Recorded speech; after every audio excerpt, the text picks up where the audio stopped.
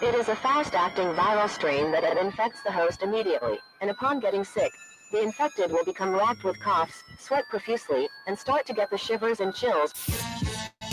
There he is, the legend. The man, the myth, the legend. Yeah. You can't literally run a promotion just for the AEW, what do they call them, sickos? Thank you very much, TikTok and AEW. See you tonight. Tony Khan started telling people there's no such thing as long-term booking anymore. It's week to week. The best guys, Tony Khan. Because we had just secured the bag. It's not like I tried to be a character. It was just sort of happened naturally. But it was never something I intended. It was just something that happened because the wrestlers asked me to do things in matches, and I do them.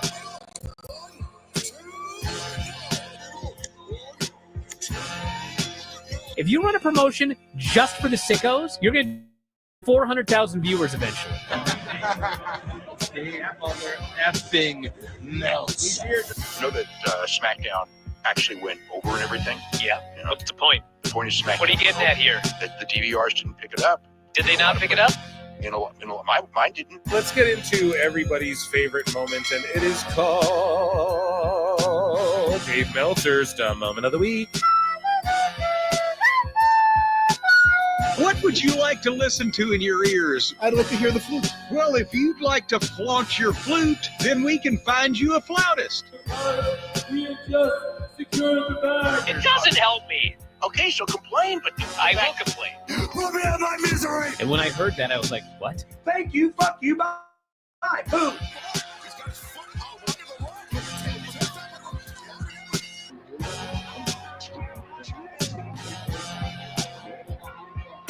You got to run a promotion for everybody. The sickos can be the ones that buy tickets first and spend the most money on the merchandise. Because we had just secured the bag. But, like, you got to promote for everybody. Then you'll have a lot of viewers. I think we proved a lot of so-called experts. We made them look like idiots. We're not going anywhere. Tony Khan's not going anywhere. You'll also be there on TNT. You'll be in 2 places at once. You'll be around like my favorite movie. Lifetime. It's so great, Pittsburgh. It's not like I tried to be a character. It sort of happened naturally. the best guys, Tony Khan. Keep themselves safe.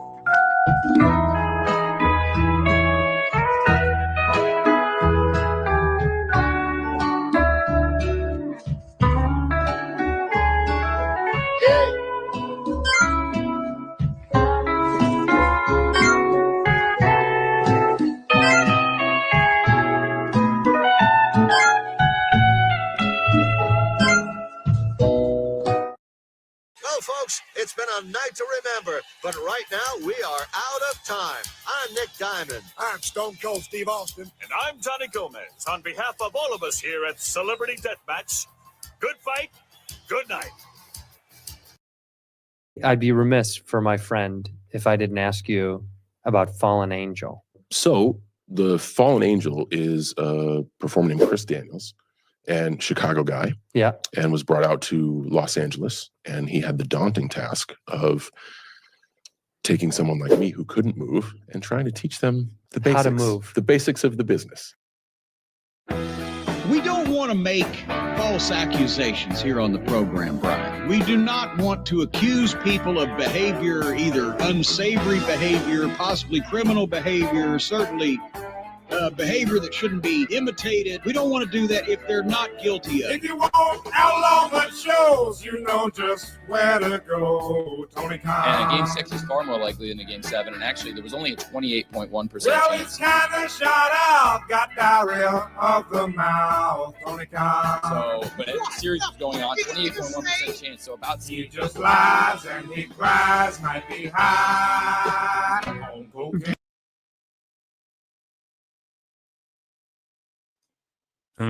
Cocaine. Ooh, what's happening, everybody? Welcome to another eclectic edition of PWT Live Show. Yeah. Can I get a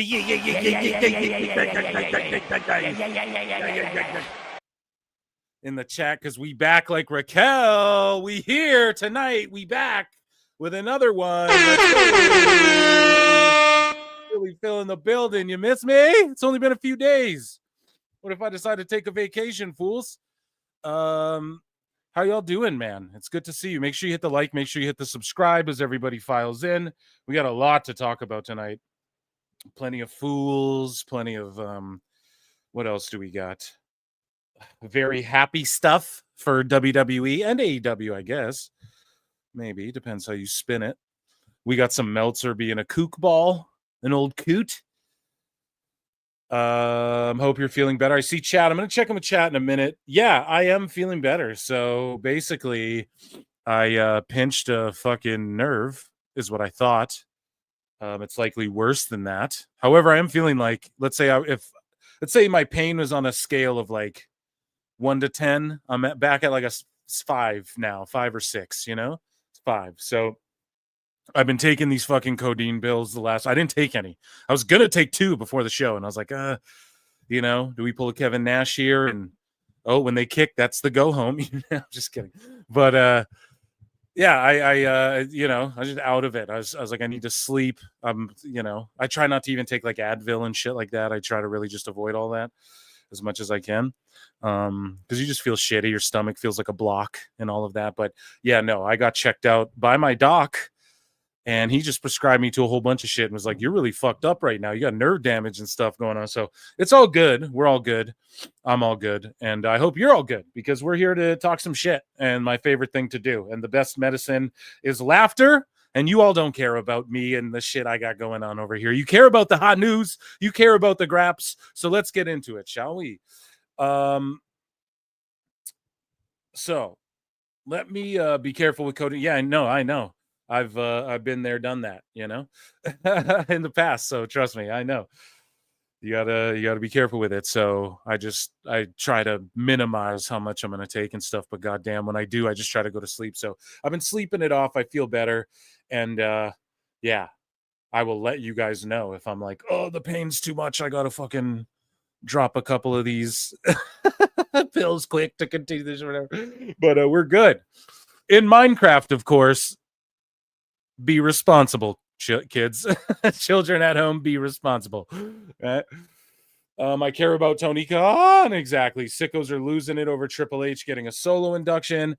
The AEW sickos put a curse on you, made you sick so Tony Khan can haunt your dreams. I'm not really sick, bro. I hurt my arm, like you fucking. So I was telling you guys before, I wasn't doing shit over Christmas. Well, you get back into the swing of it and I just fucked myself up. You know what I mean? That's all it is. So, evening, gentlemen. Wheezy picked on you. Wheezy is amazing. Don't hate on Wheezy. Don't leave us, Phil. I was lost. Yeah, it's only been a few days. Oh, sorry. Here, we got some starred. Brody Mack became a new member. Shout you out, buddy. Guys, consider becoming a member. 99 cents if you support what I do, or go to patreon.com/prowrestletimes, and you can get a bunch of exclusive content. And I know I didn't do the content dump yet. I fucked myself up, but it's coming. I promise. And yes, thank you. Denisha Lane's been a member for 8 goddamn months. That's crazy to even think this has been going that long, man. So shout out D. And then Pete in Texas for $2 says it's Wednesday. Ichi ni Sanda. Ichi ni Sanda. Motherfuckers, PWT. Yeah, I'll give you a. Yeah, I don't even think I said I am your hosta, the infallible and the inflamed Phil Marks, but I missed that one. So Alt Jake is here. Maybe I'll send you a link tonight, brother. The great Perk Marks. Yeah, dude. It's the Phil Perks era. No. And then George Capture, has been a member for 9 months. So there you go. Holy shit. Round of applause to all of our members, and just chat in general. Hit the like, hit the dislike, whatever you want to do.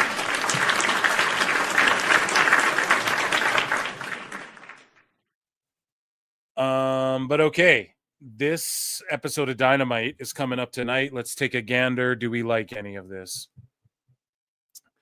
We'll hear from MJF. Okay. This is this week, right? Yeah. I feel like it's last week. Time Cop. I don't really know where I am right now.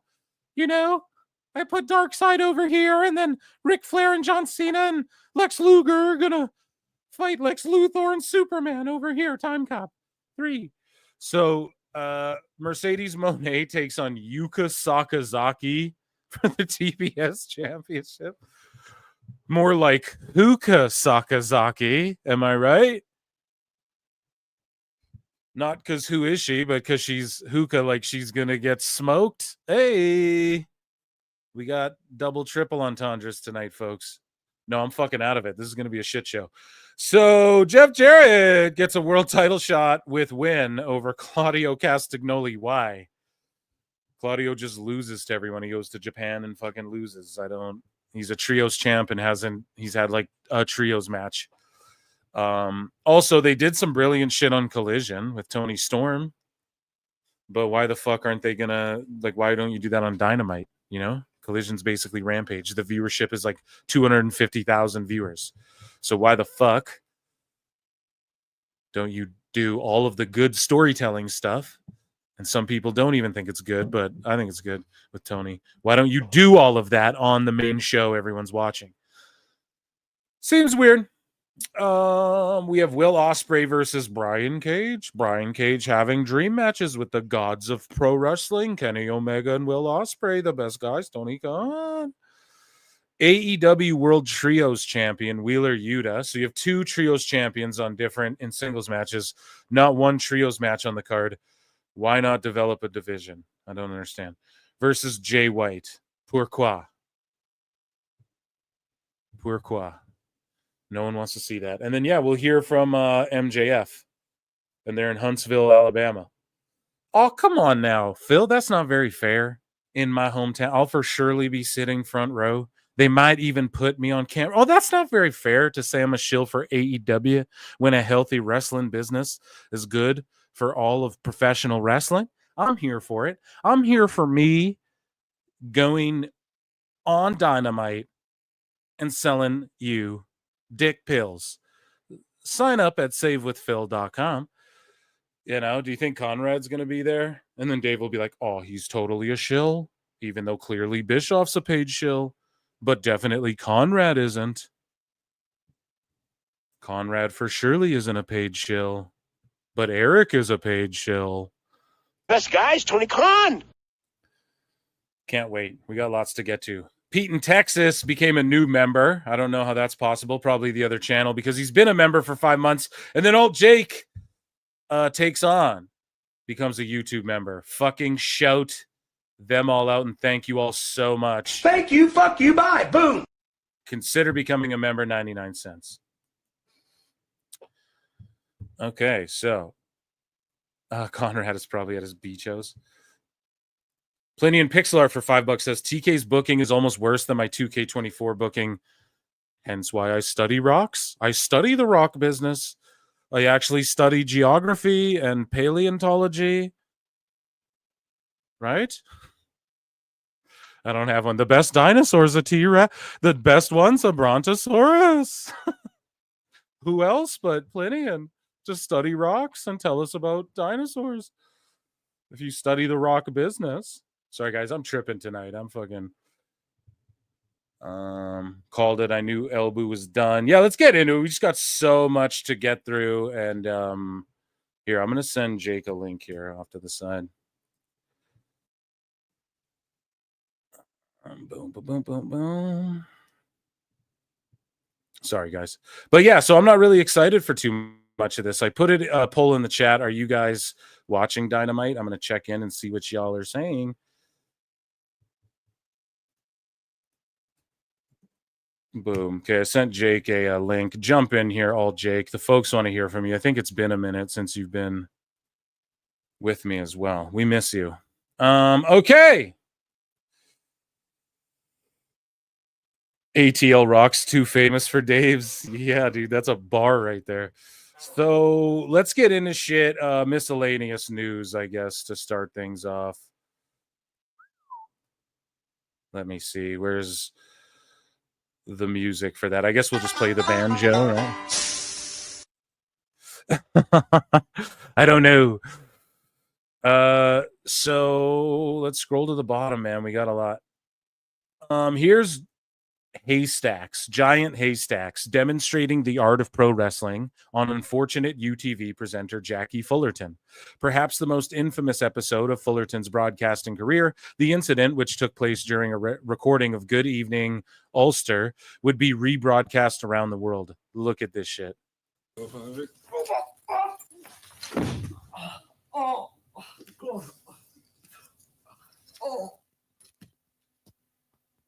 He feels like I do right now. The second part is what I would straight across it. Here, just look at that slam one more time. That's what did you think was going to happen? Across him, and he certainly wouldn't move. And the people say it's play acting. Oh. Oh. Oh, give me football any day. Thanks very much, Mr. Hurst. Oh. My pleasure. One more time. That is terrible. I feel bad for that dude. That's hilarious, though. WSI, it's a long story. Oh, so look at this here.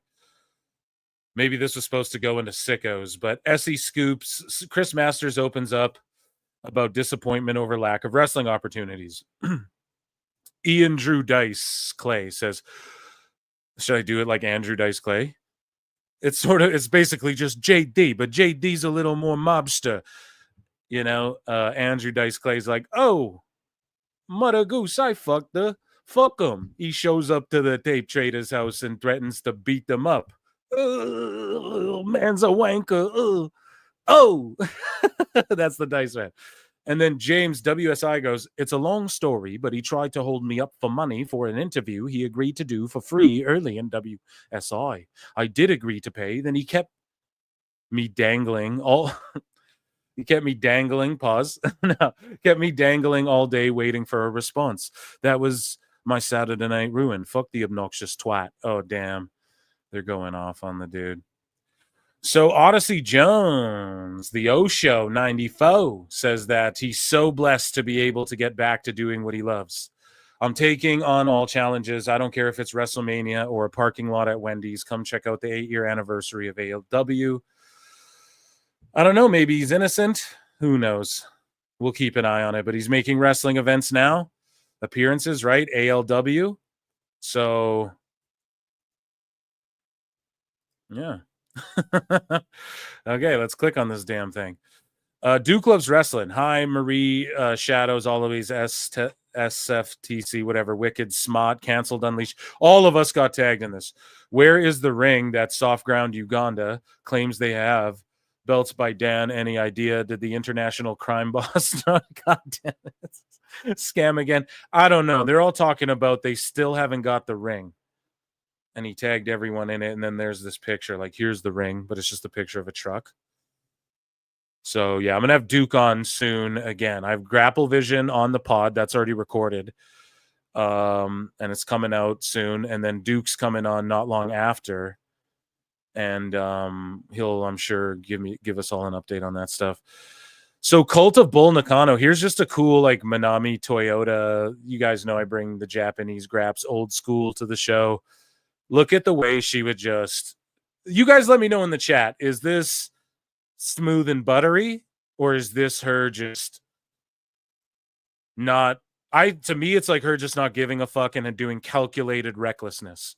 But some people view it as, nah, she was the shits. Like, what is she doing? Some people like Dave Meltzer consider Manami Toyota, pardon me, to be like the best women's wrestler of all time. Some people claim that, you know. So watch this. You guys let me know. Like boom, that moonsault. Watch how reckless she gets. And she specialized doing that, like bump through the ropes there.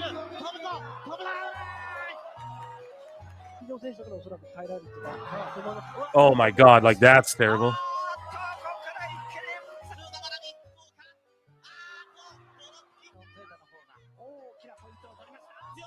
Look at this. Like into the apron. Look at this. Wipes out. She does that spot all the time too. Her spots are crazy. Look at this. But then saves it like real Sami Zayn style. Girls on the Japanese table. Then she pulls it off. Table barely breaks. She gets I am the tabled. Oh my god. Misses everyone and they all fall anyways. What do y'all think, chat? Is that like sloppy shop or is that calculated recklessness, like the way her aim is up? Zero fucks giving by her looks like terrible aim. Yeah, exactly. Just a bit outside. Definitely the GOAT. Monet thinks she wrestles like Manami. That's what I'm saying too. Sloppy and reckless. It makes it real, damn it. It was real to me, damn it. Back then. So Matt Riddle, speaking of real, Matt Riddle cancels indie booking at the last minute after attending Nick Hogan's wedding. Just read that headline. You what? Bro. 2025, right? Matt Riddle cancels indie booking at the last minute after attending Nick Hogan's wedding.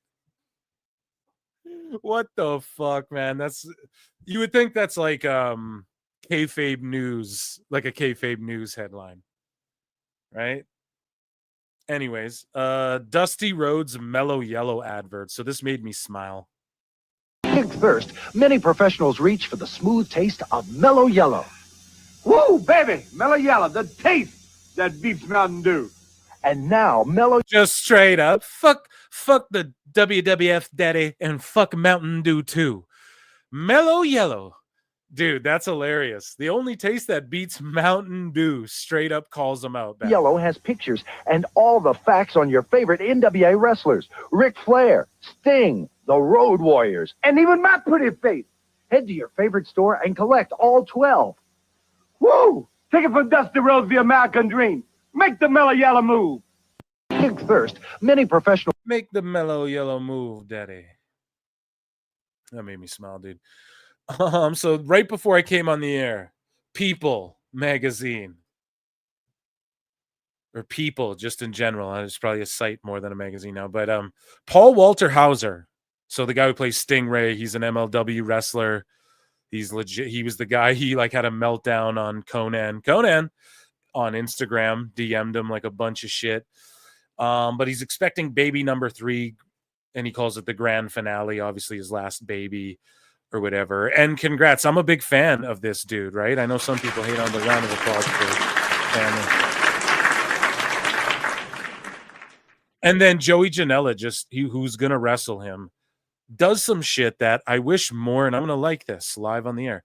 I wish more people, here, I'm going to retweet this too, would fucking act like this on their Twitters in the wrestling business, right? So Janela Baby says, many wrestlers don't want to work with me because I'm dangerous, reckless, and I don't care, especially in a match with no boundaries. I've intentionally injured wrestlers, and if you think for 1 second I won't severely injure you for national news coverage, you're dead wrong. For your family's sake, I'm going to give you an opportunity to pull out of this match with me at Defy NW next week, right? Defy Wrestling. I don't know. I just bring this to the show to say, listen, this is the stuff I like about Joey, right? You believe he's a dumbass and he'll fucking really be reckless and hurt people in the ring, and when you lean into it, that gets over with me. I wish more people would use their Twitter for kayfabe instead of like using it to sort of break the fourth wall as much as they do now. You know, social media really could be used even if you, well, I mean, Bray Wyatt was doing that, or Wyatt Six do that as well. I was going to say, like, even if you had an Undertaker with social media, if you just had him not be Mark Calloway on it, you know what I mean? It works. So, yeah, that was miscellaneous news. Let's get into some TNA hot news. Where's TNA? Here we go. Okay. Let's scroll all the way down. Wait, didn't I invite Alt Jake on the show? What the fuck are you? No, I'm just joking. Almost 200 of you in here across both channels. Run the likes up, please. If you're just tuning in, yeah. This is the sloppy episode. This is the Manami Toyota fucking doing a moonsault episode here, recovering from my injury and all of that. But I hope I'm doing good. Chat, am I doing good? No, you guys, you're all here. I must be doing something right. So at Wrestling Covers, this is TNA news. Again, we don't have a sound. Sometimes in life, you got to be a hoe. There you go. So TNA management was very happy with tonight's live TNA Impact broadcast. So TNA was live. Oh, it's going to review wrestling shows for you guys. If we have time, I'll do that. But fuck that. I forgot. Okay. Oh, yeah. Editing? Phil. But for real, though, I watched this live TNA. I hope you guys are watching it live on Thursdays now. The whole set looks dope. I don't know if they got WWE and NXT folks like helping them with the aesthetic and everything, but it's looking great, man. And it's all HD.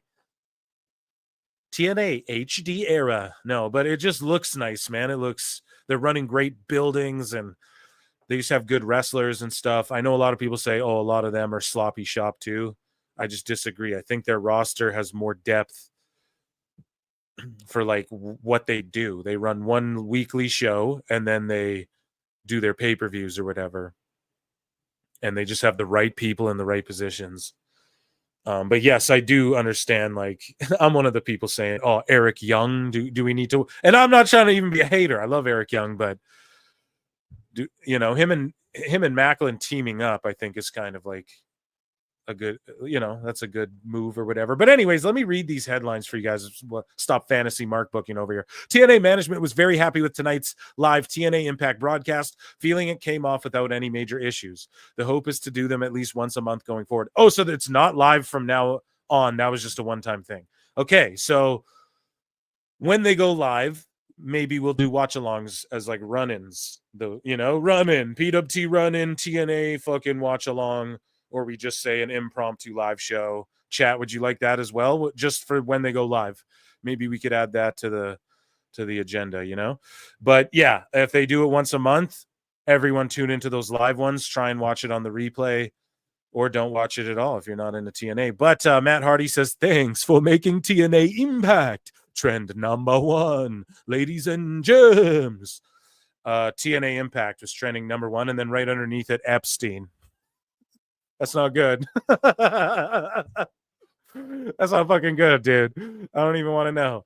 But yeah, TNA Impact trend number 1 on Twitter. So that's awesome, man. They're really growing. Mustafa Ali, who did great work with TNA, he then leaves TNA. So God damn it. And I wish someone hire me, god damn it. Do I gotta X-Files it? Someone's gotta hire my ass. Because, like, what are we doing over here? Mustafa Ali goes on that tremendous run outside of WWE. So much so where he's undefeated. He has this vision in his mind, right? He's undefeated. And it's so much so that, they ask him, do you want to join the Super J Cup in New Japan or whatever? And he's like, yeah, for sure. But I have to go undefeated and win the tournament. And they're just like, what the fuck? So he's like, okay, I can't do it then. It has to be that way for this vision he has in mind where he's doing the same gimmick since leaving NXT, right? He's essentially doing the same thing. It's a little transformative from that, but it's essentially the same thing. So we've been chronicling this here at PWT, but I just want to recap for anybody who might be new, right? So he comes into TNA. He's got an unbeaten streak. It's uncanny. He then jobs to speedball Mike Bailey in Mike Bailey's hometown, passes the X Division title on, and then he does one more job to Nick Nemeth for the world title, a title defense, right? And they put on a banger, and that's how it should be done, right? Because Nick Nemeth's staying for the long term with TNA. So stack all your chips on him, dude. It's Dolph fucking Ziggler, bro. Anyways, so Mustafa he leaves TNA. I don't know if he's on an undefeated run. I don't think so. I think he lost to Myron Reed and shit like that. And he's just putting people over, which is a good thing. And he did it the right way. But then Mike Bailey fucks off and is going to AEW, which just sucks. So they wasted his undefeated streak that like lasted since, if you really think about it, from NXT until Mike Bailey. Like he was undefeated there, dude, which is crazy if you really think about it. And so Mike Bailey beats him, then Mike Bailey just fucks off and goes to AEW, and it's just so unfortunate. But Mustafa Ali is officially signed back with TNA. To officially announce that I, Mustafa Ali, have signed with TNA Wrestling. That's huge! Oh my God! But I am here to officially announce. So you guys see what I'm saying? He's back now full time. Let's go. But the reason I brought up his chronology there was to let you all know.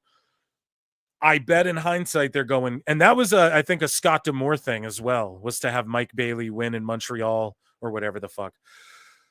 So I'm not trying to give an L to Scott D'Amore, but because I think he thought he was sticking around for a while longer, and Mike Bailey is going to AEW. AEW, Maple Leaf Pro, and Scott D'Amore all have that relationship, right? So I'm just connecting the dots here for you guys. I don't know if you care this much about TNA, but basically Mike Bailey's going to go wrestle in Maple Leaf Pro and Indies and in AEW and make shit ton of money. And he doesn't ever want to go to WWE. We covered it here on the show. He doesn't care. Not that he's like, fuck WWE. He's just like, he's like, literally, my goal is to just have fun and make the most money and just travel around and have matches.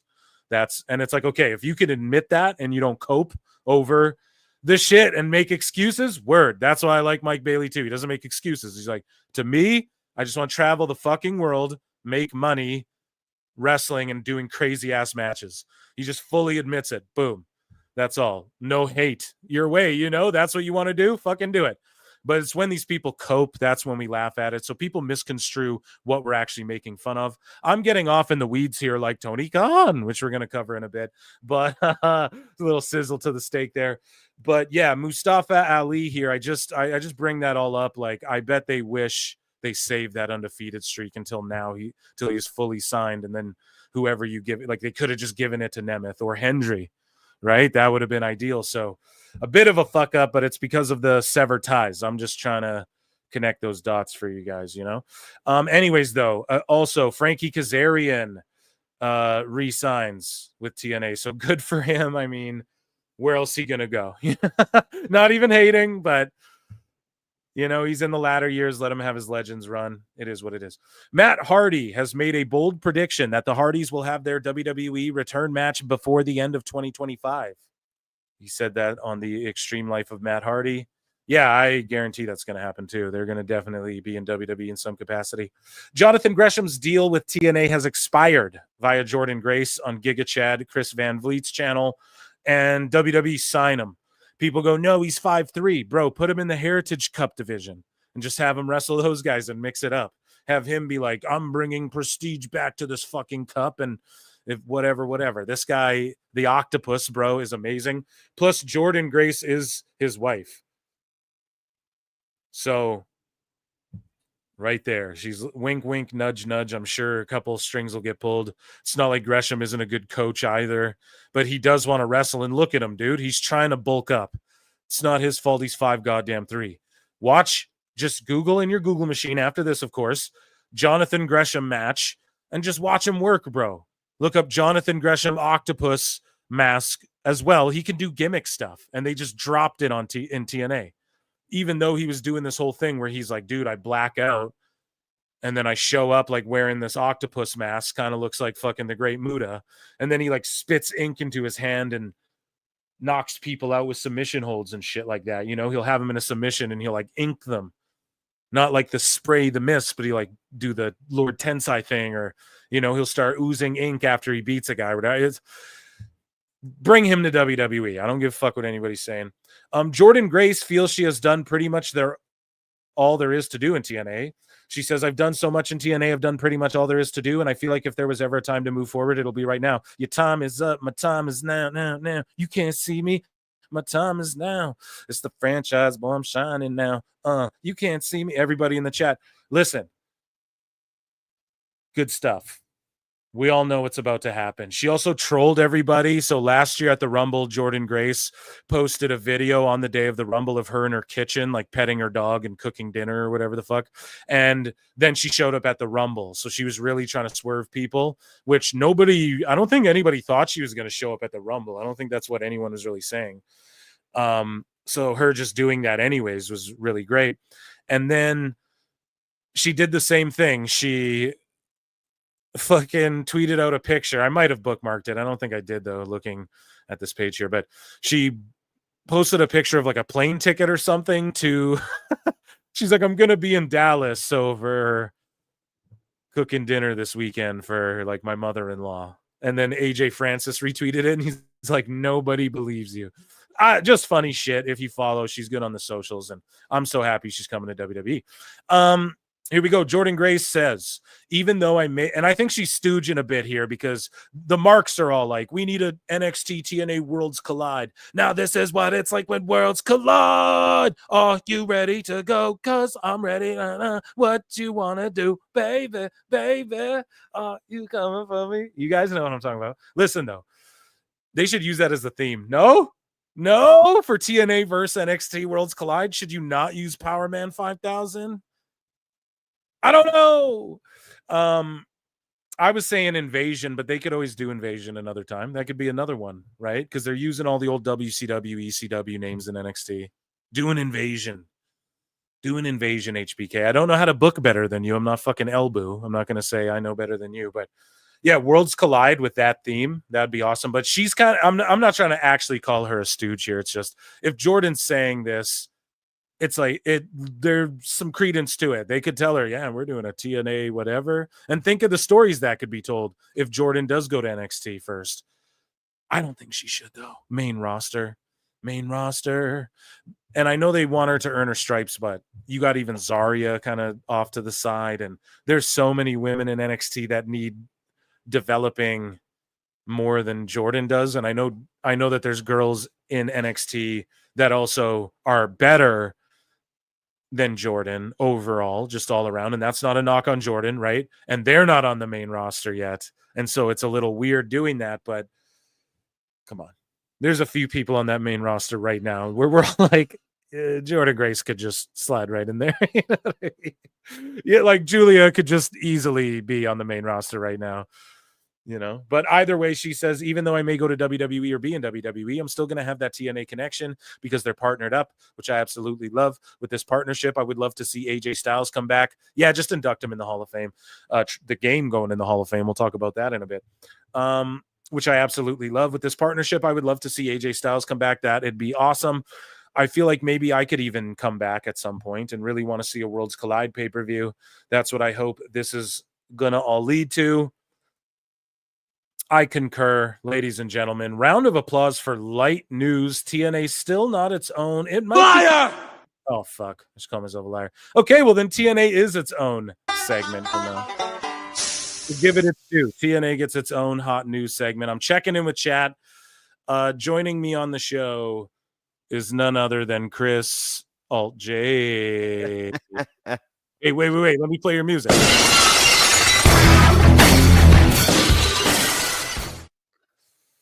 What's up, buddy? How you doing, man? Man, I'm good. I'm sore. I was gonna say working with one arm. Yeah, and I've just been taking meds. So am I doing a good job on the air here tonight, or am I a little all over the place? Okay, I know I'm a little. I feel just a little foggy and shit, but we're good. We're good. Give me the TNA a belt Monet voice. Give me the TNA a belt Monet voice. From some guy. I'm gonna show up in TNA wrestling and win the TNA Knockouts Championship of Wrestling. Hopes that was good. Glad TNA learned their lesson and didn't repartner with AEW again. That was so bad for them. That sucks. That would suck. Sorry, I'm off in the weeds here. Like Tony Khan. No, that would fucking suck if she got the TNA belt. They're not working with AEW anymore. Thank God. You're on fire. Yeah, so is my shoulder and neck, bro. He's hardcore. Dude. I'm Terry Funkin' it tonight. Forever. Sounds very black, Phil. Oh, thank you. I'll take that as a compliment. I don't know what you're referring to, though. Either way, Alt Jake, are you ready for some Alt Jake? I'll let you pick, man. You want AEW or WWE news? We have so much of both to get through. I mean, either one's going to have a good amount. I mean, might as well probably get to the top story with Triple H and the WWE news. That's probably what people want to hear about. I love it. And then the sicko meltdown about that's been hilarious so far.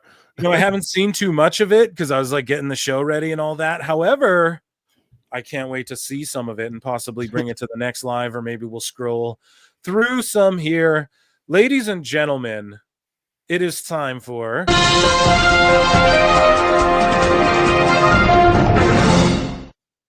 WWE news. Support Wrestle Talk says a new WWE NXT Vault channel has now gone live, featuring many full episodes of NXT from 2012 to 2013 and a number of TakeOver events. The channel is currently streaming NXT TakeOver R Evolution. There you go. So they have 3 channels that are just uncanny, dude. It's so uncanny. much. A lot of people, Jake, when people talk about the ratings too, they don't talk about how WWE basically uploads their whole fucking show. Anything important you need to know from their show, they upload it to their YouTube like right after. Or like as it's happening. So, and I just went through that because I just changed my TV over to a much cheaper plan and stuff, and like didn't have like all the channels for a couple of days, and was able to catch everything up and caught everything without any issue. And now I've gone back and watched it without any problem. And then now they got recaps, and then they'll even post full segments, like the Punk and Cody segments already been posted like 3 different places.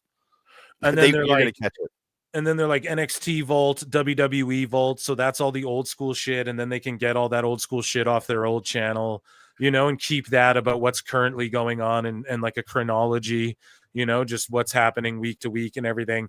And then on the WWE Vault, you get to re-upload. So they're making money off all 3 of these channels. Right? Because Dave Meltzer wants to talk about the money. So I'm going to start pointing out how WWE makes a fuckload of money. Okay. So, they want to make the 10 YouTube channels to hit 100 million subscribers. That's what I'm saying. Like that. Yeah. And that's just their main channel. Like they're doing fine, Dave. Yeah. So NXT and WWE have their own channels now with the Volt action, which is just fucking incredible. And I need to make sure I subscribe to this. And they're firing on all cylinders. They have lives going just 24/7. And ultimately what this means for fans is like, okay, y'all are complaining about there's no back catalog on Netflix, even though there is a fucking huge back catalog, just not every episode of every Dynamite. I mean, pardon me, what is it called? Thunder or Nitro. I'm calling it Dynamite now. Sorry, Dynamite. It's the same thing. Same thing. Yeah, it's a wannabe version. I know. Dynamite's about to come on. Sorry, but they're mad that not every fucking Monday Night War episode is uploaded and everything. Every fucking obscure Thunder and WCW Saturday night. Go fuck yourselves. You know what I mean? Like we have to introduce the WWE brand to Netflix. Why would they start like convoluting that with ECW shit and stuff like that? Now they can do that later, and they'll re-upload like the rise and fall of ECW because that was their best-selling DVD ever. And then people go on Netflix, holy shit, and it'll be in the top 10, and people will click on it, the rise and fall of ECW, and then fucking boom, then they start uploading ECW shit. Just give it time. They have a plan, and plus they have the Volt channels, you marks. That's free. You don't even got to pay for that.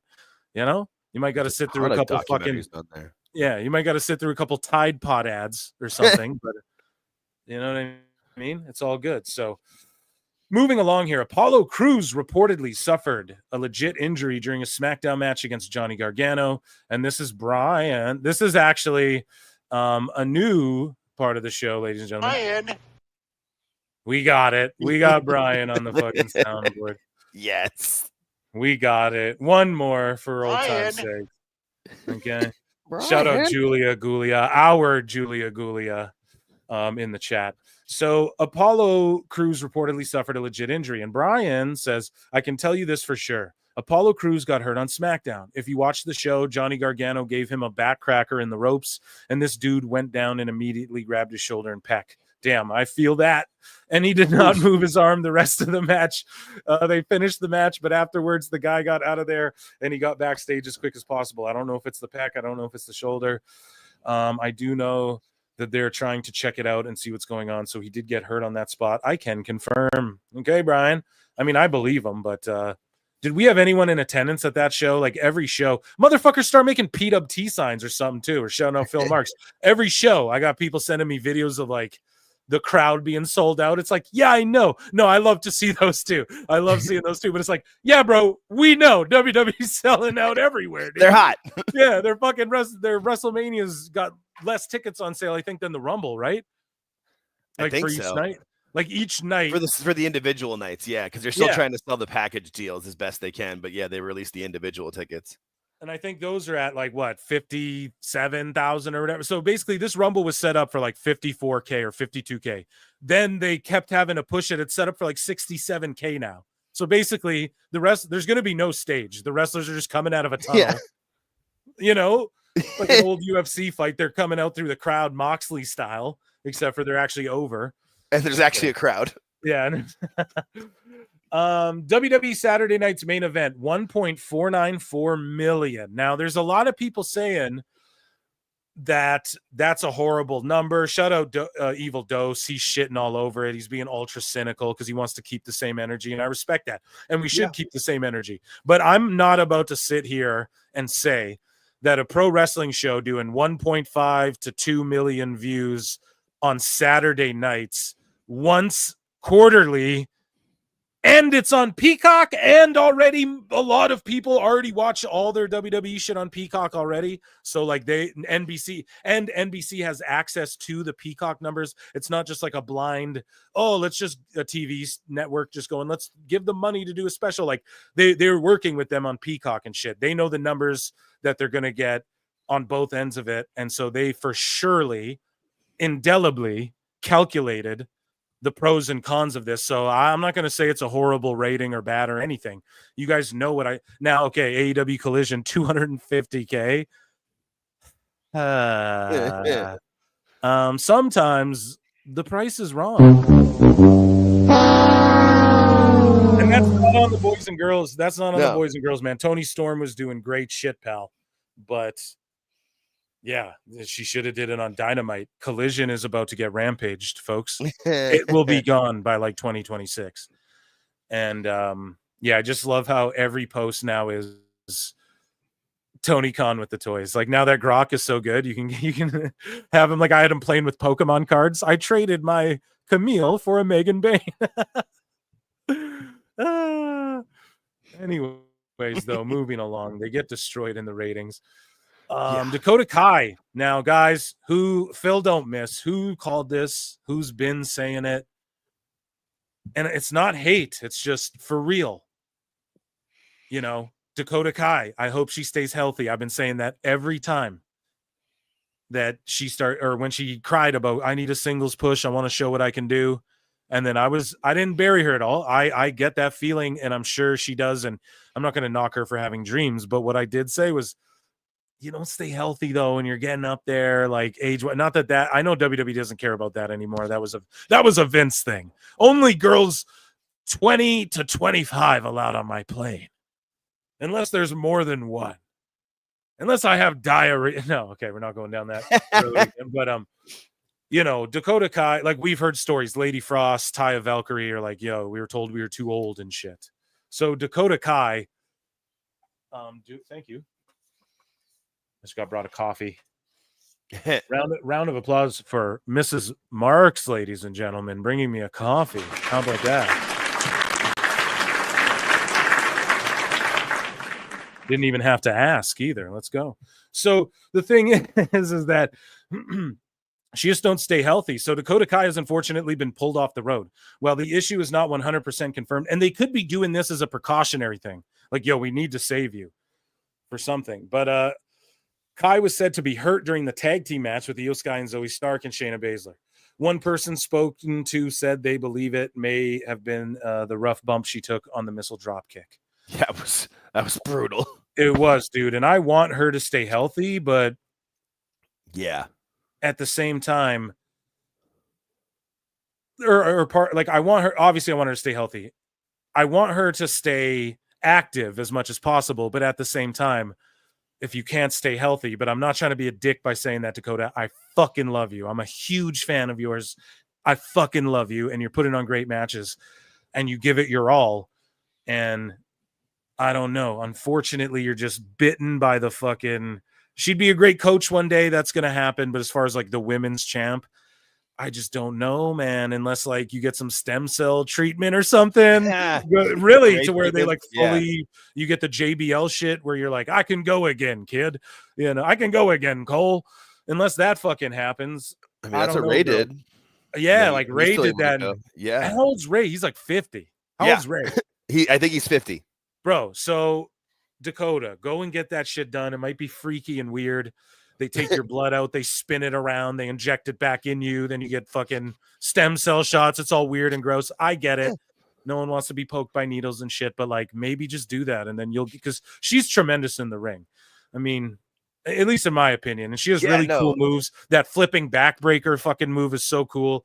And I just want her to stay healthy, you know, but I also get why they're not pushing her that big because you can't afford to do that.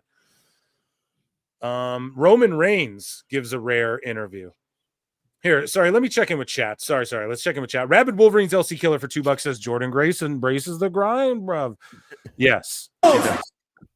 And I don't know why I did that like Dave Meltzer. Jordan Grace embrace the grind, bruv. Jordan embrace the grind. Restore the feeling in Phil's arm, dude. I'm fucking hurting over. She seems really excited. I watched the CVV interview today. She seems really excited. You can see it. Some guy for $2 says Mona, because that's actually an right? The other accent is the way to go, but she's the one who uses it. Like she uses the wrong one, so I make sure to use the wrong one. I appreciate that. Yeah. Mona should have kept her fake crisscross Mona song. I really don't like her fucking CEO. I really just don't like that shit. It doesn't slap. So bad. There's nothing to sing along with, even though the CEO part, but that's forced. And then the whole, like, it's the remix of the old Gunther shit. Yeah. This is kind of, is what it is. Devo for $10. Yo, Phil, where the F were you and Jake Monday? It better be Mini Marks related, or I swear to God. By the way, the best guy is the god of anything, Tony Khan. The god of Tony Khan and Will Ospreay and best guys, Tony Khan. We're just cringing the chat out probably. Dude, thank you. Yeah, it wasn't. I fucking hurt myself, dude. Like I injured my shoulder and neck kind of. It's not even, I don't even want to call it an injury. I think it is just a pinched nerve. But here's the problem. I hurt my back. I told you guys this like years and years, like a decade ago, right? And so and then they wanted to operate. I was like, no, I'm gonna do yoga and shit. I did DDPY. Facts, not joking.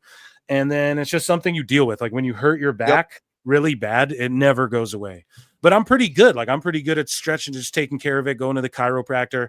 So whatever I did, man, I just did something wrong and I just fucked myself up. So that's all it was. And I was like taking like codeine pills and I'm like, dude, I'm going to come on like a droopy asshole. You know, I'm not about to come on sounding like Dave. CMLL. Let's talk about their Monday. Mex Omega and Gabe Kidd. You know, I wasn't about to fucking do that. So, yeah.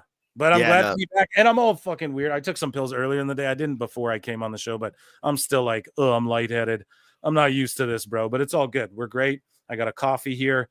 Alt Jake's here. Devo's here. We're having a great time. Round of applause for our super chatters, and thanks. Here, I'll give you a super fan. Nice. You old now? I'm not. I'm 33, bro. It's just when you hurt your back, it's like you deal with it forever. So like my upper back compensates for my lower back injury a lot, like as I get older. And so, yes, I noticed though, once you hit 30, bro, it's not fun. You wake up and you're like, oh shit, I'm kind of sore here where I didn't know that was even a sore place. You know, you do notice, or like, damn, I thought I could sleep that off easier but you can't. Hangovers are worse. It's true, man. You get Like, older, oh, so I just twisted that. That'll be fine. That'll heal in 6 weeks. God dang it. yeah. Yeah, I had messed up my knee when I was like 15 playing soccer, and it was all right. Like, I was able to get through it as a kid, but like once I hit 30 and then even worse at 40, like it acts up at different times where it just hurts. Yeah, bro, that's what it is. And I told y'all too, like I completely was such a fat ass during Christmas. I was just eating cheesecake, drinking beer into the new year a bit too. Like the first, the second, the third, I was real shitty. So the last couple weeks I started like getting back in the swing of things. And that's when I just fucked something up. I was going harder than I should have, I think. That's how it happens. You're like, yeah. So you're in your mind, you're still like 23 and like, I can do this. And then you try it. You're like, oh shit. I'm like, that's oh yeah, how I'm Cody like tore his 7. back. Yeah, I'm 700 beers deep, and like I think I've eaten 4 cheesecakes myself this whole fucking, not the mini ones, the big ones. Yeah, if you were to tabulate how many slices throughout the fucking couple weeks there. Anyways, though, thank you for checking in with me, and welcome to getting old. I guess this is growing up. Well, I guess this is growing up. Yeah, George knows. 60 in fucking September, buddy. Amazing. And Moose Knuckle, we know, is a 13-year-old pretending to be fucking pretending to be an adult. No, 13-year-old with the fetish. Yeah, dude. No, we love you, Moose Knuckle. Anyways, though, so Roman Reigns, back to the news. Roman Reigns talks about, so he gives a rare interview. First off, shout out Shaq, right? He looks like John Alba's little brother, but I'm just teasing. Shaq wrestling here. He gets an interview with Roman Reigns. I don't know how the fuck he did it. Shout him out though. And so the GOAT, Roman Reigns on Sami Zayn and what he meant to the Bloodline story. So let's listen to what he says. Yeah, I'll take full responsibility for Sami. He was doing whatever he was doing with Jackass and all of them, and I just admired the work. Because it's not easy to do what we do when you're across from, a veteran professional, someone who's been in this ring for a long time, but to have to do it with people don't necessarily know what they're doing, and a bunch of them, a whole Jackass crew, and just the way he made that work. I just saw something completely different than what we were doing. We were extremely successful. You guys are going to say I'm so stupid for this, but one of my favorite WrestleMania matches, and I'm not joking, is Sami Zayn versus Johnny Knoxville. That match was so good. Dude, the timing is so good. See, I'm like a Mark. I look for the psychology of it and like the timing and how Sami Zayn was selling the traps. And it's so funny because like they've done shit like that. Ishii and Kenny Omega have done stuff where like Kenny Omega's pants fall down and his boots are tied together. So he's jumping around the ring in his jock strap, and then he hits the one-winged angel with like, and they do this like borderline, sus stuff, which, hey, that's cool. Hey, if that's what you're into, but they're doing borderline like dudes kissing stuff, and Ishii's doing great comedy matches and stuff like that. Dave would talk about that. And even Minoru Suzuki would do them, but then that match got shitted on, the Sami Zayn one. But in my opinion, that's like the epitome of quote unquote a comedy match. I love that match. Now the ending fucked up with the mousetrap, but still Sami sold it so well, it kind of saves it. And made it work. Yeah, and like their timing, even from the Jackass guys, like when they come out, when Wee Man comes out and the pop it gets, and then he starts beating the shit, and Sammy's just selling it. To me, that's what like WrestleMania is all about. You got to give them some of that, of that celebrity. Sorry, go ahead, man. I say for me, it was the level of expectation versus the execution. Right, you didn't go with much expectation, and it was knocked out of the park. And by the end of it, everybody was enjoying it. And then look how he carried the ball. Like people are saying he should have dethroned fucking Roman. Right. That's how over Sammy got in the bloodline stuff. So anyways, not to go back in time, fast forward back to now. Time cop. We were all champions at the time. And to me, I just was like, man, that's a personality that I can really bounce off. And then I can just show a few different layers of what I have and my personality. And then I think I can also elevate him because this is a veteran performer. This guy's been around. He's a journeyman. He's been around for a long time. So I knew Roman taking full credit though. I'm gonna take full credit for that. I'm the fucking goat. He is, bro. Knew that he had not only the talent but the experience to be able to work in the main event. And I was right. You know what I mean? He proved to be a great asset. I was right, motherfucker. So humble. What up? Mine. Yeah, I'm in a mansion. Yeah, I got the background blurry. My fucking hot ass wife naked laying on the bed. Right? No, all respect to Mrs. Rain, sir. All the respect. And all 5 of his children that could probably kick my ass already. No, but Roman, come on, dude. You're winning, bro. W. Your wife? W, bro. You got life figured out right now, dog. You winning. Stay winning, go. You know, and he helped us, but we helped him greatly. So that's how it works. That's a true partnership right there, is where everybody benefits. And that's why you've seen him come back in this reunion. You know, we could have maybe done it a different way, but Sammy's such a special performer and such a pain in the ass to deal with sometimes that you just gotta, you know, but that's because he cares. You know what I mean? Yeah. Like, God bless the wise man for having to deal with him all the time. But honestly, it's on me because I saw it, I knew it, I felt it. I knew that, like, once you put me and him in a backstage together, it was going to be gold. And it ended up taking a lot longer to get to that point. But once we did, I believe we were in like Montreal. I think we were up in Canada. And when he finally got in the office or in the locker room with me, and it was magic, you know, and it was one of those, I think, one and done. You know, we weren't in there, you know, it was probably live, to be honest. So we just knew from there that chemistry was going to be great. And I mean, the proof's in the pudding. Fucking A. Amazing stuff. Roman Reigns, man, even doing his own creative there. So Jordan Grace has signed with WWE on a multi-year contract. We know. I bet it's like, what do you think they started with, 5 years? We're just playing. That's what I would say. Yeah, we're just speculative marks here, but it's like, 5 years. And I'm with you. Well. I think she's going straight to main roster. I heard you say that earlier. I think she's going straight because I think the NXT stuff she did earlier was kind of like making sure she was good, knew how to work TV, work the style, and she knocked it out of the park. She's ready. And she's not going to be in Texas this weekend. She's going to be at the Rumble. Fully agree. She could be the Iron Woman. I could see her, like, that could be like her breakout, you know, or like give her the most eliminations. She doesn't win it, but she has a great showing. Maybe makes the final 5, final 4, something like that. She's who beats Rhea Ripley. That's my okay. On that. I could see that. She's who beats Rhea Ripley. No one else gets it done to her. Okay. Yeah. WWE, like at a big stage too. Yeah, like SummerSlam or something. Yeah. Yeah. She shockingly wins the Rumble. No, that's too much. We should do Rumble predictions though this show. We really should. And then Saturday's the Rumble show. I can't wait. Wrestling Soup's going to be there. I think George is going to jump in. All Jake is going to jump in. We're going to get shit-faced. We're going to have a good time. Nice. But let's go. Let's go, dude. The Raj Geary, shout out Gigantic Pop. Says WWE announced a special edition of NXT that will take place Tuesday, February 25th at the Andrew J. Brady Music Center in Cincinnati. The episode will air live on the CW starting at 8 p.m. So it's a special edition. Why is it special?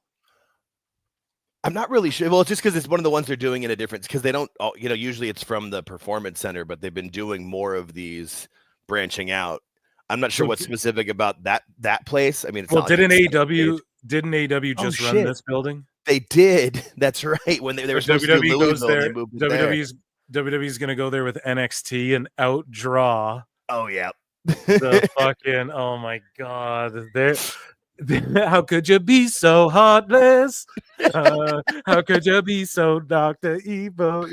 For real though, they're savage. It's so cold. Yes.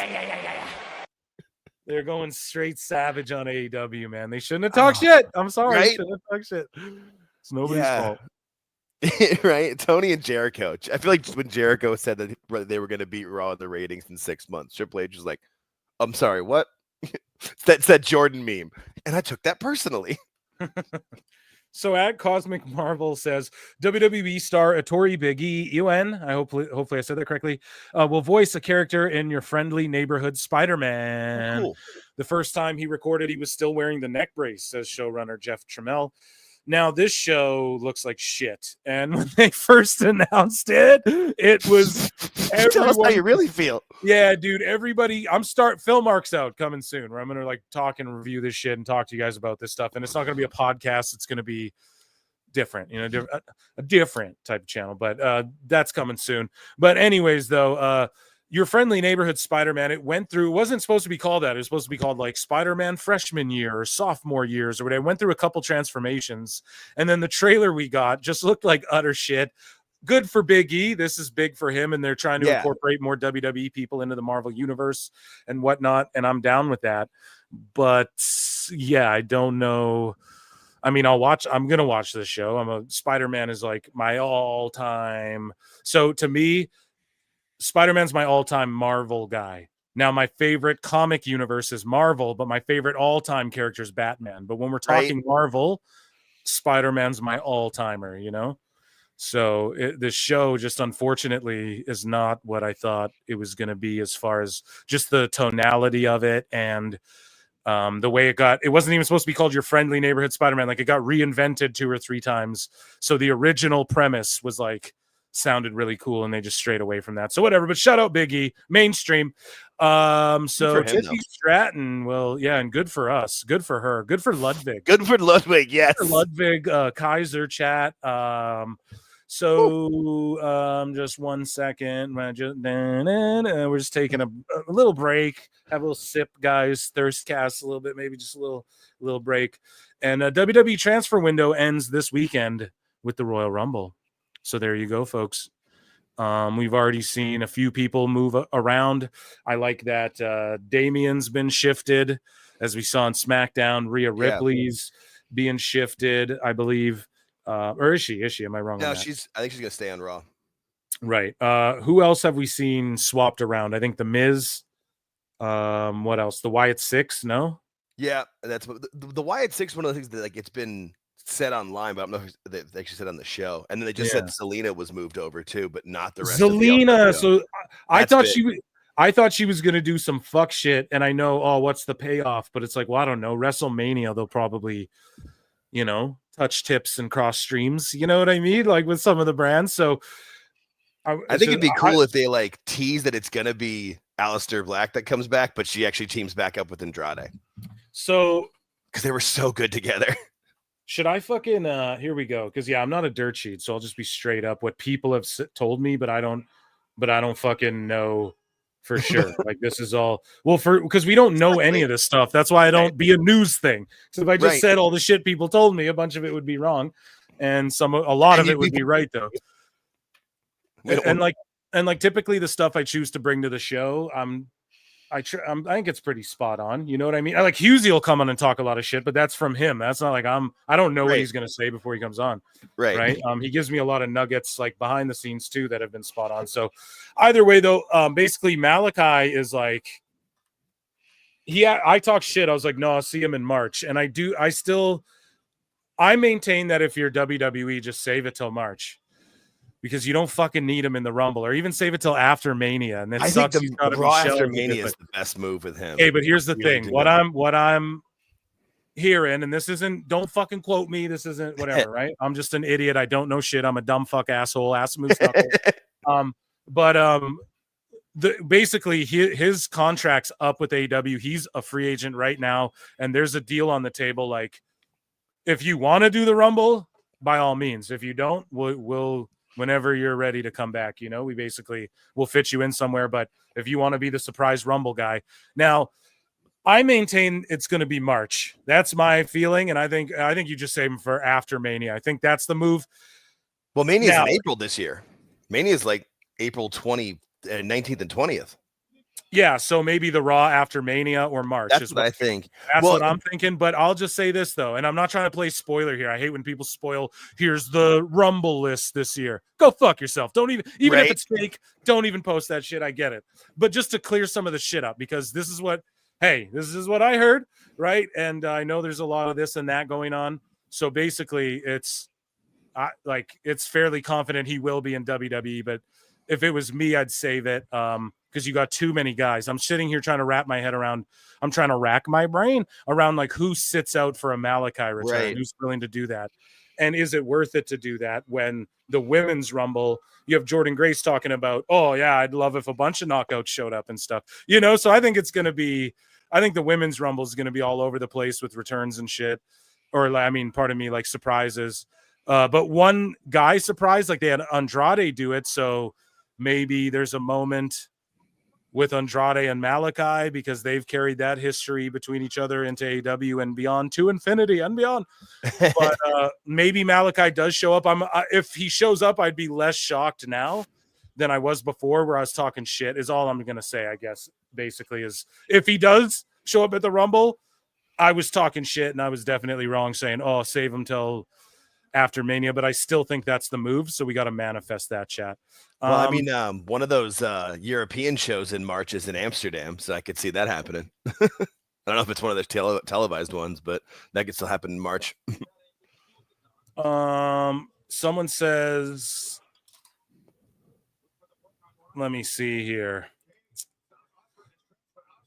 Please hit it before we get Jericho. Yeah, run the likes up. Someone saying Malachi to NXT. No. Sorry, not listening, focusing on Tiffy time. Exactly. 200 in chat. Yeah, what the fuck? We have 270 people watching across both channels. Run the likes up to 100, or Chris Jericho's showing up. We're halfway done WWE news. You guys better run them up.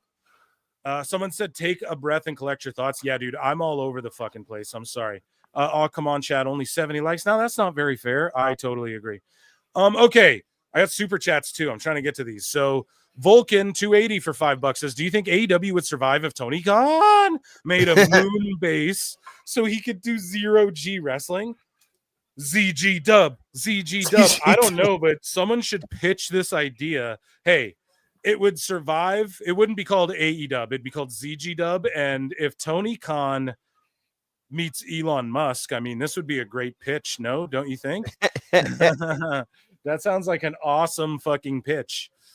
So thank you so much for that. For real, hey, Tony Khan and Elon Musk, we'll build a moon base and we'll have the first wrestling match on the moon. And he still couldn't figure out a good story for it. It's Space Cop. No, there it is. Yeah. It's the sequel. He's going to do Space Cop.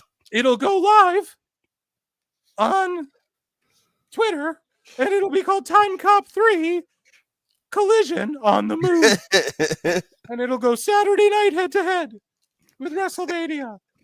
After the All-Star game. Yeah, after the All-Star game's done, or maybe at the same time. I'm not sure yet, because it's on tape delay.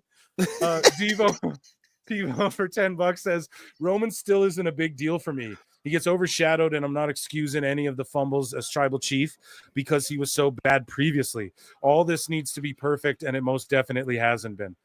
So I don't know, man. I think the proof is in the pudding. All of the bloodline has been pretty much perfect. The matches, like the storytelling wise, the beats to the story, the matches aren't like the greatest matches of all time. A lot of them, they don't need to be though, but it's also like at this level, that's not an excuse. But I mean, look, man, it's not like they're phoning it in or anything like that. I think the storytelling's been there. It's carried the company for like 4 years. And I will debate with anyone that Roman wasn't shitty before. It's just he was being shoved down our throats. Yeah. The way, remember when the crowd used to go, John Cena sucks. John Cena sucks. We used to yell that. I was in the buildings yelling that because, and even though I fucking love John Cena, I'm the biggest mark. And it's because you grow out of it. And Roman was doing all, like he had blue contacts in and he was just shoved down everyone's throats. It never ended.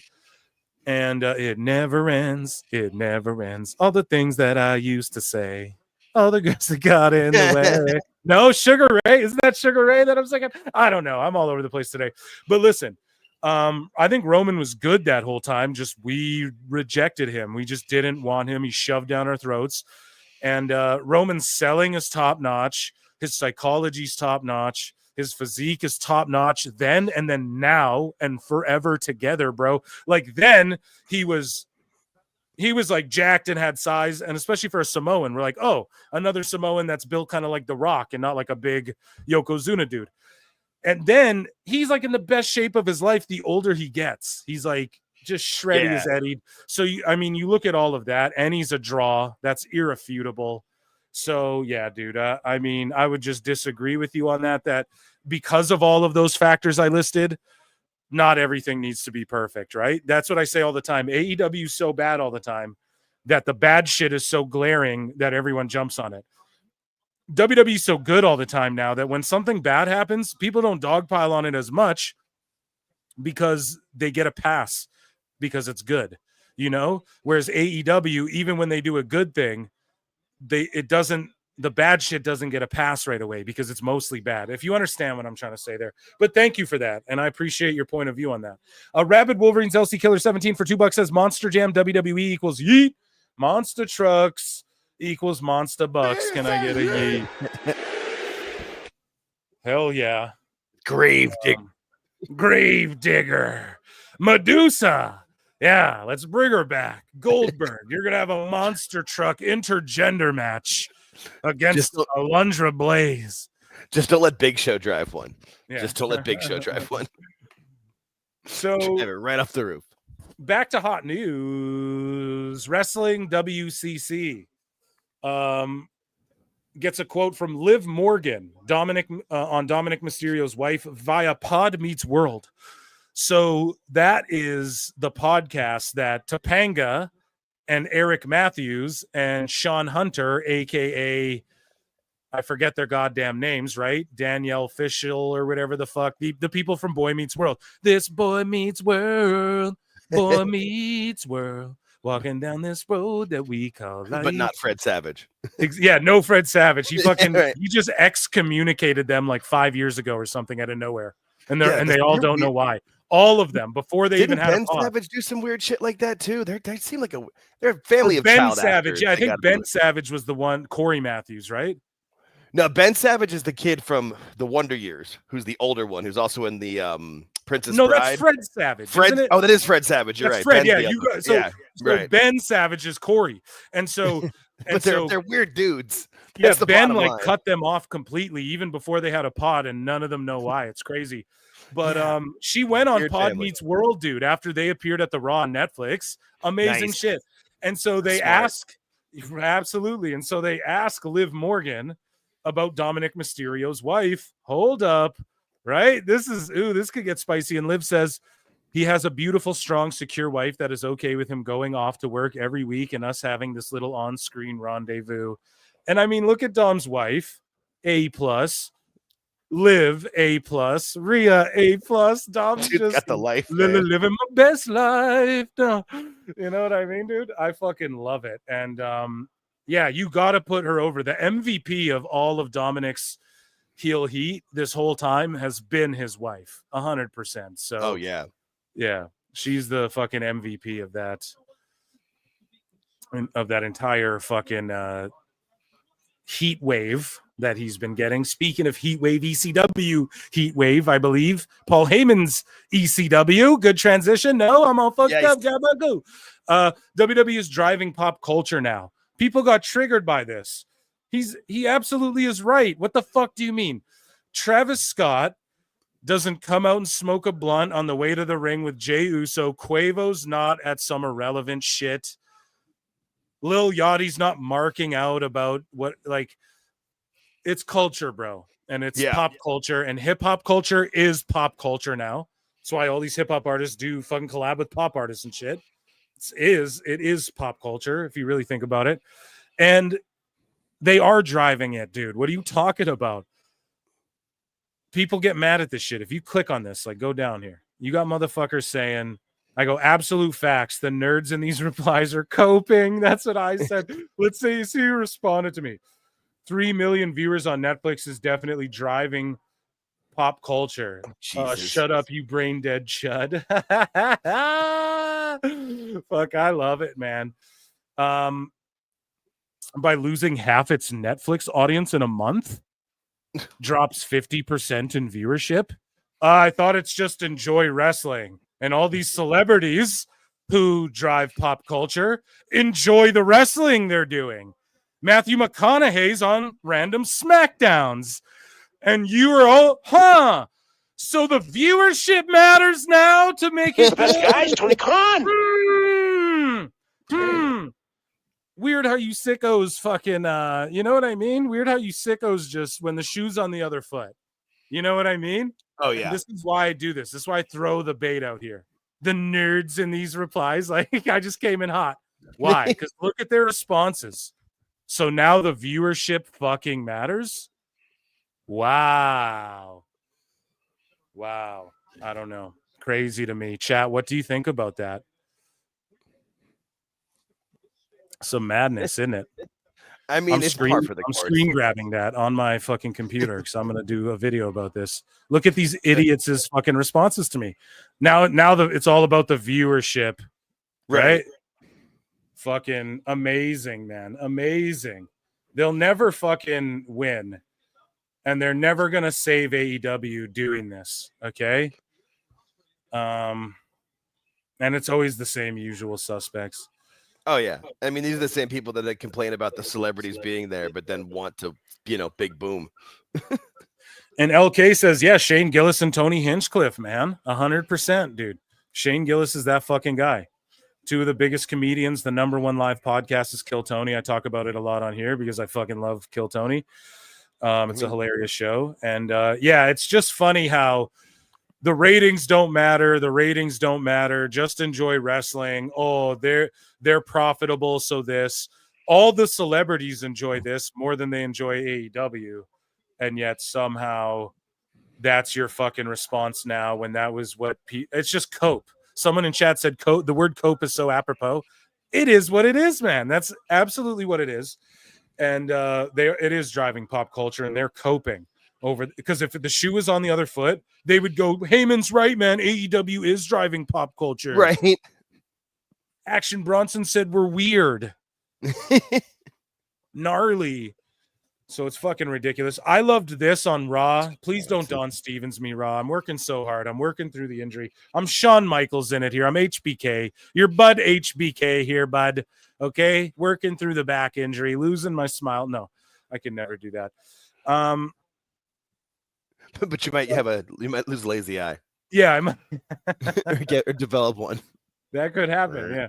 So Cody with his daughter Liberty and Brandy Rhodes makes a Raw appearance, coming to the arena together in Atlanta, and I love it. This is the way you have Brandy. Has Brandy accompanied him to the ring yet? At Mania she did. She did Mania this year was the first time. Yeah. So even if she does Mania again, I'm cool with that. I'd love to see him make the walk with like Arn, his wife, DDP, like the way they did in AEW, because that shit was cool. Cody was cooking in AEW, man. I don't care what anybody's saying. He fell off a little bit there. There was a couple things that were like, but that's everybody. You could go in anyone's career and go, there's a couple things that were like, that was after Tony had took over. That was after the Tony takeover of I'm taking over to all of creative, and everything went to shit. But yeah, let's just take a gander here.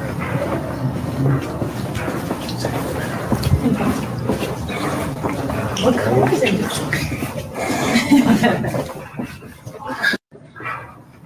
Amazing stuff. That's good stuff. And did Brandy go, those are your cousins? Like we're a family type thing?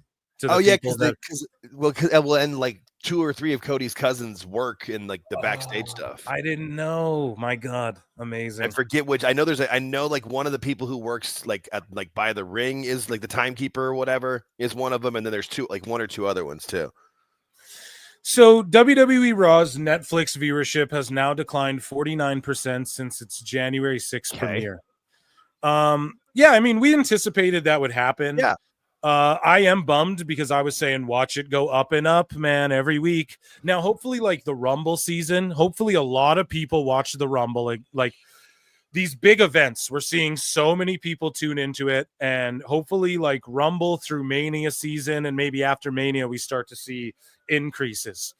However, that being said, you got to just look at it this way, and because these are the same people who want to say ratings don't matter. And I fucking agree with that, bro. But they want to play the ratings game when it benefits them. Look at all these cucks under my fucking video. Damn it. I said that shit on YouTube. But look at all of them. 3 million viewers on Netflix is definitely driving pop culture. Crying. Meanwhile, this is an AEW stan. Do you know what I mean? Yeah. So it's just cope. And you got to look at it this way.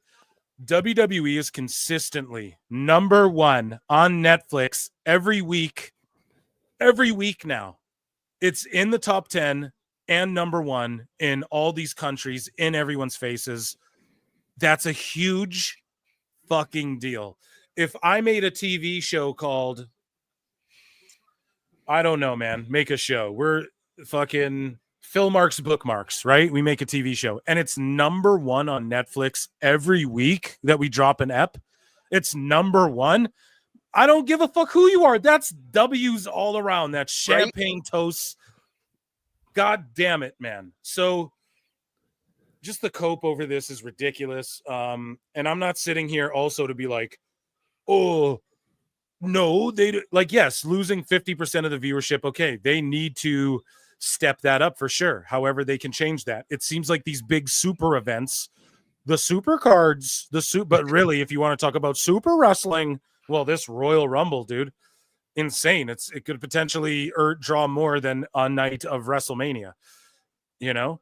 So, like, as far as money-wise, gate-wise and shit, that's fantastic business. So, ultimately, these big events and the live shows are what's crushing it for them, and they're still on Netflix. Now, if they start falling out of the top 10 every week, okay, then let's talk about them falling off in danger, danger, danger.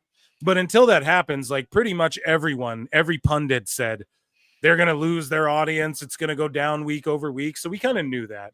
You know what I mean? But I will say this. Being number one on Netflix and having other shows in multiple countries and in the US consistently in the top 10 every single week, how's that a bad thing? That is absolutely not a bad thing. You know, AEW is not even in the top 10 on Max. So you guys are coping and you're fucking nerds, and this is facts. They are driving pop culture. Look at the attendances. Oh, only 3 million people viewed it. Okay, but only like 1.5 million were watching it before when it was on normal TV. And then also, it's like, look at the live shows, man. 62,000 people, 67,000, I think the building's set up for now, or 64, whatever. Yeah. They keep upping it. Yeah, they just keep opening sections. Only goes up from here. You know what I mean? Shout out Shania Twain, bro. And it's just going up and up, man. And so that you have to factor that in.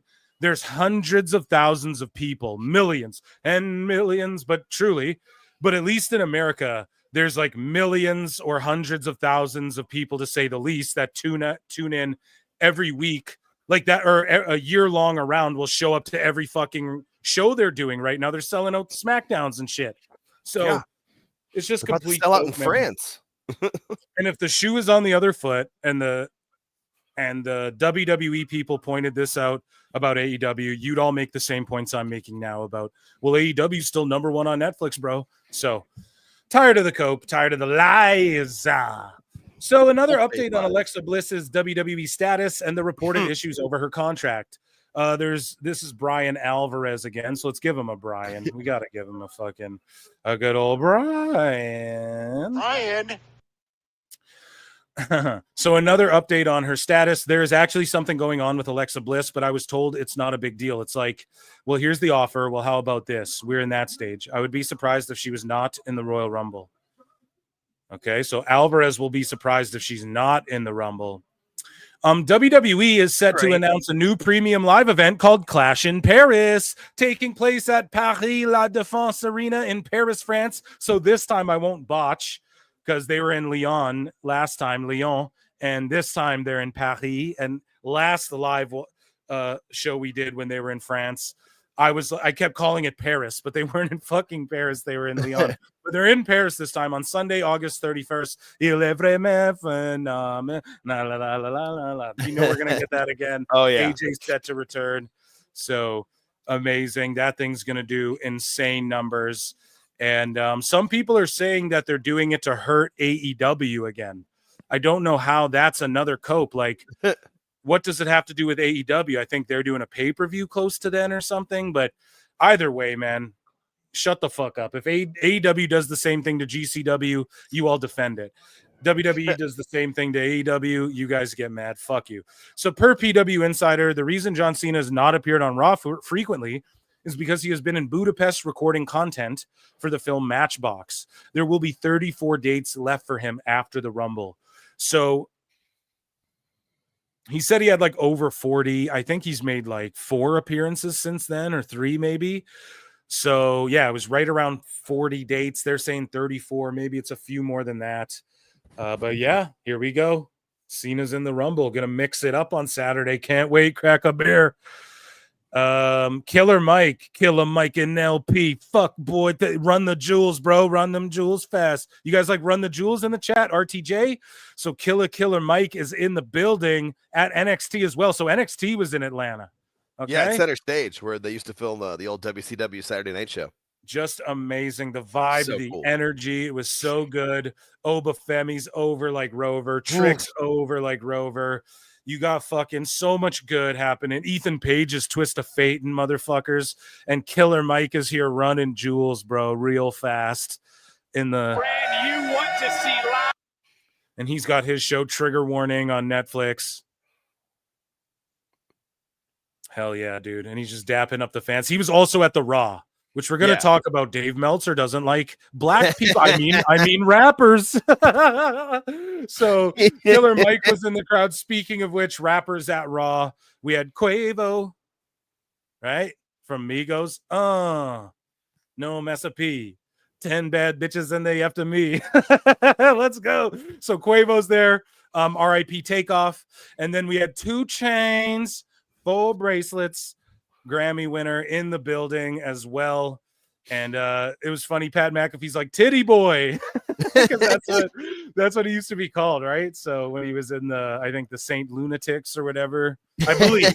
The Saint Lunatics. Wow. I might be fucking that up, but he was titty boy in like the Saint Lunatics with Nelly or something like that. Yeah. I can't remember. I'm fucking it up, but maybe I'm wrong on that. But either way, he was titty boy before. And then Lil Yachty, who's just such a goober, but he's like endearing and he wears the WWF attitude gear. You see him wearing WWF gear because that's the fly shit. And this is what I mean, dude. Travis Scott names his whole shit Cactus Jack. Lil Yachty's wearing attitude era shit. He's got a mommy shirt. He's sitting with Kofi Kingston's family and stuff. That's great. You know what I mean? He was on Beast Games randomly. I'm watching that show on Amazon Prime, Beast Games. I don't know. It's a good show. It's super intense. They just figured out how to make you be like, what the fuck at every minute. There's, you know what I mean? There's always like a twist where you're like, fuck. He just figured it out. It's like it's just television, but his YouTube videos coming at you a million miles a minute. But yeah, dude, culture right here being represented. And then Quavo, they just said fuck it on Raw and did a 12-minute Jey Uso entrance with Quavo. It was amazing. Why not? Why not? It's fun. And then during commercial break, they're talking to Lil Yachty. And then Pat's like, how do you feel about the New Day?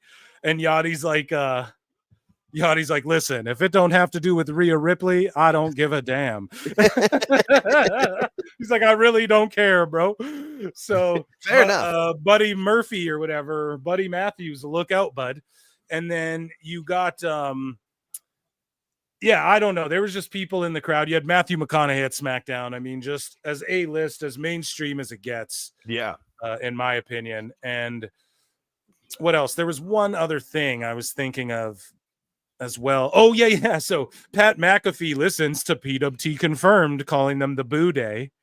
So I don't know. He was saying, they're saying Boo Day. He was saying that on Raw. I think I said that first. I don't know. I'll claim it as mine. Undertaker praises Gunther and says he spoke with him at Netflix premiere. It's nice to know that there's some guys. Well, I'll let him say it. You see a little bit with Gunther right now, too. He'll do it. Gunther's a throwback. Yeah. With Devon as well. Get the tables. He's a throwback to a little bit of that stuff. Which I love watching him. He's phenomenal. Yeah, he's got that old school mentality. I talked with him. At the Netflix premiere. Right. I just like his mindset and the way he thinks about things. And he's an old soul for this day and age. Yeah. So that's awesome, man. Getting high praise. Gunther is like Undertaker's favorite. We all know that. So shout out Complex. Please don't pull us down. Shout everything we need today. Love you. People do this shoe shopping thing. And CM Punk almost fell on the floor during sneaker shopping. This is via Wrestling Uncovered. When he found out 3 pairs cost $3,000. Okay, so he paid $3,000 for. Now he got 9. I quote tweeted this. I was like, CM Punk got $9 million from Tony Khan alone. He ain't sweating $3,000, folks. That's a fucking nice dinner for him and his wife. You know. But anyways, everything we need today, man. I think that's a Saturday night out when you have $9 million in the fucking bank, dude. So. Yeah. All right. No easy foam runner this time. No. All right. Just a typical shoe shop. All good. Let's get your total. But that's why people like Punk, because he tries to remain relatable. You know, he's not this guy driving fucking Lambos and shit like that. So he's relatable. He's down to earth. And so obviously he's playing it up. To him, he's like $3,000. He's like, come on, dude. That's nothing. He's like, I fucking yeah. He's like, that's a Friday night. All right, so 3 pairs. Your total today comes out to $3,000. Oh shit, Jake! I didn't know you worked at a shoe store. No, I'm just kidding. $183 No. and 17 cents. Okay, wait a second. 3 pairs of shoes are $3,000. Yeah, it's about the average. Which is the most? Is Jet's pair the most expensive? No, that actually is one of the second least. The most expensive is going to be that UNC off-white there. Yeah, it's the off-white collab, bro. Come on, even I know that. Yeah, that's like $2,000. Yeah. I guess. All right, and you will be right there for us. There's nothing cringier than like people using cards. We all do it. People even tap their phones now. I think cash is king. You know, as far as like I use my card everywhere too now. Everybody, you know, you can tap. Yeah, nobody your takes card cash anymore.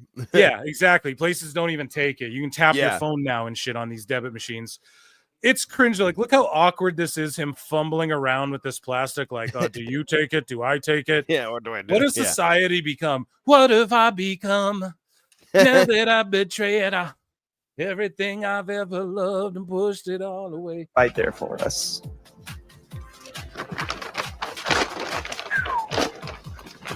This still makes me feel itchy. You know, Once they're on $3,000 you'll feel for better. shoes, you know, I don't know. All right, you are all set. And here you are, Punk. Thank you so much. Appreciate you, man. Appreciate you. Thank you. Everything we need. He makes a face at the end. Fuck. I'm fairly certain he was wearing those off-whites on Raw. He did. Yeah. He did. Absolutely. Yeah. I Whoa, thought so. what the fuck, bro? You buy $2,000 shoes. Where are you gonna wear them, Jake? On fucking TV or? Yeah. Well, no, he knew it. He was like on the closing segment too. He's like main event segment. He waited, you know, because they filmed that when they were in LA for the debut. So he's like, yeah, he played that right. Yeah, no, these $2,100 shoes are just my fucking errand running kicks, bro. I just wear these to the supermarket. The fuck, bro? Of course he wore them on Raw the next day. Jesus Christ. That's hilarious. Speaking of Raw, Kai Cenat showed up and he speaks on how it felt meeting Triple H when he went to Raw. Now, listen, people are mad at Kai Cenat. WWE's always mixed it up with celebrities, and these are the people who are culture. This is what Paul Heyman means. Paul Heyman's way smarter than you, dumb fucks. Responding under my shit, talking about viewership that I thought didn't matter 2 years ago and a year ago, and even now to a lot of people. But millions of people watch this guy. So, and the kids love him, and they're trying to break that demographic open right now. WWE is trying to get the kids while staying like adult oriented as well. So don't be shocked if there's like Saturday Morning Slam on Netflix. We're going to get some shit like that for kids to where, you know how there's like a kids section on Netflix? You're going to click on that. There's going to be a WWE show for the kids, you know, that's like a half hour, let you know what's going on. Mm-hmm.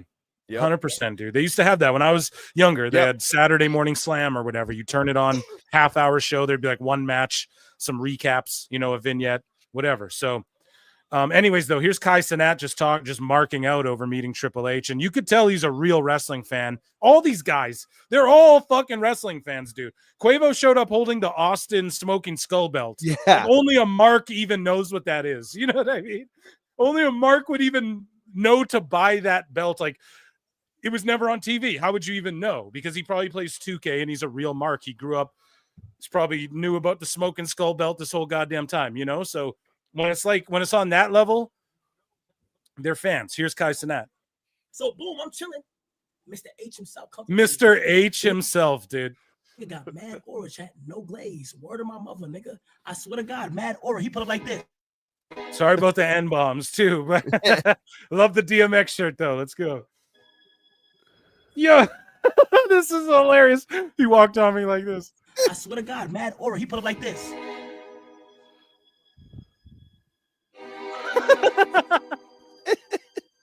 All jacked and shit. Yeah. Hey man, I fucking love your shit, man.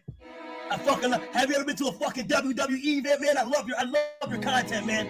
I absolutely love it. I'm glad to have you here. I say, yo, goddamn, nigga, you Triple H, my boy. Yo, he hit the gong. That wasn't me. He hit the gong. Yeah. Let me glaze you. No way. I didn't know he did that. If he did that before, I did not know. God damn, that's legend. That's his gong, chat. That ain't me. No glaze, though. No glaze, though. Yes. Boy. I used to mimic the things you used to do in my cafeteria. Literally, middle school, elementary school, whatever it was. Niggas in the hood mimic exactly what you do on the block. Triple H, it's you? Like live in the flesh?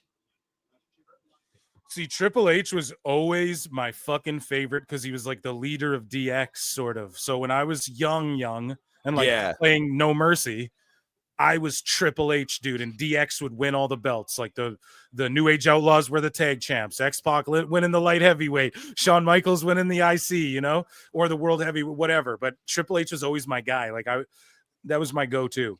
And then I didn't, because back then you didn't understand. Oh, he's like doing shady political shit backstage, and you don't understand. Like, oh, he's marrying the wife's or his wife is the boss's daughter to fucking get into the office. Like, you didn't think about that. I just knew him and Shawn Michaels as the guys that were just so inappropriate, and everyone's doing the suck it and everything. So I loved The Rock. I loved Austin. Don't get me wrong, but Triple H was my guy through and through, man. DX was my shit. Niggas on the block do exactly what you do on an everyday basis growing up. That's hilarious. Shout out Kai Cenat as well. I told you guys we're jam-packed today. We're fucking flying through this.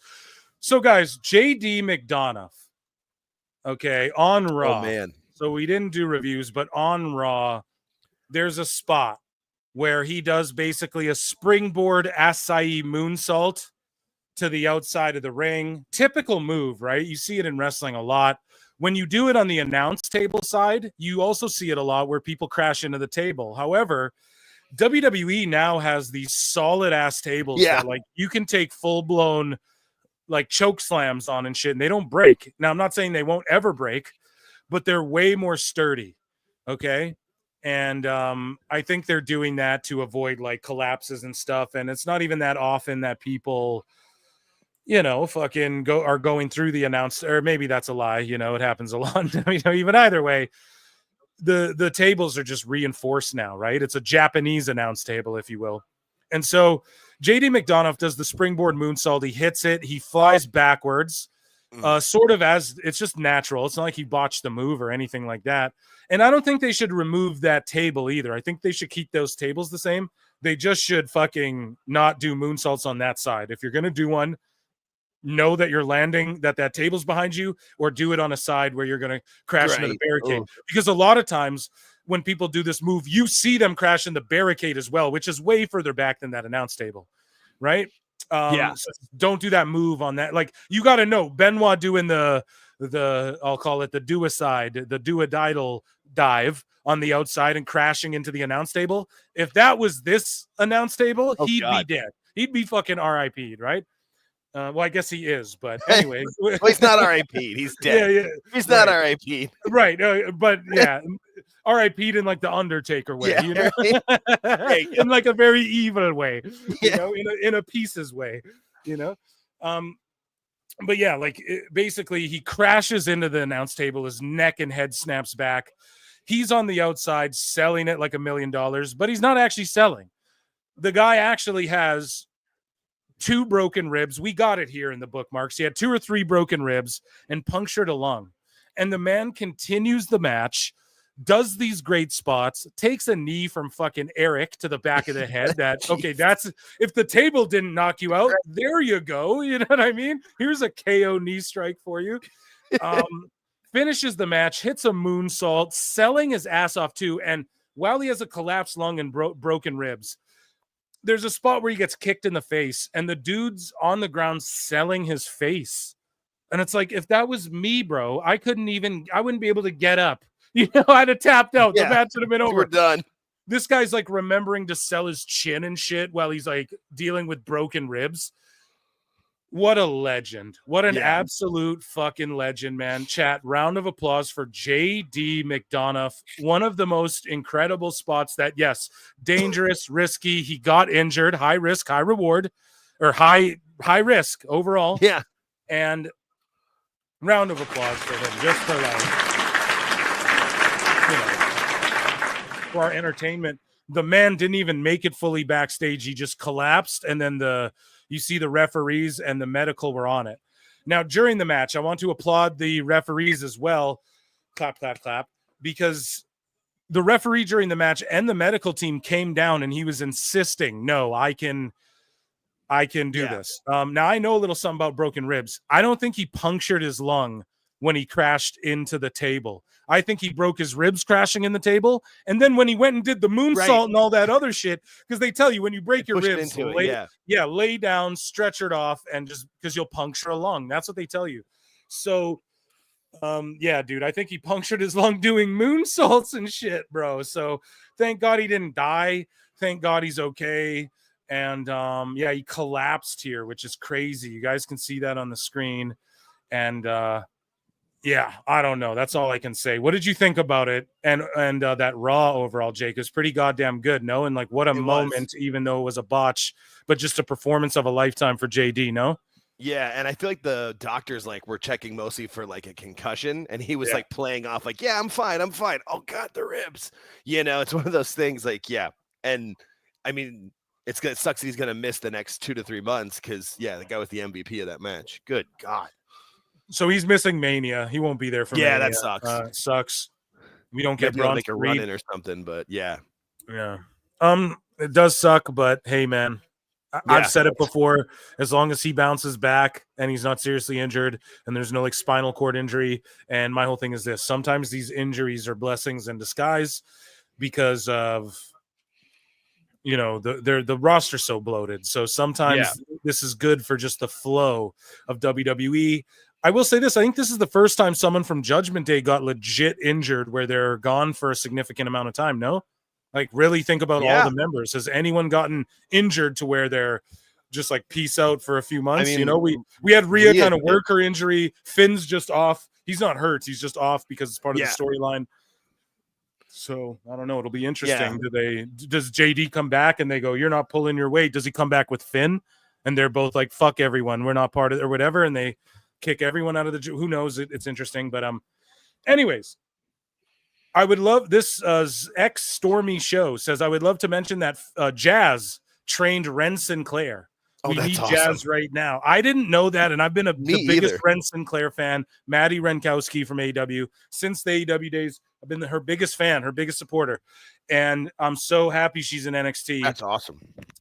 Yeah, here's a little video. She was doing like these sketches online before WWE signed her and doing all this great character work. And this was after AEW didn't like how AEW works, guys, is everybody's on per appearance pretty much, and unless you're like a big name, and then you're earning your way for the office to be like, we'll give you a actual contract with time on it, So she was just working per appearance in AEW, but they lock people down on per appearance shit, man. And that's that's why these people have these crazy Dave Meltzer type matches as well, because they're trying to show Tony Khan, no, give me a full time contract, And so, and we've heard tons of people explain this. What's his name? Slim J said, I was on a per appearance and I thought I did everything to earn a contract. So we've heard people allude to it. That's how it works, in AEW. But anyways, though, here's just Jazz and Maddie. List your greatest accomplishment. We don't even got to watch this. Just check out her sketches and just don't forget that Jazz trained her. I didn't even know she trained her. I had no idea. I quote tweeted. I was like, oh, makes sense why she's so fucking good. Right. So as I said, guys, as I've chronicled on the show here, this is a little MMA boxing news, but it is WWE news because Logan Paul and Jake Paul, and this is real, folks, they dropped this March 27 on Max. They're going to box each other. And this is this is like the final boss of social media influencer boxing, right? It fucking ends here with this matchup because everybody said from the beginning, when are you two going to fight each other? Now, I don't think it's going to be a real fight. It's going to be like that Mike Tyson fight, but they announced it on Max. Now, as I've been chronicling here on PWT, right. And I'll hit an X-Files here, but wouldn't be the first time I'm right or wrong about Netflix stuff. So basically what I was saying, like, how do I explain this? And I covered it here on the show. Logan Paul was going to fight Conor McGregor for $250 million a piece in India. The UFC and Dana White are not having it. No other wrestling pod's going to cover this the way I'm about to cover it, okay? They're not having it. Conor has 2 fights left on his contract, and they've iced Conor McGregor. They don't want to give him a fight.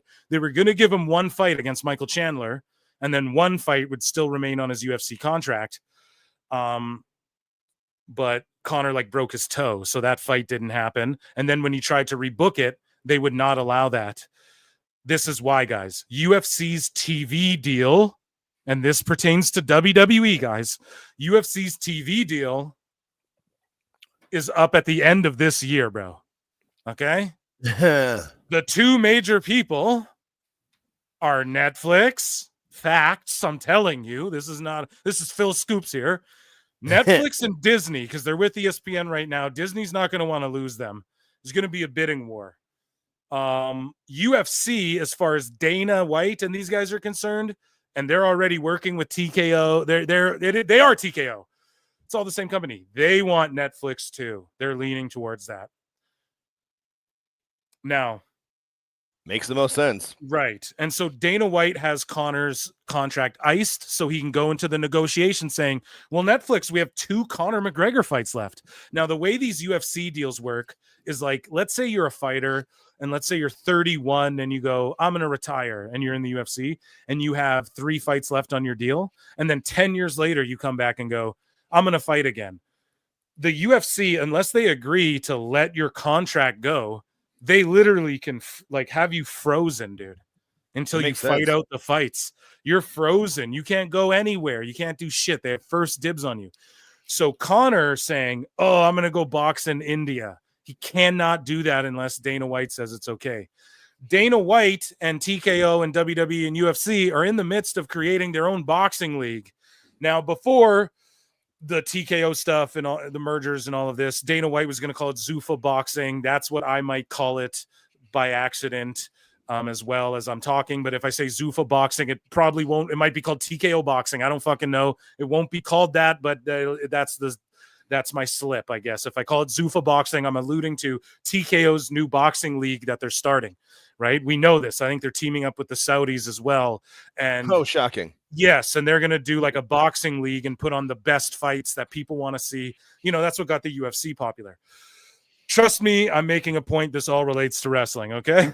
So, I think I'll X-Files myself here, okay? If I had to guess, Dana White was either told Conor, wait till we launch our boxing league and then we'll co-promote this. Now, people like Chris Conor goes, oh, Dana will never co-promote. And I love Chris Conor, but he already has co-promoted. He's already done that. The new TKO thing has made it so they will co-promote with Saudi Arabia for UFC events. What he means by that is so Fedor Emelianenko is one of the greatest MMA fighters of all time. Some say the greatest heavyweight of all time. He fought for all the companies except for UFC, because whenever UFC tried to do a deal with him, Fedor said, okay, I'll do it, but I have to co-promote any fight I'm on. So it has to be UFC and M1 Global presents, UFC 310, Fedor, whatever the fuck, okay? Dana White doesn't want that. However, he's done it now with the Saudis. He kind of did it when Brock came back for UFC 200. The WWE 2K whatever game that Brock was on the cover. Y'all remember that one? It was 2K17 or whatever the fuck. That was it wasn't like WWE presents or anything, but dude, WWE was all over everything. That was a huge co-promotion thing in my mind. Now, I know Dana White wants to keep UFC and WWE super far away from each other as far as co-promoting and stuff, because he wants people to understand no, MMA's real, and they fought so hard for people to understand that it's real and it's different, etc. Now, I think that Dana White said, no, you're not doing that. People say he doesn't like the Paul brothers. That could be true, but he sits the Paul brothers at cage side for fights all the time. And even though he has beef with Jake, Dana's not an idiot. He understands the value in these people Right. You know, coming to UFCs. Jake Paul made a video where he dressed up in a disguise and went to the UFC. And then they asked Dana about it and he laughed and he's like, bro, I gave him seats so he didn't have to do that. You know, it's funny. He knows how to troll, right? That sort of thing. So it's not so much that as what I think it is that Dana White doesn't want to co-promote UFC WWE Presents. But even beyond that, fuck all that, because let's say all that money's on the table. I just think they're icing out Connor because it's like, no, we need you to negotiate our TV deal. And not only that, like, yeah, we just don't want to do this co-promote thing. And then also UFC would want a cut of the $250 million, whereas Logan would just get it straight up. And then maybe WWE takes a cut. It's all fuddy-duddy. So what did Logan do? He doesn't need to deal with any of that. Connor's contract makes it so he can't go fight without UFC's permission. Logan Paul's WWE contract is so that Logan, he can go fight and do whatever the fuck he wants. That's how his contract's structured. So he said, fuck it. Okay, I can't do the Connor fight. I'll go, because this is Logan Paul's last fight. Whoever Logan fights next is his last fight. I almost guarantee it.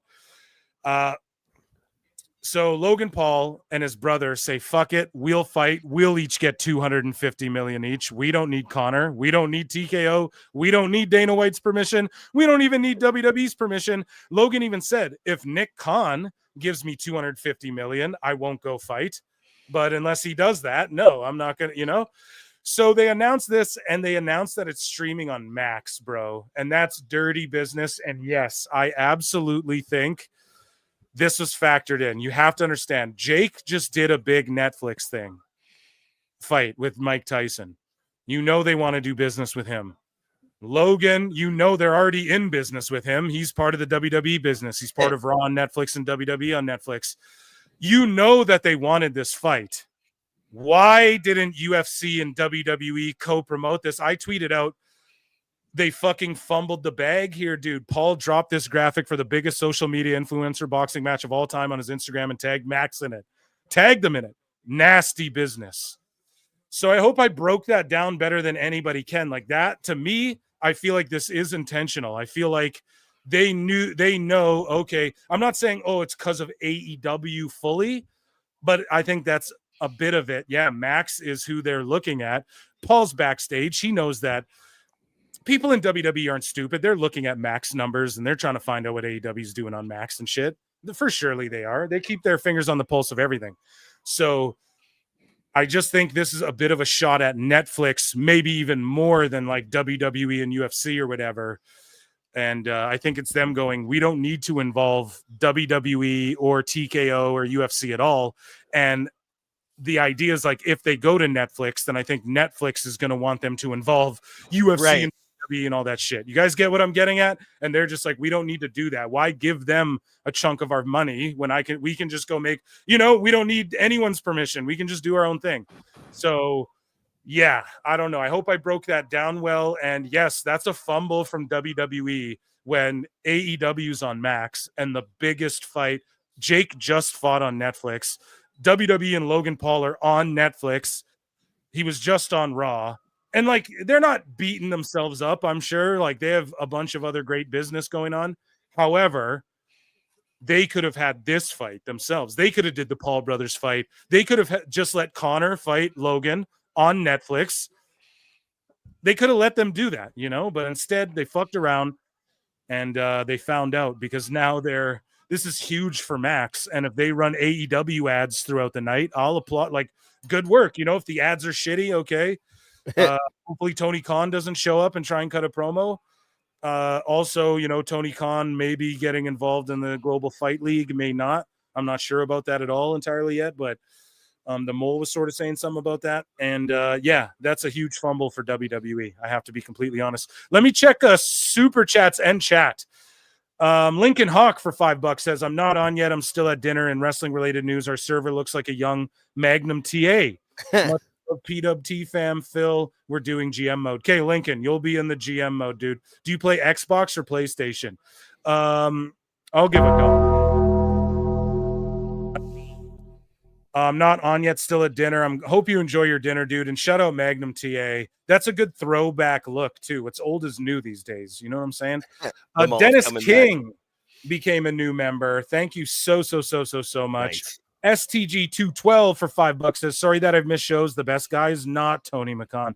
Bro, don't be fucking sorry. The best guy is Tony Khan. I'll be there for you. STG 212's there for me too. Right?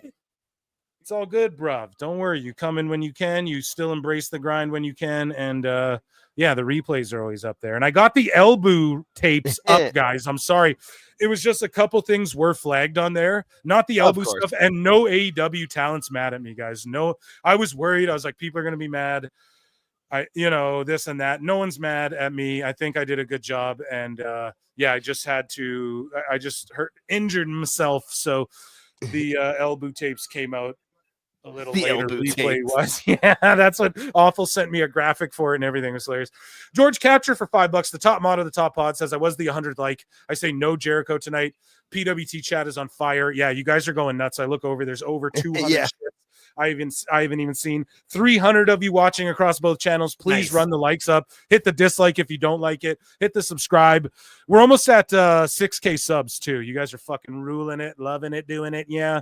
Make sure you go to Patreon. I'm going to do a content dump now that I'm back in action. If you guys pay attention to the clip channel, I dropped like 6 clips today. Okay. Like I got back in the swing of things wholeheartedly and I'm feeling really good. Actually, I'm actually feeling good. Like it's sort of euphoric now. I've embraced the pain. I've embraced the grind, bruv, and I'm like flow state right now. So we're crushing it tonight. Thank you. Round of applause for our goddamn super chat. Let's air horn them because you guys are amazing. Sometimes in life, you got to be a hoe. That's still the best one ever. Hell yeah, dude. Sometimes okay, I gotta go all the way. I'm checking in with chat too. My tax return is coming in. Okay, sweet. I'm up for GM mode when that happens. Well, listen, you can do up to 4 GMs, guys. So maybe we'll do like a GM mode tournament. We'll do like brackets of 4, and then the winners all do the next season against each other or something. I don't know. Husey is going to be one of them though. So here we go. David Zaslav calls him 6 clip Phil. Yeah. The Clips channel makes the Stairmaster a little less miserable. Boom, bickety boom. I'm glad. I want that Dead Man edition. Yeah, dude, just get the Bloodline edition. Then you get all the Dead Man shit anyways. The smartest thing to do at these games is you just get the fucking deluxe. And then whenever they add shit, that you just get it, you know? So that's the best way to do it. And I hate fucking my faction though. Because then I'm like, oh, a Persona card. Then you spend the whole time playing this dumb fucking game mode. And it's like, I can't beat Jey Uso in a fucking ladder match because my guy's a bronze rated 53 and he's got a super finisher perk. And I can't fucking win and unlock. You know what I mean? I want Wolfpack fucking Hulk Hogan and I can't get it. It's so infuriating. They just got to make it so you can just buy. I will pay for the Persona cards, dude. 130. Fuck nah. Yeah, I get that. Maybe we'll give a deluxe edition pre-order away at like Mania or the Rumble or something. We'll think about it. Get good through that. Okay, everyone's jumping the gun. Okay, let's get back into news. We're not even done WWE news, guys. We're cooking tonight, man. There's so much. Lil Yachty meets Rhea Ripley. Dreams do come true. Amazing shit. The Bloodline, speaking of the video game, the Bloodline Dynasty Showcase hosted by Paul Heyman celebrates one of the most iconic wrestling family dynasties, the Bloodline and the extended Anoa'i family, featuring Roman Reigns, The Rock, Yokozuna, Jacob Fatu, and more. Just incredible. You got to figure that the Wild Samoans got to be in this shit this year. No, they have to. They've been Bloodline. You got to include them all. Yeah, they've been predicted year over year. I hope they give us an Umaga with a Jamal attire or like Persona, and then I hope they give us Rosie. Yeah, because he's in the Bloodline. He's fucking Roman's older brother. Yeah, dude, and I hope they give us Rosie where it's 3-minute warning and like hero in training. Either that or when he's just the full-fledged superhero. Because after a while, he wasn't in training anymore, and he wore like the red outfit and with the black and the blue. Yeah. Or just give us that because Hurricane's in every game. So you might, and then they always put Mighty Molly in every game. Give us the crew. I downloaded Rosie on 2K24 for that same purpose. So I hope that's what they do. 3-minute warning was the best. Oh man, 3 minutes till the bodies start to drop. 3 minutes till I can't remember the lyrics, but goddamn. And then you see Mr. Fuji in the background, also with the Dead Man shit. Brother Love's in the game. Great stuff, pal. And dream matches between members of the Bloodline and WWE superstars and legends offer a what if fantasy element. Ooh, a little X-Files here. X-Files. Huh? Yeah, fucking X-Files. Yes, and just so amazing. I don't have to like create the Tongans and Jacob Fatu, like download them off community creation. That's 3 more wrestlers slots. I can finally add Darby Allin. My dream. No, but yeah. So Kai Cenat was shocked while backstage at WWE, saying he couldn't believe how they genuinely act like a family and gave all their fighters their flowers for going out there and always giving it their all. Fuck yeah. Triple H. Boom, I'll go to the WWE. I'm seeing Triple H live in the flesh. I'm like, what the fuck? I'm seeing CM Punk. I'm like, what the fuck? I'm seeing all these niggas. I'm like, what the fuck, chat? This guy has more viewers than fucking anyone in the world, and people are crying, and he's sitting here marking out about CM Punk and Triple H. That's how mainstream WWE is right now. World now. Backstage. And all the wrestlers, bro, 100%. This is my first WWE event I ever went to because I couldn't afford it growing up. I seen Rey Mysterio. Man, and he got to go in the ring. Amazing. Mysterio. Everybody showed me love. It feels like a fit. It's weird, bro. It feels like a good ass. Bro, from the crowd to the wrestlers. That's why if you're starting shit, like real shit, not CM Punk trying to steer the ship in the right way, but have an ego like Britt Baker and shit, we don't need you in WWE, man. You know what I mean? I'm a wacko. I'm a wacko and a sicko. But like, we don't need you there, bro. The ship is steering. Like, if you're going to come and pull this ego shit and you can't even wrestle that, you need NXT first, and you're not about to get Phantom Britt Baker, hit the B button, alliteration, Phantom bookmarks. God damn it. Well, shout out Kai Cenat, but yeah. I'm buying this fucking Bloodline edition. Now I got to ask chat. Oh, let me end this poll on the Clips channel, by the way. There's probably no one voting on this shit anymore. They're watching it. Let me ask chat, though, and let me ask you, Jake. Do you think Bronson Reed's being done dirty here by not being included, or is he just not? No, because he was more like Bloodline adjacent. I think if he didn't get hurt, maybe by then it could have been different, but I don't think so. Yeah. Interesting. I mean, I think it's cool that Heyman's on like the actual, like the standard cover too. Like if he was just in this, would be cool. But the fact that he's actually on the standard cover, like doing his little hand thing, it's great. If anybody deserves to be, it's right. Roman Exactly. Heyman. It's great. And I just love this cover, the Roots, and then The Rock as well gets snubbed. The final boss. I wonder why. Hey. Oh, I didn't think about that. Yeah, so The Rock as well. I wonder what they're thinking there. But yes, the Ulafala, and then Roman at the head, and then is the head literally, and then you have Solo's on the like original side too. I know. I'm telling you guys, man, we're gonna get Jacob and the Tongans are gonna split off. Yeah, from Solo and them, and either Solo's gonna rejoin the OG bloodline, and then The Rock will join up with Jacob and them or something like that. But it's gonna happen. We're gonna get Solo versus Jacob. Yeah, but I'm copping that shit. It looks spectacular. But they put out these games too much. Like they got to do it where it's like every 2 years or 3 years, and then just update it. Like you can do it that way now. Yeah, it should just be like, oh, get the 2K25 update. And what is that? Oh, well, we fixed this and that. We added this and that, and here's a boatload of new wrestlers, and we have new DLC packs coming. And you can market it the same way. But you just call it, you charge a little less and call it an update or whatever. But again, then they can't nickel and dime people because I'm going to buy it every year. Yes, it would only change if people's buying habits change, and that ain't happening. So the Bloodline rules match will allow up to 6 run-ins per match. That's awesome. That's awesome.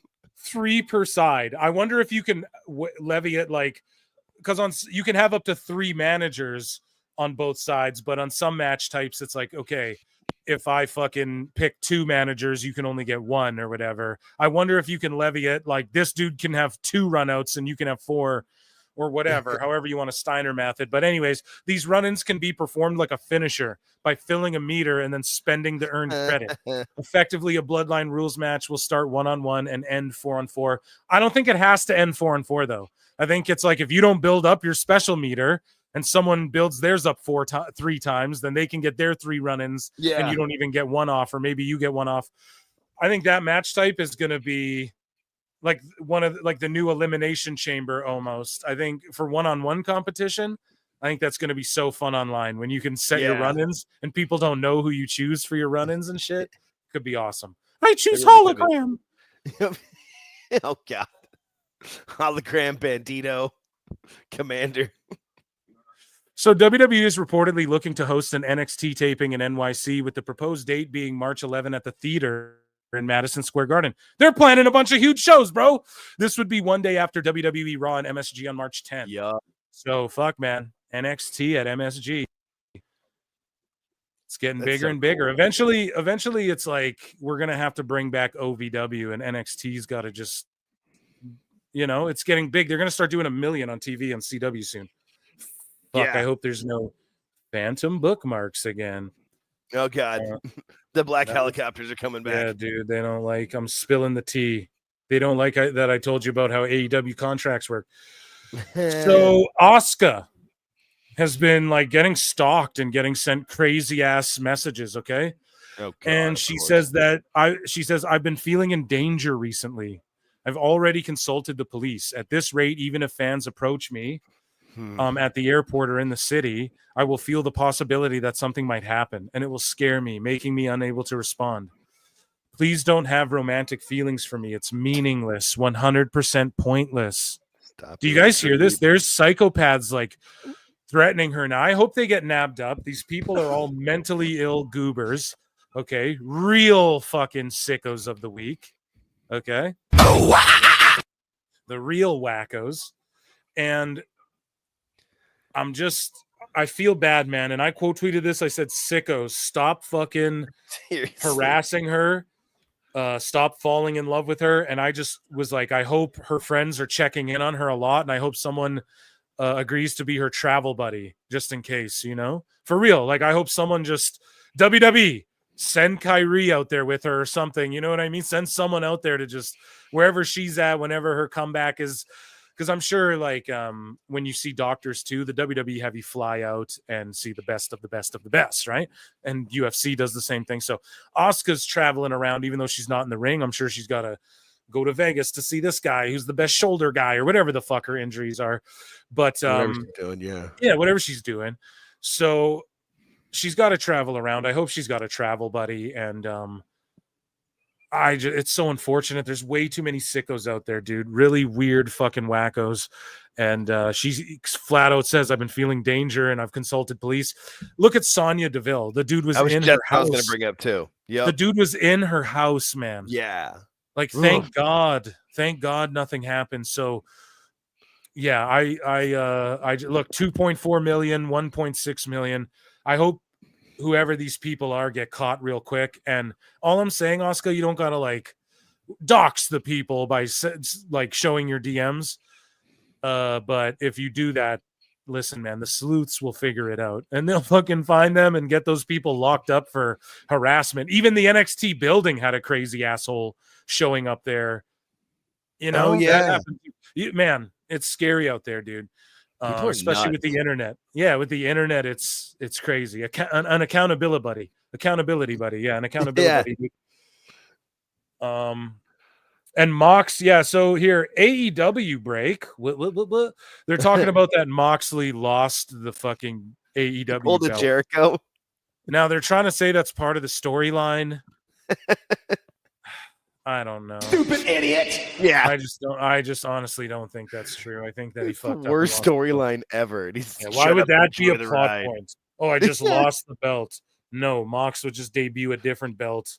He would just break the old one and then debut a new one and be like, "This is now the or whatever." Yeah, he brings out a plumbing tool belt. That's what's gonna happen next. Oh no. My bad. Sorry, No. Mrs. C was in the chat. It just made me think of plumber. Oh, Mox. there's Mrs. C in the chat, ladies and gentlemen. Round of applause for Mrs. C in the chat. How's the castle doing? I hope everyone's doing well at the castle. Look at that. Mrs. C is back. We had Jose the assistant last live show. What the fuck, man?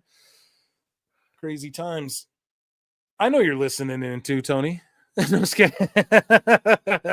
I like to in think Gorilla. He's definitely listening in. Yeah, and then he's yelling, "I won't take this. Do you hear what this motherfucker's saying about me? He said Time Cop 3 on the moon with Elon Musk. I don't even like that guy. I'm on Blue Sky." JD McDonough gives us an update. He says, "First off, thanks to everybody for the messages and the concern. I'm good.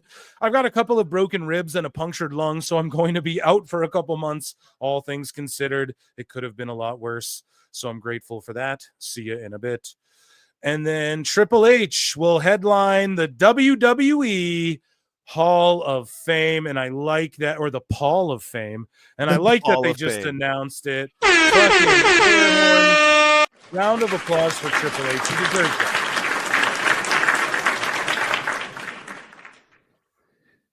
Phil, doing good. Thanks. I have a bulging disc in my back, but dealing with it. Yeah, I fucked myself up too, Mrs. C. I missed the Monday show that you usually come in and we're talking about Raw. Missed it. Couldn't do it. And but I'm feeling a lot better, and I hope you do too. And hope you're excited for the release of the what is that, Queen of the Ring? When does that come out, dude? You got John Kreese or whatever from Cobra Kai and Jim Cornette hanging out the whole fucking movie. It looks like there's like 80 scenes of them together. It's like, holy shit. So I can't wait to see that movie. You're gonna have to send me a screener though, Mrs. C. It's independent. I don't know where the fuck I'm gonna be able to see it. Hopefully I got a theater here that does throwback movies and independent movies and stuff like that. Hopefully they air that. I'll maybe call them and request the shit. Yeah, I'll probably have to go like to there's a theater by the college that's like 20 minutes away from me. I'm like, that's probably where I'll have to go see it. And when I saw Iron Claw, Jake, I said it on the show. I got to see it like a day early, like a day before it came out. But there was like nobody there. So I don't know if there wasn't a lot of invites that went out. I don't know what it was. But I was like, okay, it was just me and my girl, like a fucking, like a almost a private screening, dude. They tell you, I rented this out for you, babe. It's good. Yeah, I got you. No, I should have pulled that. That would have made me look a lot smoother. But anyways, I'll do my best. Yeah, no, I'm just fucking around anyways. But yeah, I'm gonna make sure I see that Queen of the Ring. I think we have something about that in the bookmarks, or we did it on the last show, I believe. Anyways, though, we're talking about Triple H, talking about the Hall of Fame. He's already in as DX. His solo run deserves it.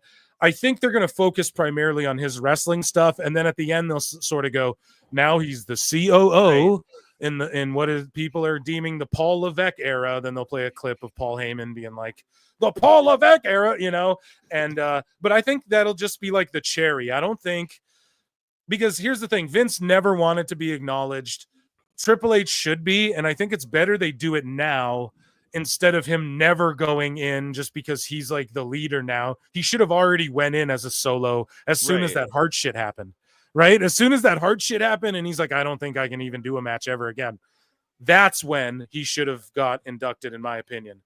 But yeah, he held off, and yeah, like I said before, Triple H was my guy. A lot of people are DX, the solo run on, then Evolution. Like, I mean, those are three big eras of his career that he was pretty much on top the whole time.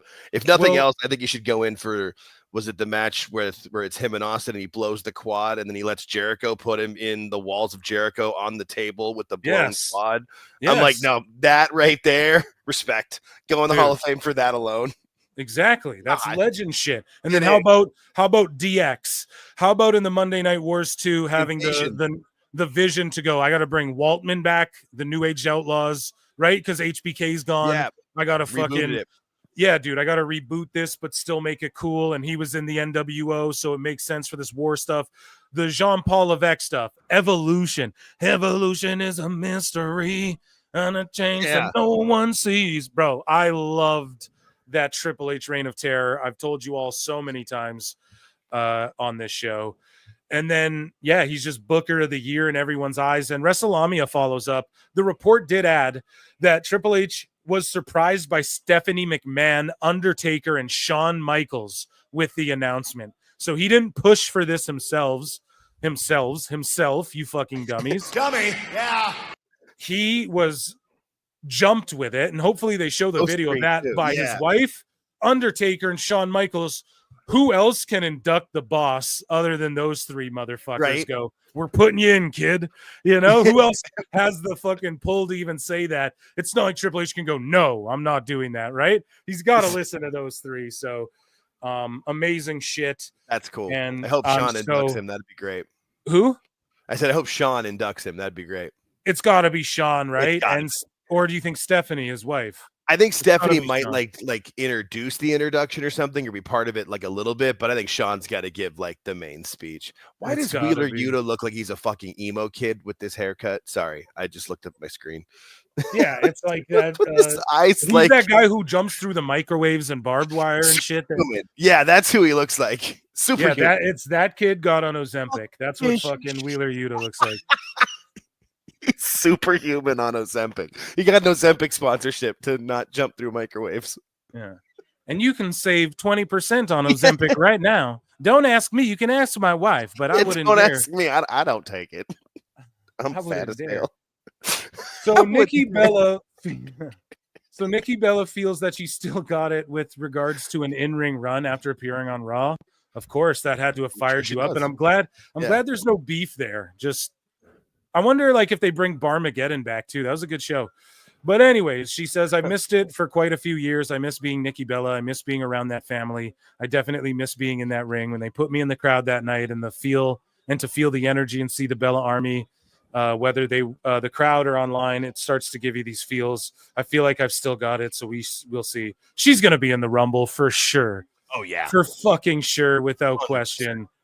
She's going to be in the Rumble. And ladies and gentlemen, that was Federation News. Round of applause for Federation News. And that was just the intro to the show. That was just the intro. We just got started here. Yeah. Jesus Christ. We haven't even done AEW hot news yet, which we're about to get into. Let me hydrate a bit. Yeah. I'm going to hydrate a bit before we jump into this. Chat, don't go anywhere. I'm still right here, but I'm going to hydrate, and then we're going to dive into this. I'm going to check in with chat again. So if anything needs to be said, make sure you get that in right now. I'm going to check in with chat for a minute. Then we'll get into this AEW news. I'll pull this Dynamite card while we're chilling so I don't get Don Stevens for Dick Wiggler there. Get Wheeler Yuta versus Jay White in the battle of the world's tiniest waist. Neither of these guys have a fucking waistline. It's so cringe how it's the white ropes with the WWE mat. Or it's kind of gray. I guess WWE's a little more blue, but well, not anymore. Yeah, but Saturday Night Main Event, if you notice, they didn't have the mat any color. It was like old WWF style. So yeah, that's true. Yeah, so it just looked like this. It's so cringe. Like, get your own identity, Tony. Use this. Is what you do. Ready?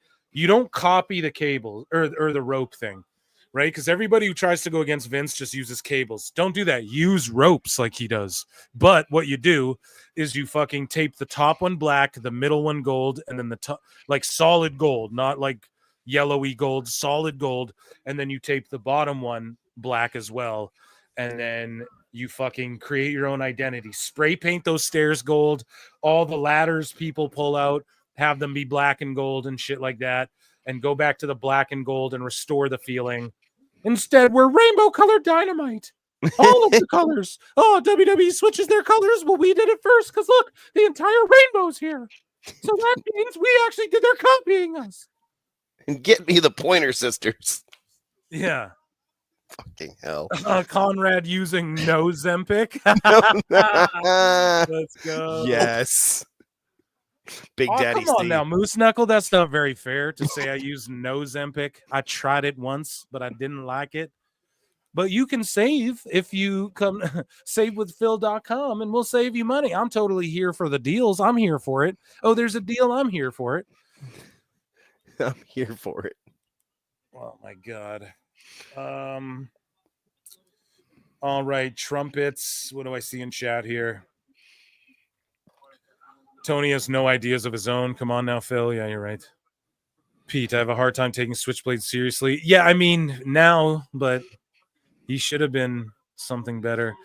Yuta doing flashbacks to a T from sitting position. I think he would turn red with anger. When did Conrad grow a beard? He's in the front row in a pink shirt. Or in a blue shirt, apparently. They really are in his hometown. Fuck's sake. So we got people in here. Someone spamming hi, hello, what's up? That's not very fair, Phil, to say that I'd take no Zempic. What town is this in? It's in Huntsville, Alabama, Mrs. C. And yeah, and it looks that's like where Conrad lives, so it could be him. You know, or one of his illegitimate children that he had with an escort. Sorry, that was supposed to be out loud. My bad. That's on me. Mrs. C. Oh, okay. Lucy Moody says, at least in the 80s, guys like Yuta would respect the audience enough to use steroids. Ryan.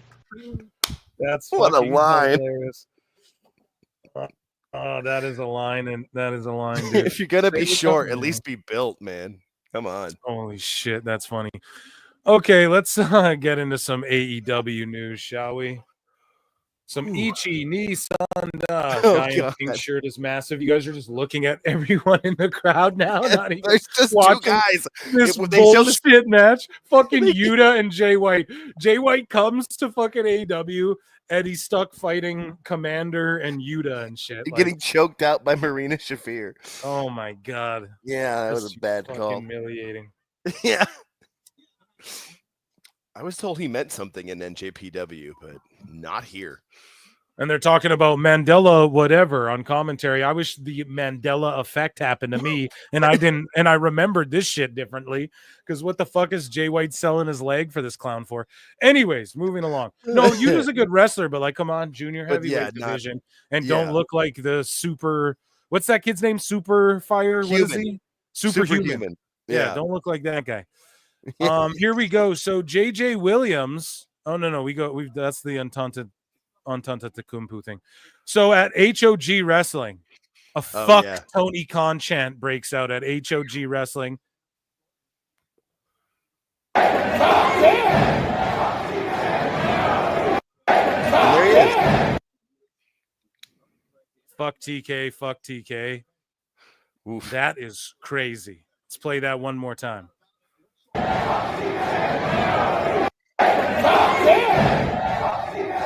That's dude. They're competing with HOG and GCW and TNA and shit now. Okay, I don't even think they're competing with TNA anymore. I think TNA's fully surpassed them at this point. So, and this is when Ricky Starks came out. Here's more of it. Fuck TK! Fuck TK! Fuck TK! Fuck TK! Fuck TK! Fuck TK! Fuck TK! Fuck TK!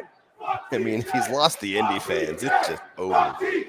Exactly, dude. That was his bread and butter. The indie fans were what made AEW. Should have did it Phil's way. Sorry, told you. Should have just ran Super Indies and then not have a TV show. Your TV show should be matches. You should be filming vignettes and shit for your TV show, but it should just be like a compilation of matches that happened at different fucking but he had indies and stuff like that. He had to have TV. He had to have Shivani. Yeah. Or like use Shivani and run AEW indie shows, tape them all, air the full length things on YouTube, but then select shit and have Shivani host the TV show, select matches from that week of indies or whatever, just to keep everybody up on the characters and what's going on. A little hour-long TV show. And then if it does poor ratings, it's like, well, whatever. It's on YouTube and we're doing this indie thing. We're doing it differently. And then when you fucking do these super indie shows. You do them once every 3 months, every 2 months. You do a huge card in one of these hot markets. And at WrestleMania weekend, you do a huge AEW card and you fly in that it would have been so much cooler, hotter, profitable if they did it that way. And at the start, it was cool. It did feel WCW-ish, but they lost that somewhere down the line. Well, we know where, but yeah. We all know where. So Brad Becker tweeted this out to me. I'm blocked by Sap, but I thought you'd want to see this. So Sap responds to this rando who says, this is very disingenuous, IMO. Like, give Tony her big moment on the main show, also not on the Collision. That's on the same day as the WWE show. Exactly. I concur. Yes, you need to put important things on Collision to make it important, but putting the most important things? Exactly. And also, don't put important things on Collision anymore. That show's dead. 250,000 viewers. Yeah, it's fucked up, man. He fucked it up. So no, don't even do that anymore. Get rid of it. Make Dynamite the best show popular. Let some talent go. I'm sorry to say. Yeah. And bring back your YouTube shows and just if you're going to treat them like shit. All your big story stuff should just be on Dynamite. There should be no Yuka Sakazaki. There should be no Yuta versus Jay White that lasts more than 3 minutes. This match is still going. I know. What the fuck? Seriously. It should be what? You know what I'm saying? It should be fucking Tony having her moment on Dynamite. Yeah. Sean Ross Sapp says there was no B show as negotiated by WBD and AEW. The deal was for the 2 shows collectively as opposed to a disproportionate amount for one. So the way they haggled this is, oh yeah, Collision's like an extension of Dynamite. Fuck Rampage. Like, that's pretty much what Tony did. Yeah. And it's sold to them like it's not a B show. They don't look at it like SmackDown. It's part of Rampage this. Was sold. It's part of this package. So it's just ridiculous. And they axed Rampage. What makes people think they won't axe Collision as well if it's part of this deal? They're not getting 3.6 million a week with these ratings, dude. And I know Sap's sort of sticking up for AEW here, but kind of burying them by like saying that. Because if people didn't know that, now we know that. And keep stooging, fellas. So AEW Grand Slam Australia, which is just a Dynamite, slashes ticket prices with 2-for-1 deal after struggling sales. So, I mean, they tried to just... Here's the thing. They saw WWE do a show there. Tony thinks, oh, well, that means there's wrestling fans there. And if they just see AEW, it's not how it works, Tony McCon. No. It's not how it works, man. It's just not how it works. But that's how Dave says it works. You have to build a fucking audience. The best guys, Tony Khan. And they're not doing that at all. So they're slashing it to a 2-for-1 deal. Again, they should have went in doing that. Instead, they went in and tried to gouge people as well at the start. And then they find out it's just a Dynamite taping that's going to air later. It's just so shitty, man. And I call it the Grand Slam scam, the Grand Scam. Sam, I am. Speaking of their tickets, so they're going to be here in Phoenix on the 19th of December. The tickets went on sale today. Oh, my God. This show's in fucking 21 days. Like this, it's the Dynamite after Australia. They're doing it here. And it's one of the smaller venues that's here. But yeah, I just saw an ad for it from the venue like 3 days ago. Like this fucking company is just not real. Like they're just not a real company. And this shit is airing head to head, I think, against All-Star Weekend, All-Star NBA. It's airing weekend. After. It's airing after. They're going to do the All-Star festivities where it's like the 3-point shootout, the dunk contest, and all that stuff that can take forever on Saturday night. So then when that ends, yeah. And then it's also like a tape delay. Like it was already taped earlier, the Australia. Yeah, it's not airing live. I know. So does it air to Australia live? Like, are we able to like pirate ship a fucking stream of it or something and do it live? Does any AEW air in Australia live? I don't think so. I don't know, man. We got to figure this out. Chat. Nobody knows. Yeah, I don't know. Help us figure this out. I don't know. Nobody knows what's going on. Crikey. Because if we can, I will, hop the pirate ship and just do it. Fuck it. We'll do it live on Australia time.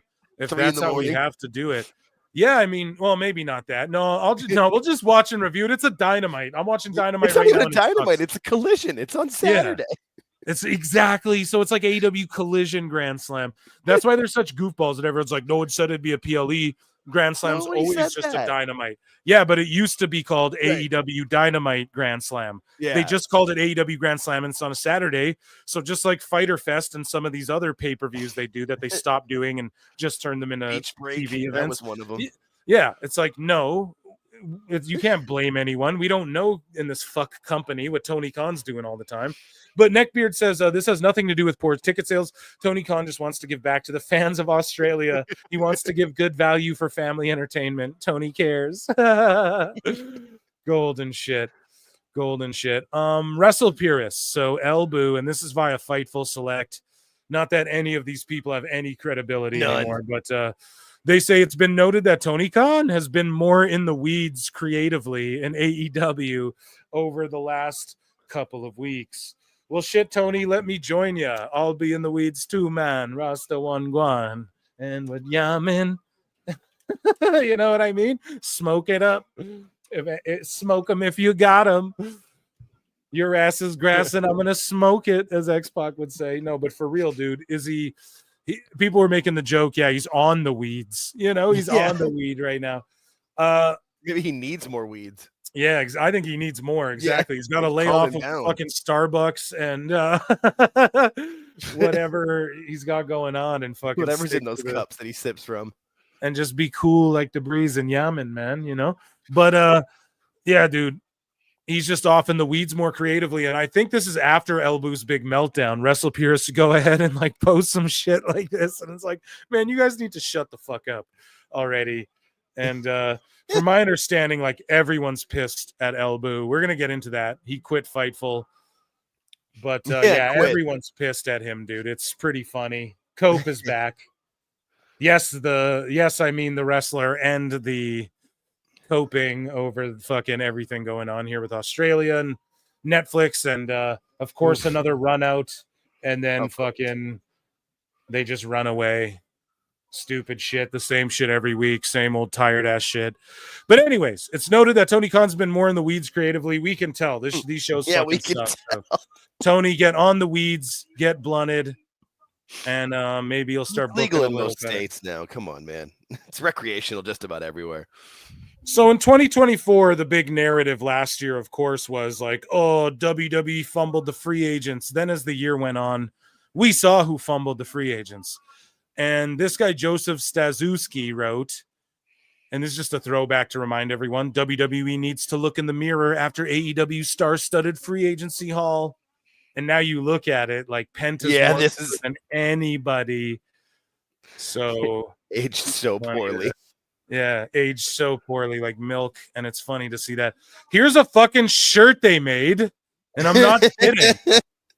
I'm not joking. This is the shirt they made. Yeah, I posted it too. You got what? A lot of yeah. Me and Scully were making a lot of horse gifts. An Aubrey Edwards, yes. I said 2 shirt. Who's it's gonna $30? Meanwhile, they pull Ricky Starks' merch and Ray Phoenix's merch, and they're gonna put up a fucking Aubrey Edwards shirt. I said 2. That's cringe. Yeah, I get it if it pops one of the boys who fucking works with her and she says, I said 2. It's not like she's known for saying I said 2. That's a generic ref thing. Imagine if WWE was making fucking Earl Hebner shirts. Imagine if WWE was making ref Jessica Carr shirts or whatever. Right. This is so cringe. You're not over. Main character syndrome. Get the fuck out of here. Just when I was like, dude, she's not even sticking her face. She's not getting involved overly. Like, I kind of put it over on, on Dynamite. Okay, Aubrey's not like getting in there. Yeah, she's fucking up when dudes' feet are on the rope and she's fucking up her timing and where to be and what she sees. But she's not like all up in the action like usual. She's not being overly distracted. Someone had to talk with her, it seems like. However, then again, they fuck me up. Every time I say something complimentary, they just prove me wrong. And Aubrey Edwards comes out with her own tee and it's all wrinkled and shit on the fucking right. Like it's all wrinkled on the thing that you're selling it. This is your shop. Put it on a mannequin. Why is it a wrinkled shirt? And then you let AI they typed in the grok, make a thing of Aubrey Edwards saying I said 2. Like that's Uncle what this Sam. Looks like. Yeah. And you know it's like one of those printings that's like all thick on your chest that you can't breathe through with the shitty printing. Oh, yes, it's a terrible shirt. And it just looks shitty with the wrinkles. Like that's on your site, bruv. Yeah. $30, man. In this economy. How dare you? That third comment on the right is perfect. Trash. It's just Yeah. trash. It's trash. We're gonna leave that shirt up there because it's so ridiculous. It's just unbelievably bad. It's legit worse than the fucking Nick Wayne mom one. Yeah, I think the only one worse is the Black Eye Brit one. Oh yeah, that's one of the worst shirts. That's the worst shirt ever. Black and Jacked is a terrible one. Pretty There's bad too many too. to count. There's too many to count, dude. It's bad, but I'm Best just like, guys, Tony Khan. the Brit one, if you ever wore that, you're like promoting, domestic schmielance. Just so terrible. They have literally taken like the cake from all the bad shirts, with like the bad Sin Cara shirt, the AJ Styles shirt. There's been some bad wrestling shirts, and AEW is just taking the cake on them. Well, speaking of bad wrestling shirts, and this is why I don't believe some of these stories, like Elbows saying, "Oh, Hangman and fucking Kenny were both like, well, let's go to WWE." I don't believe that because Hangman says dumb shit like this. No longer on this fascist platform. Follow Hangman bsky.social. Like, hey, that's cringe as fuck.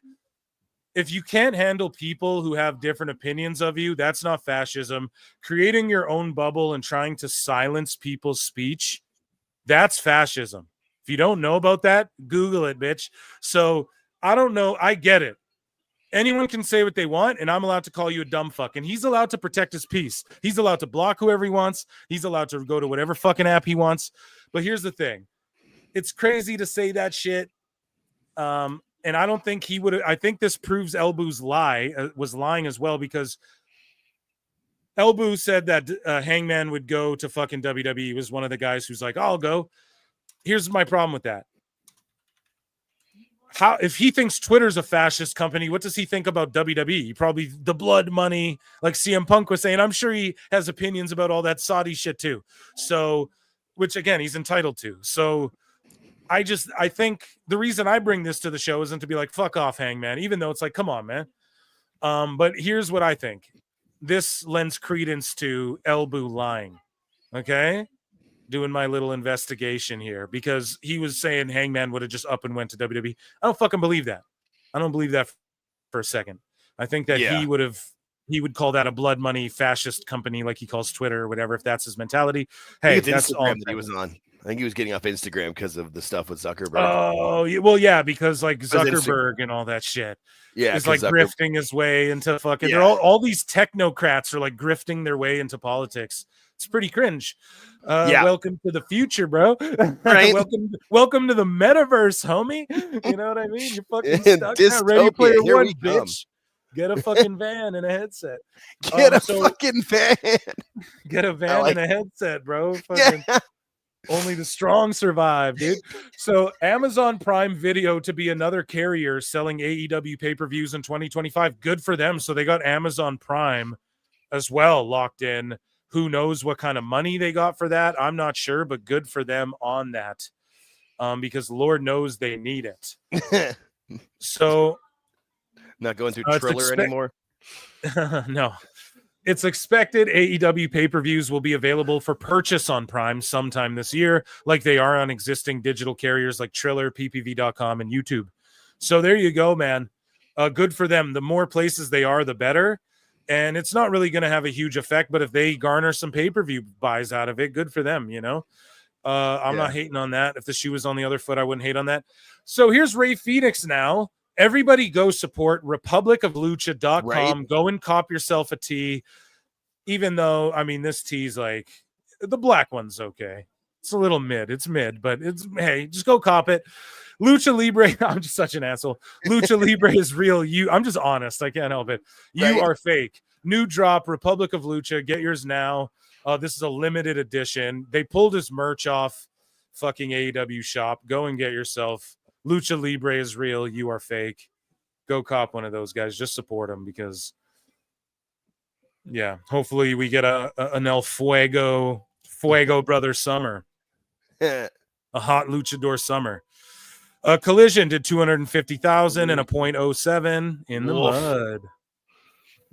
So here's Moxley. Let's watch this. I'm gonna get Don God. Stevens for shizzle for doing this, Right. but let's Why do you need to see it? You don't know anything about it. You don't understand it. and then I guarantee he didn't actually lose the belt. It's to work marks like Phil Marks. Fucking clowns bought into it. Great storytelling.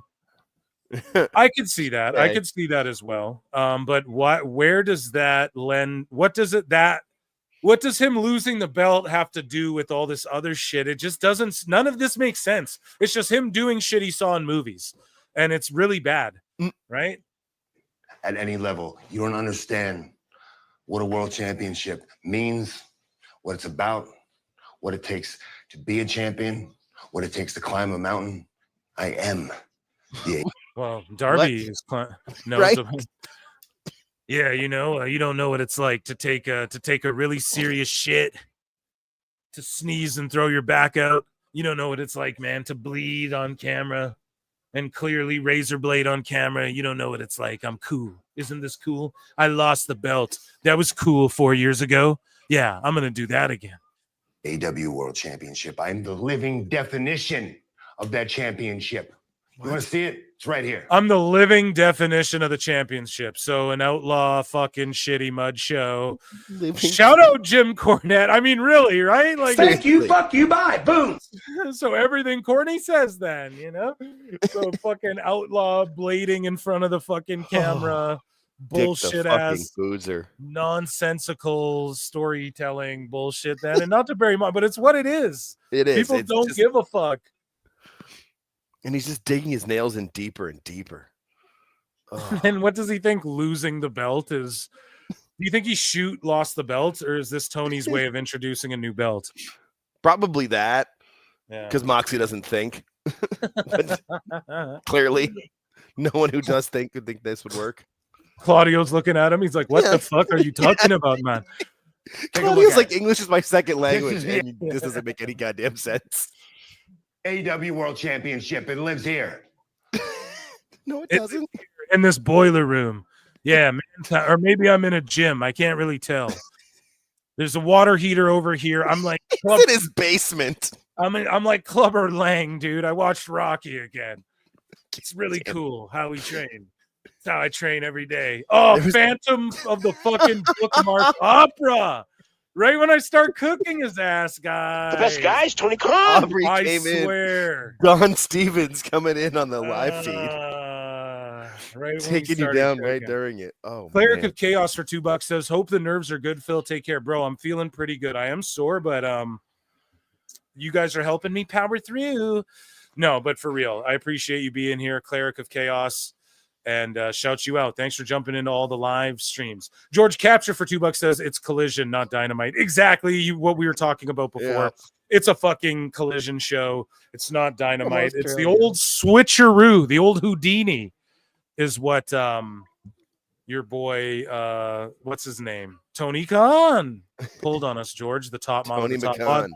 MJG, and then we have fucking MJ from NJ for $2 says, "Let's try and crowdsource TK's future as Booker." Yeah, let's try. No, they don't need money, The best bro. guys, Tony Khan. We're not crowdsourcing any shit. Okay, we're not doing that. No. TK, give me money. Yeah, exactly. Pay me, dude. I got all the good ideas. You can start stealing all my shit. Just slip me Give 'em checks all. under the fucking table. I won't even tell people, right? His garage. Yeah. Mrs. C. Renee, shut up. I'm working. Yeah. Yeah. Go get me a sandwich and a beer, Renee. Jesus Christ. You can't see I'm working. The Oh, look man. Claudio was giving him, like, what is this guy saying? I know I Yeah. don't speak English well, but Jesus. The old switcheroo, the old Houdini, huh? The old fucking bait and switch. So moving along. This guy, the king of sarcasm, says, "Just have to ask why. Is this Tony's fantasy of creating his own Hebner? Does he have that much power backstage?" And it's in reference to this fucking t-shirt. Okay. It's the worst. And then the mole quote tweets it, and he goes, "Read the last line." So this is a direct quote from Aubrey Edwards. You guys ready for this? And we talked about this a long time ago, but this is a direct quote. And she goes, taking a guitar shot from Karen Jarrett at AEW Double or Nothing a couple years back was not fun. Edwards recently told Casual Conversations with the Classic. I don't know about you, but this is probably something you've never experienced. But digging splinters out of extensions is not a pleasant experience. Oh my God, it's so cringy. My head hurt pretty bad, so I couldn't ref for the next Dynamite. Bitch, you sold a fucking chair shot. What are you talking about? Best guys, Tony Khan. She's acting like it was Mankind jumping off the cell at King of the Ring. You know what Or I'm like the saying, Rock dude? chair shots from that. Yeah, she's talking like, oh God, it Mankind, was real yeah. serious. I fucking, Yeah. oh my God. And then she goes, my head hurt pretty bad, so I couldn't ref for the next Dynamite. I was a little had a headache. concerned. Ended up, so concussion, CTE shots. Oh yeah, you guys really fucking love the wrestlers over there, huh? Even the refs are getting fucking CTE. Safest company in wrestling. Safest company in wrestling. She says, ended up turning into a full-on match, which you could argue is like the most insane part. It did turn into a match, and I won, and I retired undefeated. This bitch is talking like she's the fucking second coming of Christ. Like, what is she saying? This isn't kayfabe. You're not a character. I retired undefeated. I went 1-0. And then listen to the last part. I think the only other person that's done that is Sting, so it's pretty good company. She legit is putting herself in. I mean, shut up, bitch. Right? Stupid idiot. Just let the fucking soundboard speak for me, dude. I don't know what she thinks. She thinks she's Bret the Horseface Hart. Yeah. Sorry. But for real, man, That's like she bad. thinks That's she's mean. fucking. That's seriously. She thinks she's like the main. It's main character syndrome, dude. What is she talking about? That's crazy. 100%. It's so crazy for me to even try and comprehend where she's coming from. Like, what are you working these people on this podcast? Like, you're not a character on the show. You're a fucking referee. Shut up. You know? Seriously. Oh my God, she's obnoxious.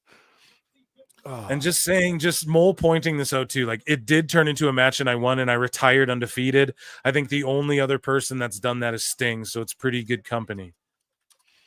Like, what? Fucking nuts, man. And then here's Dustin Rhodes again, just talking some fucking craziness. He goes, 2025, the year of the sickos. Watch out, AEW is coming and proud to be a day oneer. No, Dustin, get away from the sicko stuff.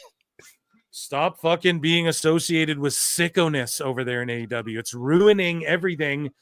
Everything's trending downward.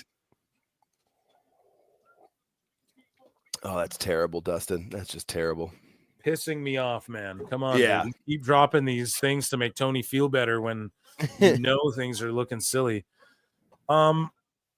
We have Conan, a little Conan, and these are just quick clips as well. These aren't like super long by any means here because he just touches on a thing and then sort of keeps it moving. So first I'll give you guys a Conan and then we'll switch screens here. So Conan on K100 had this to say about Tony Khan's angry reaction to Bubba Ray Dudley's Pentagon praise. So let's give this a listen. Let me ask you a question, Joe. So you're looking for tickets to go to Vegas. Does that mean you're going to one of the shows? What I would do in Vegas is probably I like going around. You groove yourself a little bit better. Oh yeah, if I You either shave yourself, you know. So he said, Bubba said, fully ready speaking. You want to play it, Joe? Yeah, go ahead, play it. Is the big leagues. This really is the big time. It's the WWE. It's where you truly learn how to work and become a millionaire. Not just because some guy with a lot of money threw millions at you because he wanted another action figure to play with. It's because you earned the right to make these millions through your art and your work and your performance. And big facts. We EFAP that on the show. That came out in the promo last. Shout out Uncle Bully. Shout out Husey with his fucking full-blown AI Yeah. Grok fucking shut him. I ain't hating. Tonight, there was genuineness. If you looked into Penta's eyes and you really watched him like I did, and his tone, you could see it was like he was exhaling, not because we know what Bubba said. Sorry, let's just skip ahead and see what Tony Khan had to say. You get to the WWE style, the art, and the. I know that's hard. Mega sensitive. All right, let me finish the question.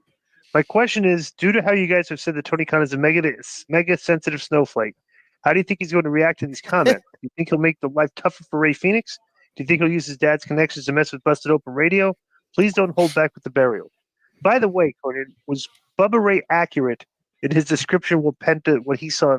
100%. I told him right before he signed the last time, I go, are you sure you want to do this? Yeah, who said this in chat? I'm listening to PWC or PWT, listening to Conan, listening to Bully. Yeah, dude, an EFAP of an EFAP. Let's fucking go. And then I also see CE No. Yeah, Manea is on the screen, and she's stealing Chelsea Green's attire here, I guess. Moving along. Because you're just going to get stuck like you've been the last few years.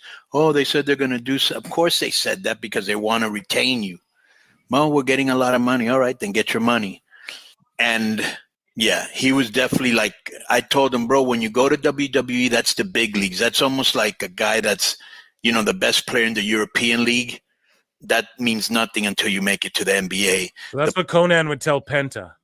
Professionalism, just the whole scope of when you're there, it's so grandiose. So many people, it's incredible, bro. When you go there, you're just blown away. And he knew he's finally in the big time, I agree with everything Bubba said. And yeah, Tony is what he called him, a mega snowflake. Is that what he called him? Yeah, No. I think he called it. Yeah, mega snowflake. Yeah, I would edit that to super mega snowflake. And I doubt he's going to get his dad. Super mega king Kamehameha snowflake. I'm not going to have you make those comments to Tony Khan on my show. And then, yeah, that's really what I have to say. So I bring that to you. Now I know you're kind of like, oh, come on now, Phil. Tony Khan didn't get mad, but I'm going to show you now. Okay. Because there's this other one. So where I said that Elbu was wrong in. So pardon me, I'm just loading this up over here because I'm going to show you another K100 video. Okay. Hope you guys are like K-Dog, right? So Conan. Yes, thank you, Jake. Couldn't find it, but there it is. There we go. So basically, that's a little precursor, giving us some insight. Like he did talk to Penta, whatever, and then he's like, "Yeah, Tony is an ultra snowflake." Why? Because in this next clip, okay, we're gonna hear how Elbu is actually accurate in the way Tony Khan is like, "Oh, I'm tired of this fucking shit."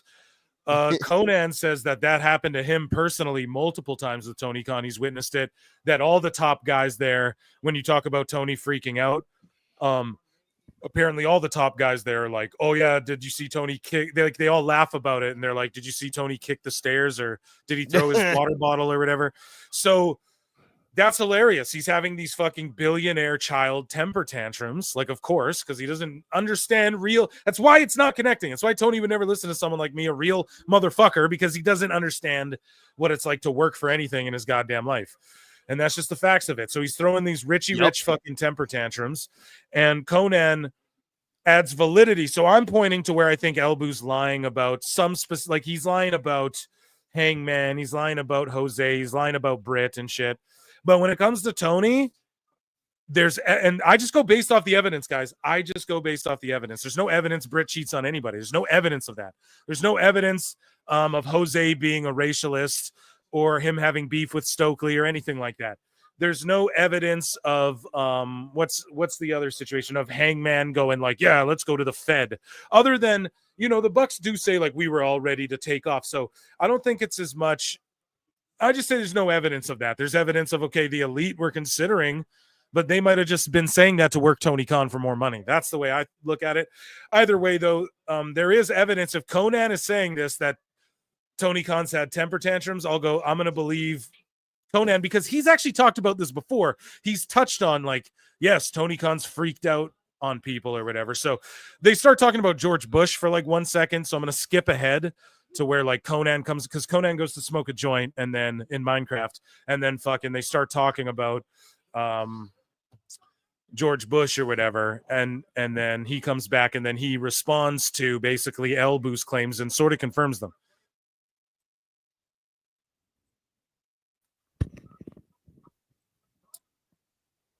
Oh, I botched. I started playing the video. I'm not even sharing the sorry about that, guys. Throwing shit, but obviously this guy's done it before, right?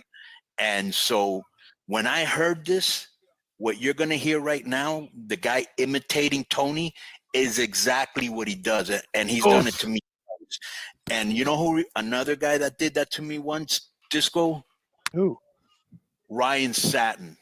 Right. So he called fucking Satin too. Satin catching strays. Yeah, dude, he's a little freakazoid. You fucking can He tell is, by the though. way. You You can- know who yeah. like freaks out by the way these people conduct themselves. You know who's yelling and screaming at people in voice notes online and shit. You know who's doing all that shit. These little temper tantrum ass babies. heavily, and we had said something about him and his girlfriend that he doesn't get, and he goes, "I fuck my girlfriend every day." And I go, Satin gets mad at Conan. I fuck my girlfriend every day. I'm not gay, I swear. Like what? Oh my god, dude, this shit's hilarious. Fucking Satin, man. Conan. Here we go, Conan. Go fuck yourself. And since then, we've never talked. But go ahead. All right, so here's this clip. Divulge this here, bro. There was a time when y'all were jumping Tony. So here's like, Elboo. This was around like Full Gear last year when Jay White got cooked by MJF. I forgot what exactly happened, but it was a week where people were just jumping Tony in like late 2023, and Tony just ran to me to just start like yelling and ranting. He's like, "I'm not fucking selling for these guys." Yeah. He's like, "I'm not gonna fucking sell. I'm not gonna fucking sell. I'm sick of this shit. I'm sick of this fucking shit. Nobody appreciates me. Yeah, nobody fucking appreciates me. No one The Billionaire Blues or what? You know what I mean? Like no one cares about me, dude. No, you've been He did it in pampered that and press cared. conference too. You've been, I'm not gonna take that fucking shit. Like, yeah, and like he's been pampered and cared for his whole goddamn life. What do you mean people don't care for you? Lots of people care for you, but unfortunately, the fans paid to. don't. Yeah, the fans don't. You got a lot of yes men around you. And like, you know, paid care, and that comes with being a billion. I'm not saying you can't be a billionaire or a millionaire and you can't surround yourself with good people and still keep a good head on your shoulders, especially if you're someone who struggled for it, you know. But Tony just was born richy rich. He was born with a fucking, what's that movie? There's a movie where a kid has like a water slide from their bedroom to the fucking pool in their yard or whatever, you know. Like if that's what you got going on, Tony has elevators in his houses growing up and shit. I'm sorry, dude. You know, you can't relate to regular fucking people. So you throw these temper tantrums and they don't appreciate me. No, we did at the start, but then you listen to all the fucking sickos and kept stooging to Dave and everyone's like, fuck this. And now people just laugh at you, man. And it's your own fault, dude. You became a lol cow and that's just your own fault. Like, period. So I don't know. Let's continue along with this. fucking appreciates me. He also hit me with the tell your fucking friend that guy being CM Punk. He's like, tell your fucking friend A, B, and C.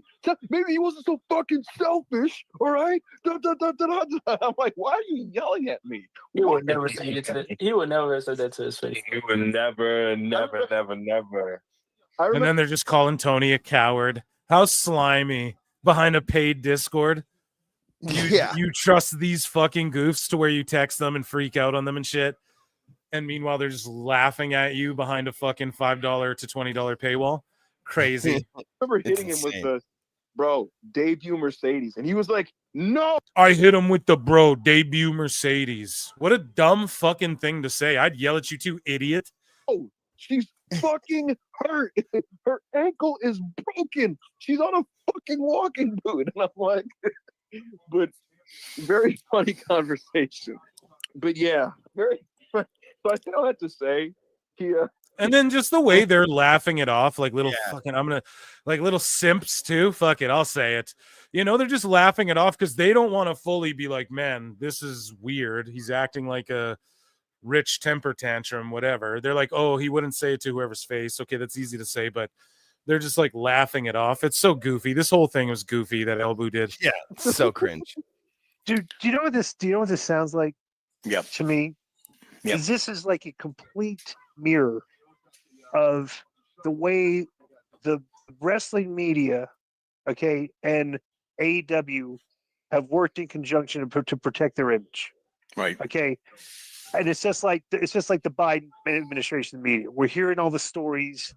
You know, now they're kind of like, you know, did you hear the story the other day, Conan, where the Speaker of the House guy had an interview with Barry Weiss, and he was talking about These guys keep talking about 9/11 and shit. I don't know. I went to meeting with Biden, and they were all there. John Fightful, all these guys. It's like they're all fans and promoters of AEW first and foremost. And they're just not really. Yeah, because bro, you've got to understand this. Check this. This is just. Let me just say this real quick. Just you've got to understand. At the end of the day, they're still fanboys, right? And they don't want to be in an industry where they can't go to the scrums or. Boom, access. Now, what I was told behind the scenes, again, I'll reiterate it. What access? No one even fucking likes them. I do believe there's some access there through just playing your cards right. And Tony Khan, like for sure, he's met Tony Khan. Like we clown him, but I wouldn't be shocked if they text, you know. But at the end of the day, that's just it. They're laughing it off behind this paywall like snakes. Meanwhile, they're in your face. They're telling you everything's great. I always say this: a real friend will tell you when you're fucking up or when you're wrong about something because they care. People who don't do that, like people who don't care, will pat you on the back and be even nicer to you than your friend will be and tell you everything's fine when it's not. And the whole thing is like they're all just smiling, patting Tony on the back. Yeah, this is fine. Just debut Monet, like they're fucking action figures because McGraps. And meanwhile, they don't respect him, and he's melting down, wondering why he has no fucking respect. And it's just, yeah, it's because of that. Like you're stooging to these idiots and giving these idiots access. Jesus Christ, you know, why do that? Look at how dumb these guys are. And we sniffed them out a mile away. I've sniffed them out a mile away. I was on to Elbu before anyone. We were calling him Elbu well before anybody else. Dude, before anyone even fucking knew this guy. Okay, he was already number 2 on my fools list. All right. Yeah, he made the list quick. He made the fucking list real quick, buddy. Right.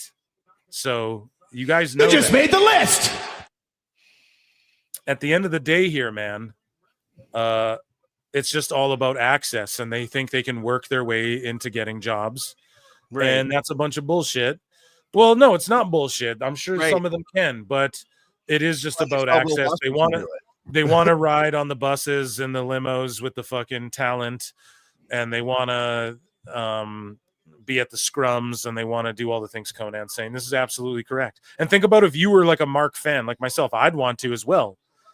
Like, do you think I would, if I got passes to AEW, do you think I'd start fucking yelling at everyone there? This is bullshit. Book it this way. No, I'll save it for my goddamn show. I'd be smiley too. I'd be a good guest. Hey, thank you for having me. You know what I mean? I wouldn't. You can't stop being honest though in reviews and stuff like that. You can't just shill to them publicly and then behind a paywall make fun of these people and make up lies about them and act like an asshole and laugh at it and then take for granted the access you've been granted. That's when you're just an asshole, you know? Yeah.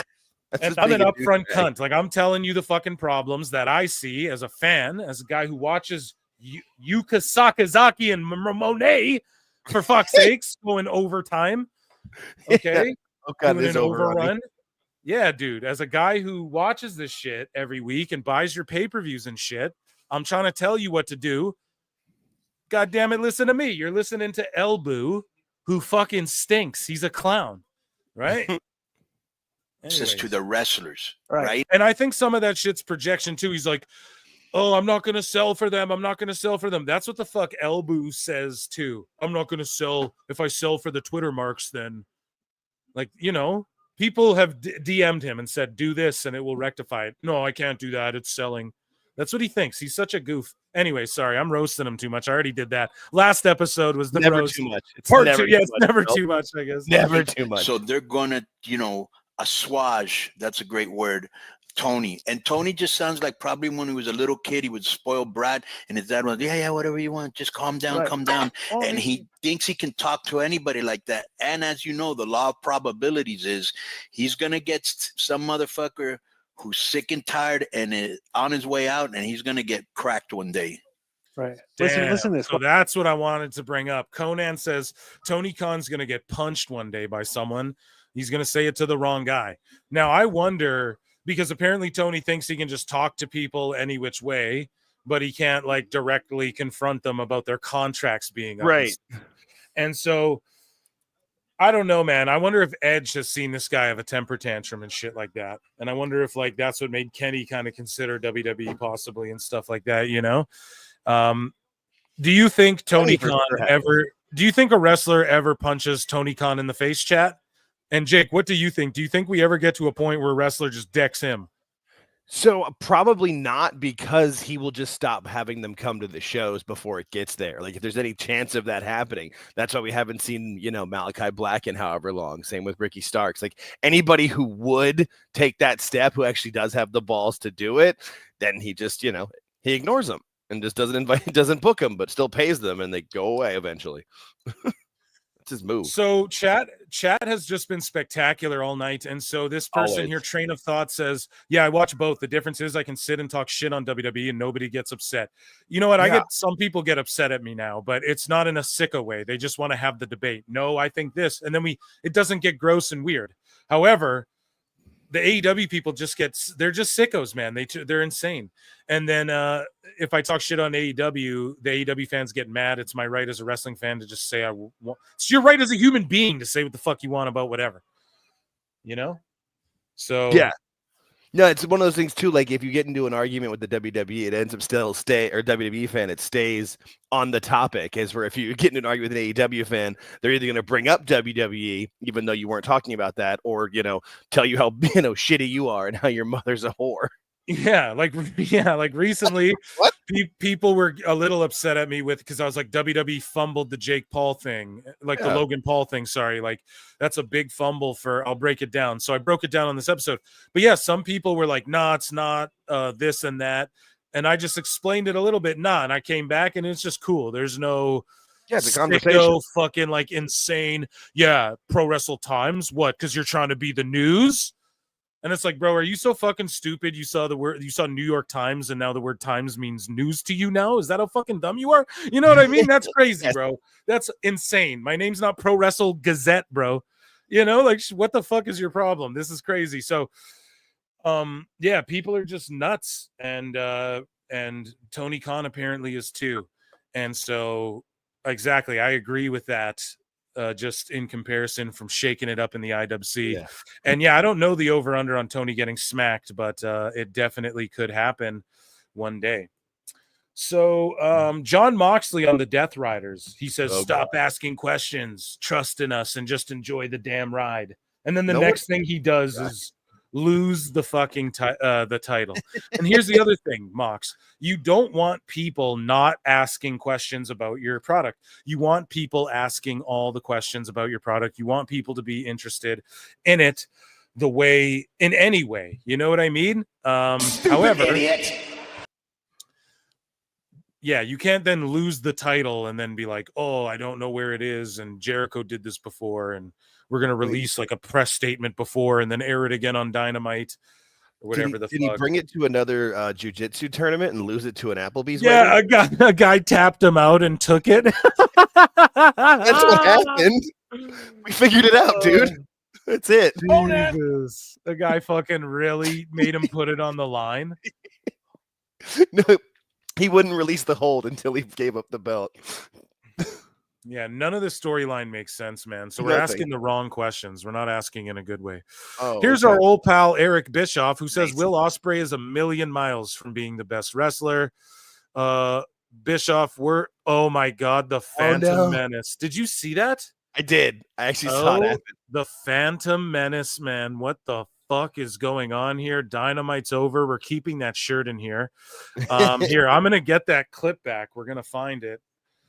And sorry about that. I fucked up. What's going on in chat? Chat me up. Chatty chat, and I will find that clip.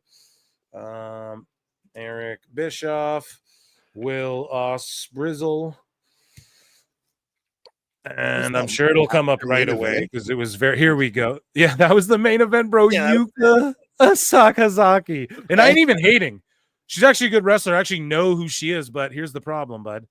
Nobody gives a fuck. No one knows who that is. And you can't cares about Monet. Yeah, you can't rely on that. So hopefully this refreshes here. I'll click on this again. I just added it back to the bookmarks. Okay, we'll go back and then we'll go back in. It's just that simple, folks. Here we go. What the fuck? Why isn't it in the bookmarks now?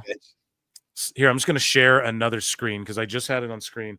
Sorry, guys. Compelling radio. I know. A compelling broadcast here. Hit the like if you haven't, the subscribe. And then I also have a whole other thing about Triple H reacting to his Hall of Fame. Like, you're going in the Hall of Fame. So we're going to EFAP that as well. Amazing shit here. Awesome. Me neither. Just dropped. Hell yeah. WWE's latest drop, bro. Yeah, someone in the chat, Madison's like, I just tagged you on Twitter. Perfect. Thank you. I got you guys. Sorry, I'm off screen doing some stuff here. Eric Bischoff, Will Ospreay. Okay. So here, we're going to fucking do this clip just on this screen. Can y'all see what I'm seeing? Do you see what I see? Yep. Okay. Excellent stuff. Here's Eric Bischoff. Here we go. When you come out and say AEW, we're the best wrestler. Well, define best. What does best mean to you? It's a very individual perception based on your own biases. You perceive someone to be the best because they do things that are very, very athletic and you find stimulating. So you think that person is the best. Let's pick, I don't know, Will Ospreay. I'm a fan. I enjoy watching Will Ospreay wrestle. He's a million miles from the best. Absolutely. I couldn't agree more. Because he's not making any money. He's not drawing ratings. He's not drawing anything. He's really, really good at what he does. He's a good move doer. Not the best wrestler, because my definition of best wrestler is about the business of the wrestling business, because without the business, there is no wrestling. Boom. And it's Bingo. a fucking TV show. So you have to do what is called a TV show. And, you know, there's many components to that. So here is Triple H. Oh, sorry. And that was, ladies and gentlemen, let's give a good old Ichi Nissan for AEW news. Okay, I think we got it that time on the first round. Here's Triple H reacting. A little breaking news here. Here, I'll hit the breaking news. Let's fucking do it.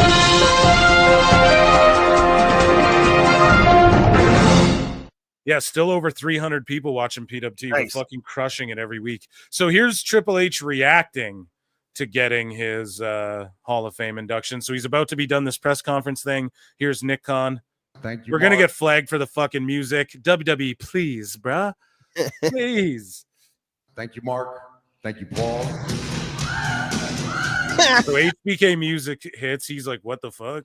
Sean's coming out. Bigger. Everybody.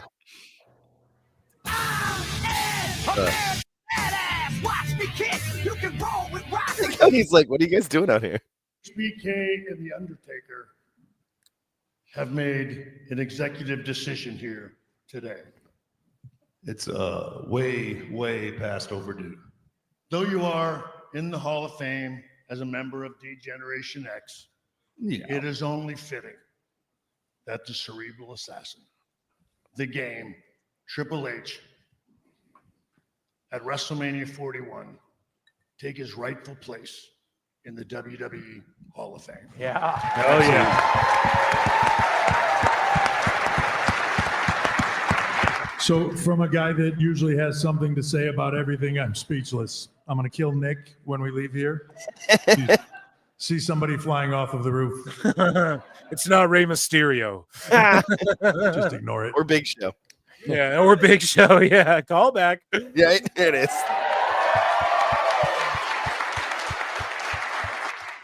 I don't know what else to say. Just thank you. Thank you, guys. Thank you, Paul. Oh, there's the wife coming out. That's awesome. Turn that down. Time to play the game on. Look how happy she is. Yeah, That's he great. deserves it. He You does. deserve it. He deserves it. Absolutely. That's amazing. So, ladies and gentlemen, round of applause for Triple H.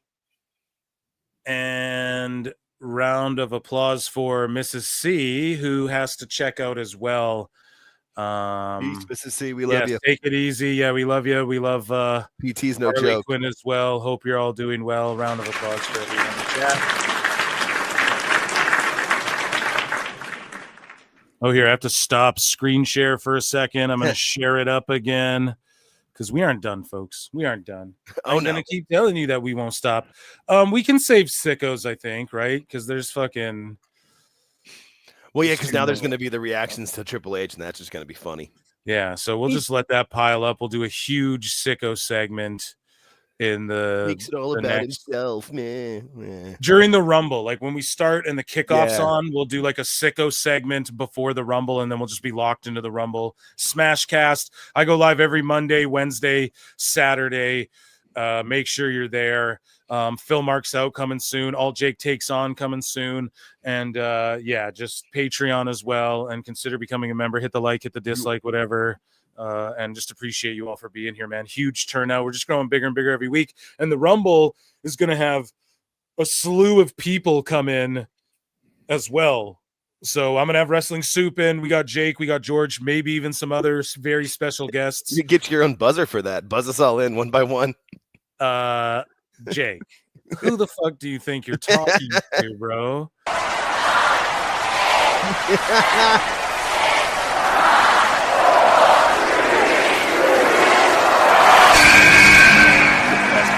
Ever.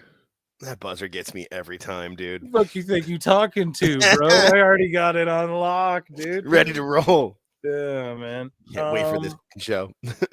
So it's time for everybody's favorite segment, and it is, you know, the best segment in the whole universe. And when it comes to roasting Meltzer, I am him, and it is everybody's favorite segment in the entire planet. And it's huge. It's one of the hugest segments ever. It's great. Ladies and gentlemen, it is time for the moment you've all been waiting for, the main event. It is time for Dave Meltzer's, and I need to see flutes in the chat and in the comment section for Dave Meltzer's dumb moment of the week. I milked it a bit there, Jake. You like that? Love it. Okay. So see a few more ums in your nose, and you would have been really dead on for Dave. Yeah. So there's reportedly more than meets the eye, like a transformer when it robots in disguise. When it comes to Hulk Hogan being absent from WWE Saturday Night's Main Event after being featured in advertising for the show. So here's what Dave has to say. This is a long one. He goes, well, you know, it's like, actually, I know, there's more to the Hogan thing than meets the eye. Robots in disguise. Sorry, I can't help myself. It's so funny. I'm just not sure exactly. I'm just not sure exactly yet what it is. I'm not saying that because it's suspicious. What? I'm saying that because I was absolutely told that. So you were absolutely told something, but you don't know what you were told. You were just told, yeah, something's up. I promise you that, but I can't tell you what. And that's supposed to be news. No, that's what I do on this show. But like, for real, $14.99. Yeah. And then he says it again. I'm saying that because I was absolutely told that there's more than meets the eye. There's robots in disguise. Every time. Oh, shit, man. That's the exact wording I was told. it's just weird that you pull out of a show that except actually built around you, and you're the only one in the advertising, and then you pull out over a wedding, which, hey, look, your son's getting married. Sure, I get that, but it's like, how many weeks have they promoted this with Hogan, including the night before? So he was at the wedding Matt Riddle was at for Nick Hogan. And it's so funny. Dave's never heard of like someone being double booked before, and like Hogan's all over the place. And he, of course, is going to prioritize, like, not to sit here and get on the defend Hogan train, but his son's getting married. You'd think he'd prioritize that anyways over the wrestling event. And then Dave's like, look, man, I get it, but, and then he goes, unless Nick told him the day before, hey, I'm getting married tomorrow. Wouldn't you go like,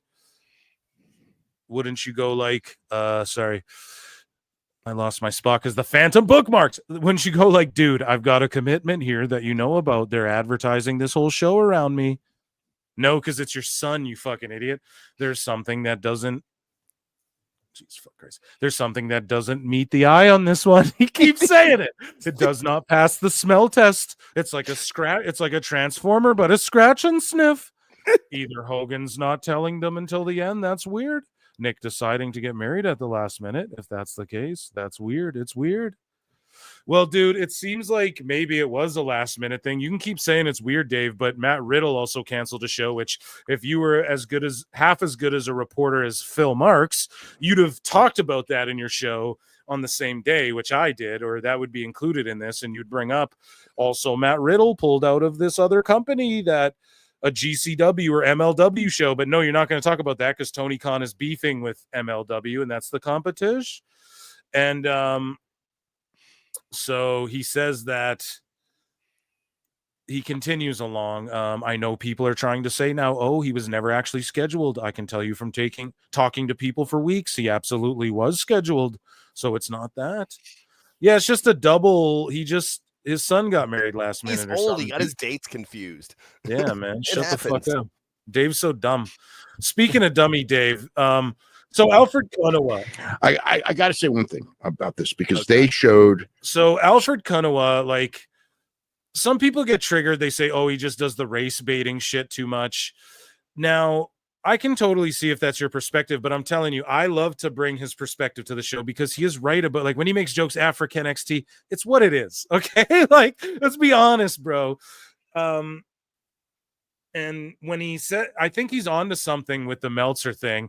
I'm not saying Meltzer's a racialist. That's like a serious accusation, but he's just like an old fogey. He doesn't get it. He doesn't understand what's fucking hip or in. He thinks luchador wrestling, which is like the oldest wrestling. Real cookout.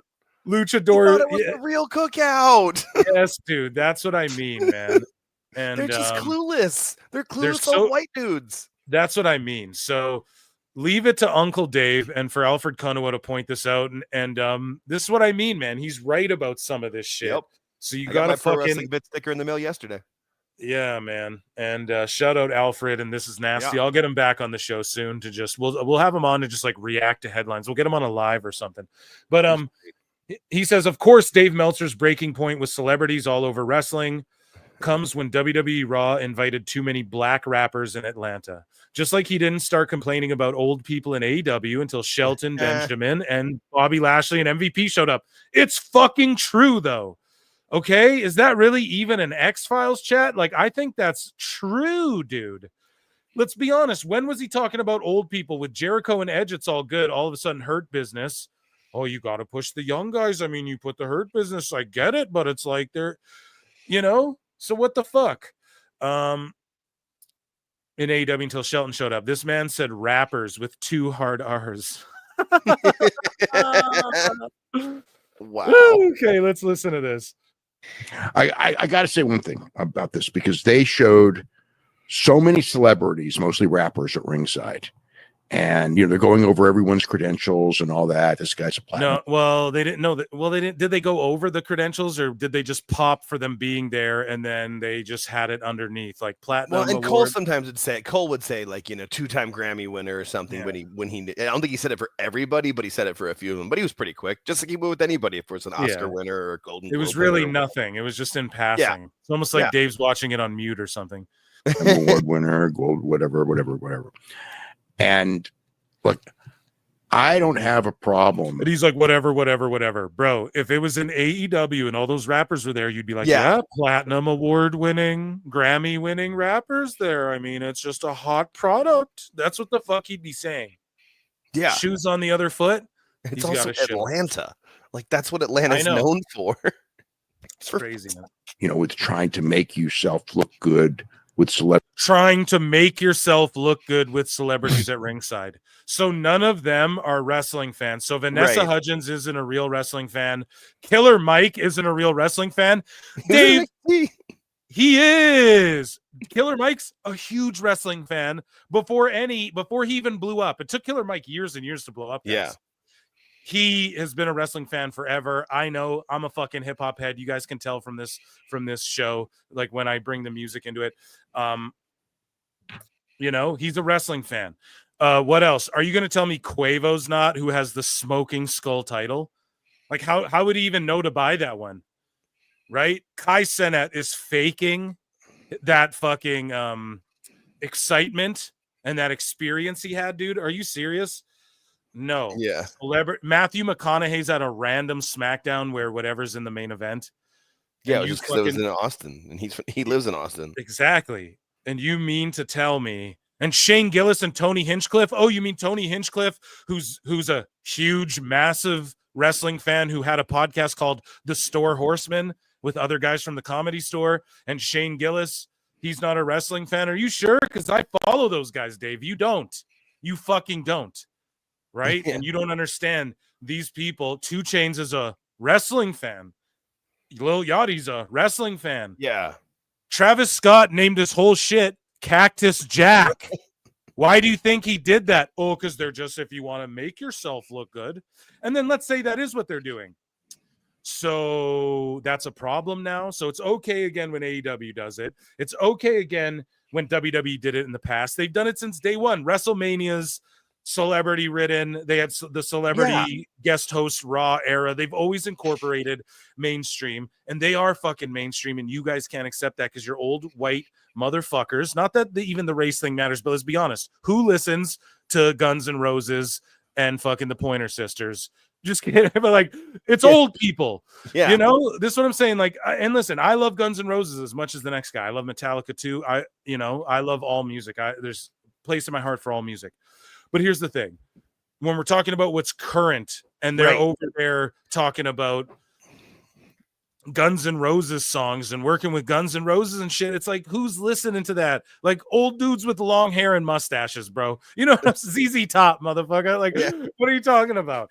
Guns N' Roses, Elton John, and the Pointer Sisters. That's what Real I mean. relevant. You couldn't be an older white lady, and you know what I mean? Like, for real. It's like my mom. Seriously, that's my mother's playlist. Legit. Yeah, that's like my it fucking is. grandmother's playlist, dude. So, if she understood how to work an iPod, I got to say one thing, with trying to make you.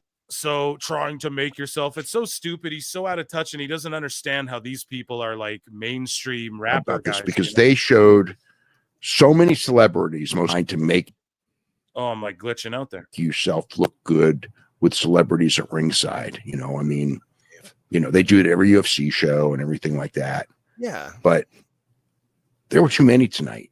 I mean, or at least, it just felt like I was there just kind of going like, I've seen 400 of these guys now. I've seen 400 of these guys now. There was like 6. No, but wait, what does he mean? Like, here, just hold He's up. trying not to say the N-word. Is what he's trying not to do. Jake just goes right to it, man. Why not? It's like there's 400 of these guys now. 400 of what guys? Yeah. What do you mean, rappers? Like who? 400 of these guys. So if there was 4 rappers at AEW and they showed them on camera, you would have a problem with it too, Dave? Does one of them need to be Eminem? Like, I don't get it. Is because, you know what I mean? Yeah. Like, is it because they, are wearing current fashion or culture, whatever? You know what I mean? They all got jewels on and shit, and you're like, who are all these black folk? You know what like? What do you mean? 400 of these guys? Hoodlums. There was like 4 people there, dude. Thugs. Yeah. Yeah, Seriously. there was like 4 people there. Right. Yeah. And I don't get how 2 Chainz is Lil Yachty. They're 2 very different artists. You know what I mean? Yeah. I really don't get it.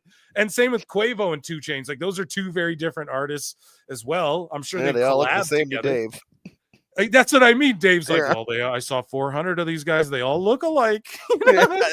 He's like, he like literally he's like not That's saying what the he's words out loud saying, today. dude. Yeah. 400 of these guys. Now, what do you mean? What does that even mean? Yeah, Of these guys, like rappers? So if it was Eminem and then like 2 Chainz, would you be saying that? Was that 400 of these guys, or like what? I don't know. It was just crazy saying this, dude. I was shocked when I heard it's this. ridiculous. It's like, you're overdue. I just felt it's something that makes you look good, and that's God forbid you want to make yourself look good in the wrestling business, Dave. cool, and I'm all for it. But there comes a thing where you go over the line, over whatever. What line is that? What is he even saying? Over whatever, I don't know. I don't know what it was, but I was like, after about whatever it was later in the show, or so after Kai Cenat came out, who again isn't a rapper, so I was 400 of these guys. Okay, Kai Cenat, he's a streamer. So Dave is literally going, after I saw later in the show, well, they really only had them in one segment. The rappers, they had and then I guess during commercials, no, they had them throughout the show. So they're celebrity guests, Dave. Why wouldn't you have? Let's say it's I don't know, what's a fucking a WrestleMania with like Leslie Nielsen, and who was he with in that one? Some other celebrities. I don't know if that was a Mania, but he was doing. It was a SummerSlam when they're looking for Undertaker. It was so let's say they had them. Let's say there's 400 of those guys. Drew Carey's here. There's 400 of those guys. What do you mean? Like, what does this mean? It's comes off a little racialist. Sorry, Alfred pointed it out, not me. Comes bro. out a lot racialist. Yeah, it's like, bro, what are you talking about? So when Kai Cenat came out later in the night, you're like, oh fuck, Another more one of of these them. guys. Yeah, and then Quavo. Did he think Quavo was a different guy than the guy they showed in the crowd? Like, they showed Quavo in the crowd, and then he was with Jey Uso later. So does Dave think, oh, look, another one of these guys? Like, I swear, that's how this comes across to me.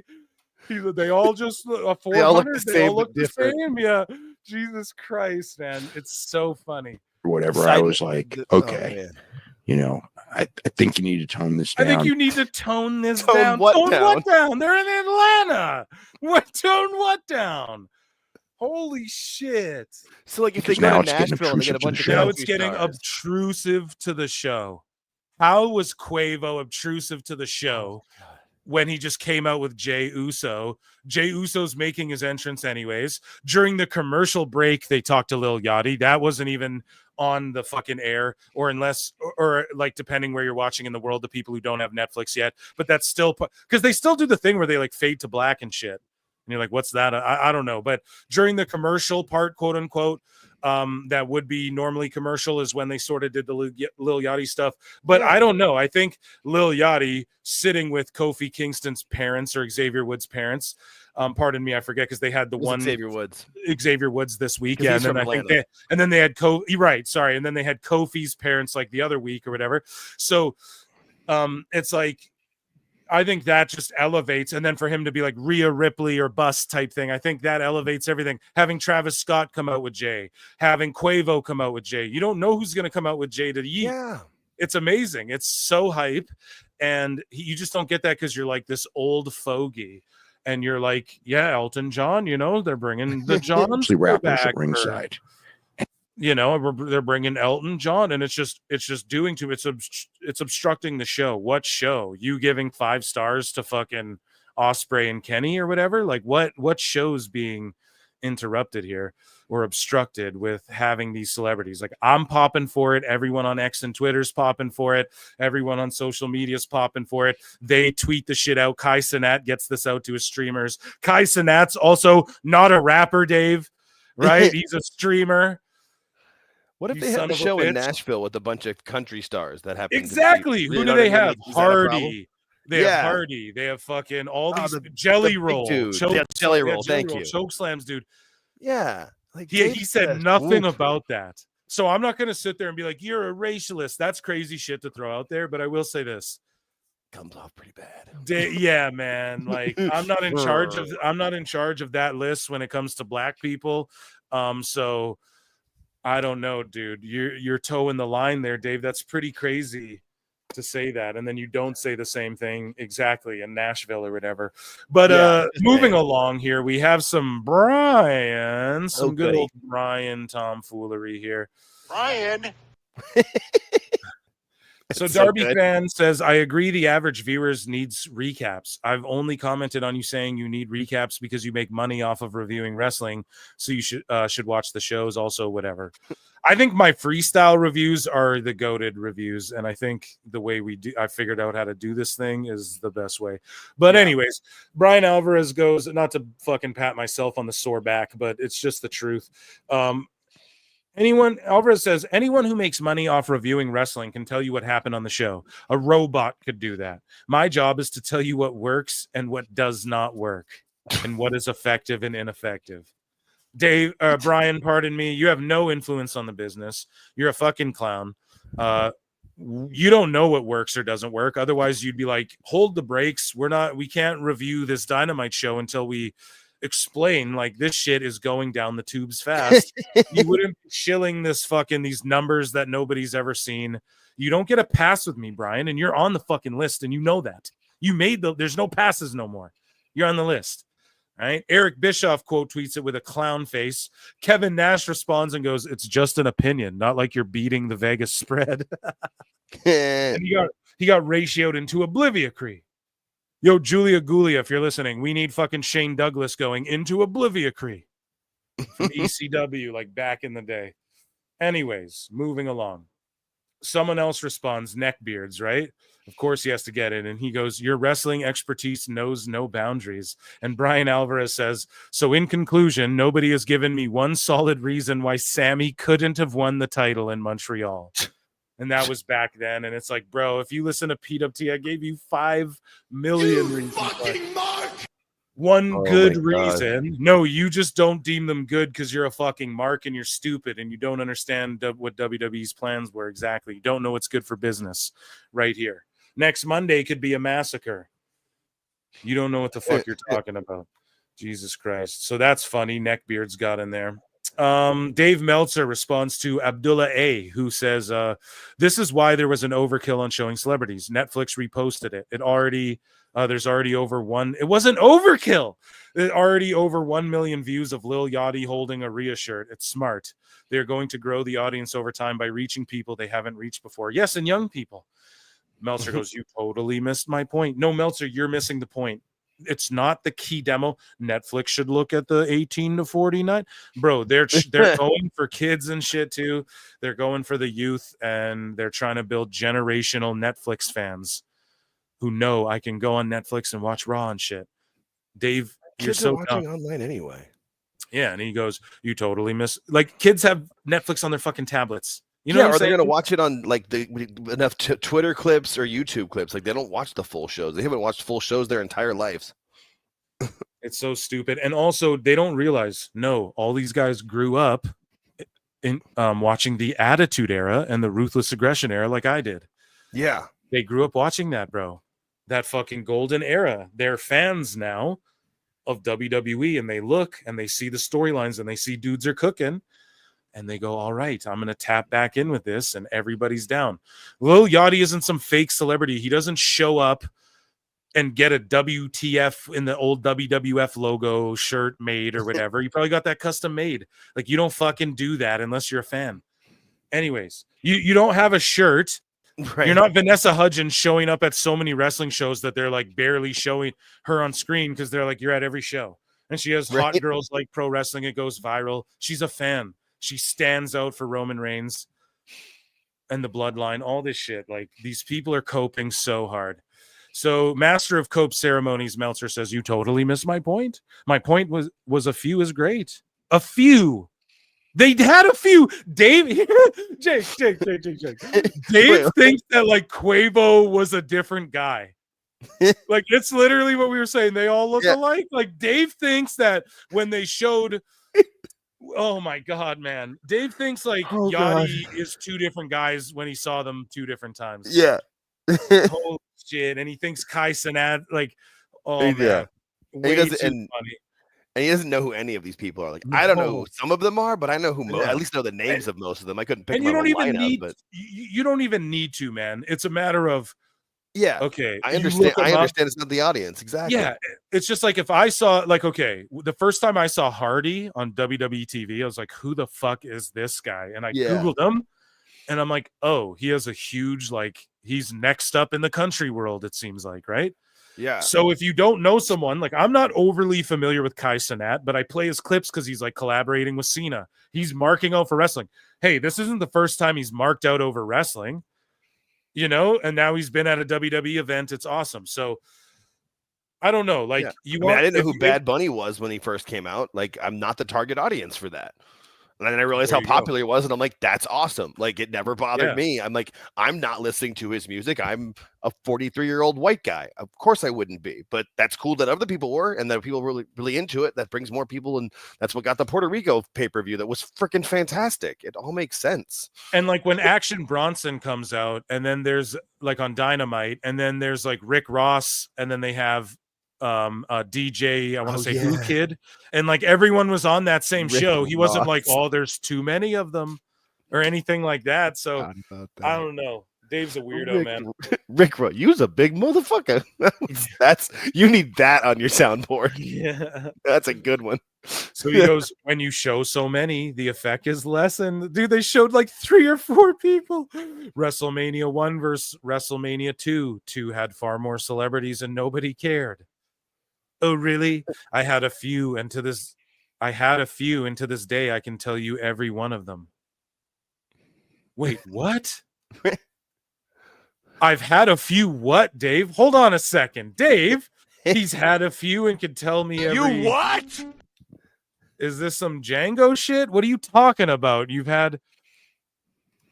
I had a few, and to this day, what is he talking about, Jake? I can't figure it out. I have no idea. I have no clue. Like, what? I had a few rappers, Dave. Is that what you're talking about, Dave? Whoa. Doing what, bro? You are pretty old, man. Jesus. I wonder if Dave was around before the Civil War and shit like that. Like, come on now. What's going on here? The effect is lessened. WrestleMania 1 versus WrestleMania 2. 2 had far more celebrities and nobody cared. I had a few, and to this day, I can tell you every one of them. Points about, is he talking about points? Chat, where am I not understanding, Dave? This is crazy. Yeah, this doesn't make any sense. Like, what is he? Wait, oh God. This is where my brain starts hurting. Yeah, I just don't. He's like spurting out and fucking talking about other conversations. Where does he come from? Yeah, like where did he think? What is he talking about? Sometimes I can figure it out, and other times my brain just hurts. Yeah, I should. Yeah, I got to stop racking my brain. And then listen, he calls Quavo Cuervo, like the Mahones. liquor. Yeah, dude, Mahones and like the liquor Jose Cuervo, like that type of tequila. He's calling him Cuervo with the hard R, bro. Put the hard R into Quavo. No. Oh my God. He had to get it in somewhere. It was eating his soul. You could hear it. One guy's name was Quavo. The other was Cuervo. I thought they were both twins. I wanted to chase them off my screen and go, hey, get off. Chase them. You know what I mean? This is how it feels, man. Yeah. Holy shit. I had a few before. I had a Quavo and a Cuervo before. Ole. The best guy is Tony Khan. What the fuck? So Konoha goes, after ranting about his disdain for all these black rappers appearing in this black city of Atlanta. Mayonnaise Meltzer finished his mumbling monologue, nice alliteration, by shouting out his favorite rapper, Cuervo. Holy fuck. Cuervo. He's in DJ Khaled, Justin Bieber songs. He's as mainstream as it gets. Cuervo. Mahones. Yeah, there it is. Well, he does his entire entrance, and then he gets on the announce table. He had Cuervo with him the whole. Oh my god. The captions make these so much funnier. He had Cuervo with him. Oh shit. Time too. Jose? Well, he does his Jose? Yeah.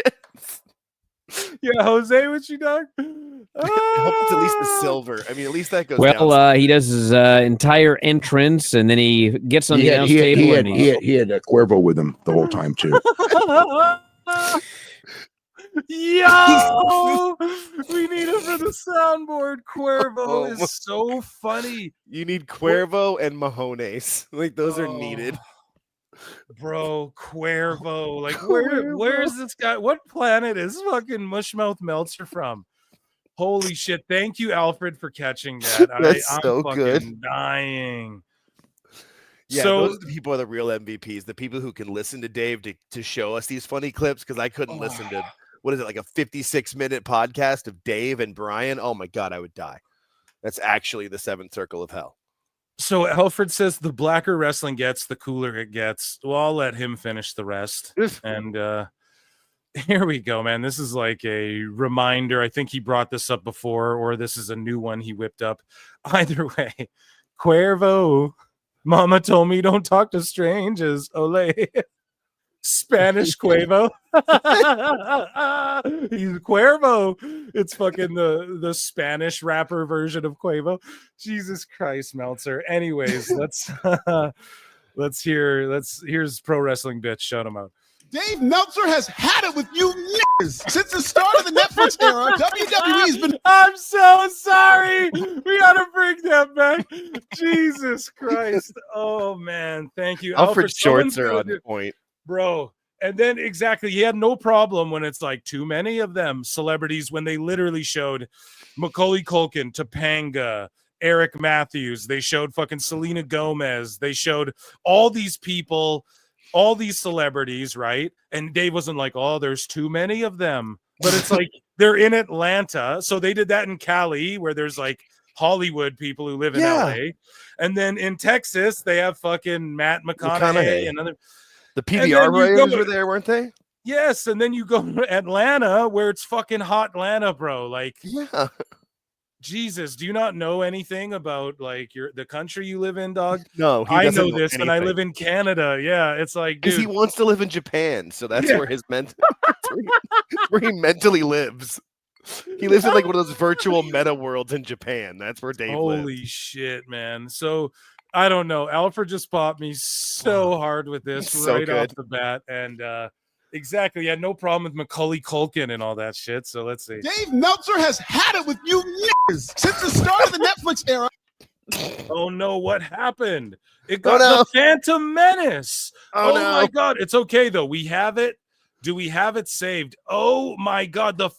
Dude, Brian, we've been hacked. I'm gonna get it. No, we're not watching it. No, yeah, you gotta go back to Albert's page. Yeah, and everybody should go watch one of his videos and scan the QR code. He'll send you a free sticker. He sent me a friendship bracelet, a subscribe in Swahili friendship bracelet too. Yeah, so go and get that. He's awesome. Right away. I need to get on that. Yeah, just watch one of his videos. He puts it somewhere through. It'll have a little QR code. I scanned it the other day and it came. I mean, he lives like one state away from me, so it didn't take long. But That's I was good. happy I to get hope. the mail. Oh, look, Alfred retweeting me and stuff. That's amazing. So let me see. Here we go. We got the video. And now it's saying bookmark added to folder. We have the Phantom keyboard, dude.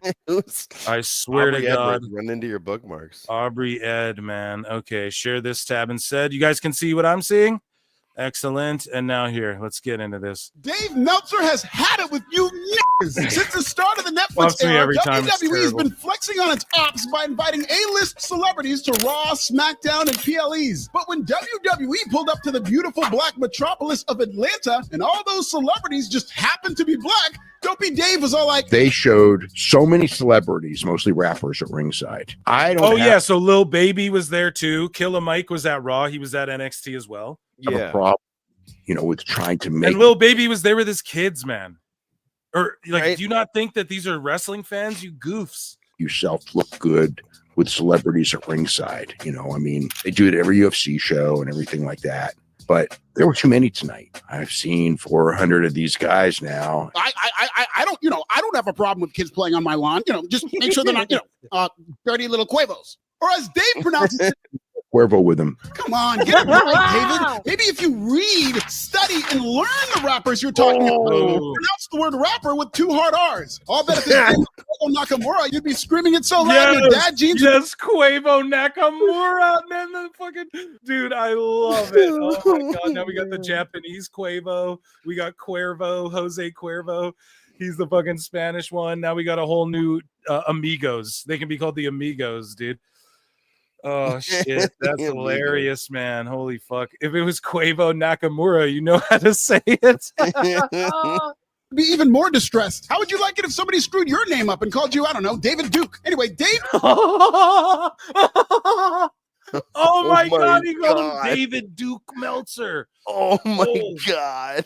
He called him David Duke, bro. Oh, Alfred dropping bombs.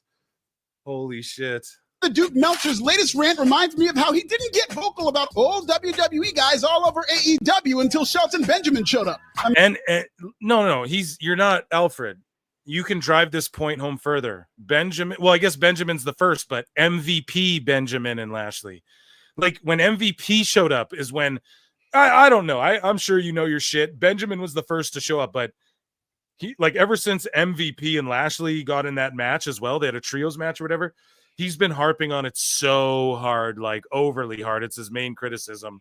And Alfred's spot on. He picked up on this when nobody else did. Imagine that. A culturally clueless. There you go. Amazing from Dave Meltzer. Okay, we got a little bit more here. Moving along. So Meltzer responds. So this guy, the same old hustle, says, too many black folks for you, huh, Dave? And Meltzer goes, you can tell when somebody doesn't listen to something in context and instead relies on frauds who make up words. So when Alfred Konuwa was quoted saying, AEW trashes NXT in the ratings, blah, blah, blah. And then they copy that and quote it and use it in their commercials for Dynamite that they run during SmackDown. He's not a fraud. He's not a fraudster, nothing like that. But now that Konuwa's making fun of you, Dave, and pointing out some shit that seems pretty, there's evidence. I just look at evidence, bro. And like relies on frauds who make up words. What do you mean, bro? You called Quavo Cuervo. You called Quavo Cuervo. You literally made up a word. So that's projection. And also, he has it in context. He posted the clips in context. And we understand the context, Dave, because you've never reacted like this or had this reaction earlier in context to what he pointed out, Macaulay Culkin and that whole show. You had no fucking problem. Now you had no problem in AEW. You don't start calling people old till it's the Hurt Business come in. You had nothing to say when it was fucking Jericho, Mox, and Edge coming in and Punk and shit like that. You had no problem. So he's pointing that out. That's just an objective reality, and you can tell when people don't listen. How much more he had the whole thing. He listened to the whole thing and clipped it out. How the fuck else do you think he got that? He's like, his mouse thing's on there as a pointer. He's like listening on his computer or whatever he's doing, dude. And then you call him a fraud. So he's not a fraud when he's saying NXT trounced by AEW. But now he's a fucking fraud. And like people who say $2 billion valuation from Forbes. And then that's not legit, but that's supposed to be legit, but Konuwa, who works for Forbes, is a fraud when he says some shit like this. Or are you just fucking mad, old, played out, and caught in bullshit, and people are just tired of your shit?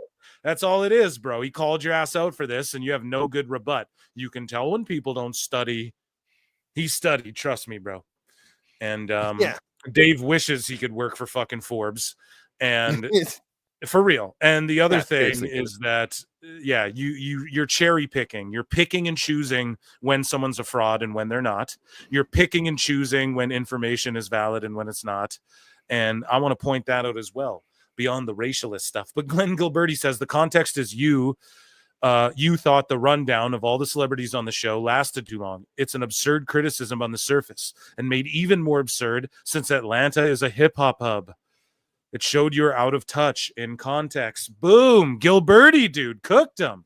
Let's repost that, because it's like, yes, exactly. It just shows you're out of touch, bro. The thing you accuse, you're out of touch. The thing you accuse everybody else of being. This is just proof of that, man. And then Alvarez said, anyone who makes money off of reviews, whatever. My response was to that. I quote tweeted it. I made it my own bookmarks. I said, and yet you don't know what works and what doesn't. Go figure. So I think we covered that before. And I'll give that a Brian for sure, because that was an epic fucking Brian moment as well. Yeah. And that, ladies and gentlemen, was a myriad of Dave Meltzer's dumb moment of the week. Good God. I still can't get over that.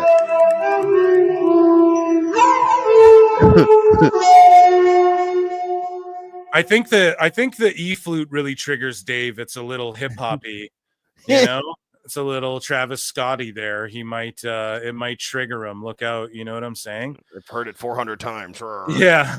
There's like 400 of those flutes that all look alike, but they're different. But I just can't tell because I'm old and out of touch. We should call Dave Lil Flutie. Lil Flutie? Yeah. Oh my goodness. So we got to check in with chat here. As we do. We always check in with chat. And so, that was awesome, though. What an amazing here. I just want a round of applause as well for an amazing fucking. So Lincoln Hawk says, I'm in finally. Hope it's been a great night. It has been. You'll catch the replay right away. I won't hold it hostage again. Your boy Phil is feeling much better. You guys helped me power through tonight. I was actually in a lot of pain, but I'm not even joking. Something felt like I drank some coffee and it felt sort of euphoric. Like, yeah, dude, we're getting through this and this is what I'm supposed to be doing. So I just appreciate you all. And Lincoln Hawk, you already know it. Cleric of Chaos for $2 took a shot of Cuervo Silver for the chat. Cheers. Nice, dude. That is awesome. God, we have no Mexican music or anything like that. So I'll give you a banjo for Dave's hillbilly ass who doesn't for calling Cuervo. And Cleric, thank you so much for the support as well. And chat, what an amazing. Really quick, should we do predictions for Royal Rumble? Jake, can you do that? I'm down. Yeah, we might as well. I promised you guys earlier. I didn't give you any reviews. WWE Royal Rumble 2025. What's the match card? It doesn't really matter. What matters is it's the two Rumbles, the 2 out of 3 falls tag match with DIY and the Machine Guns, and then Cody and Kevin Owens in the ladder match. Yeah, there they are. Oh, okay. DIY Motor City is going to cook 2 out of 3 falls. Let's think this through.